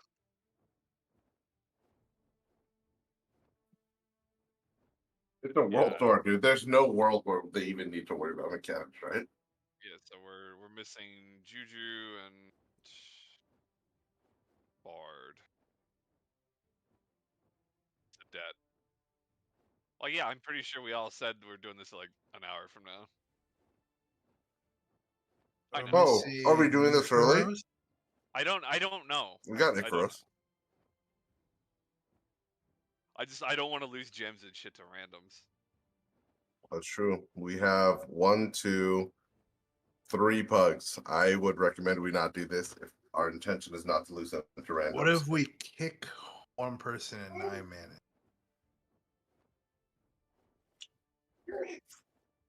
I just don't know when they're gonna be on is the problem. Did they respond yesterday to whoever wanted to do this early? This is casual, but not for Bolt Tour. No, I think we just said we were gonna raid an hour early. Okay. I don't think we said anything. Like you said, we wanted to do a world tour, but I don't think there was maybe there wasn't a time. Okay. Then I say we fucking run it because no one should. I don't know. Kick a tank in 9 minutes. Stack it to our odds. Okay. I don't know if that helps us any, does it? You kicked my wife, Callie? It's in Cali in our guild. They're all Cali to me. That's true. That's true. That's true. What? Fuck it, dude. Let's run it. Get him back. I need all the chances I get. And I shot Rip Zombie a fucking Get him invite, back. dude. Yeah, get him in. Get him in. Get him in. Does he got rewards? I don't know. Oh, got Cali. Okay, cool.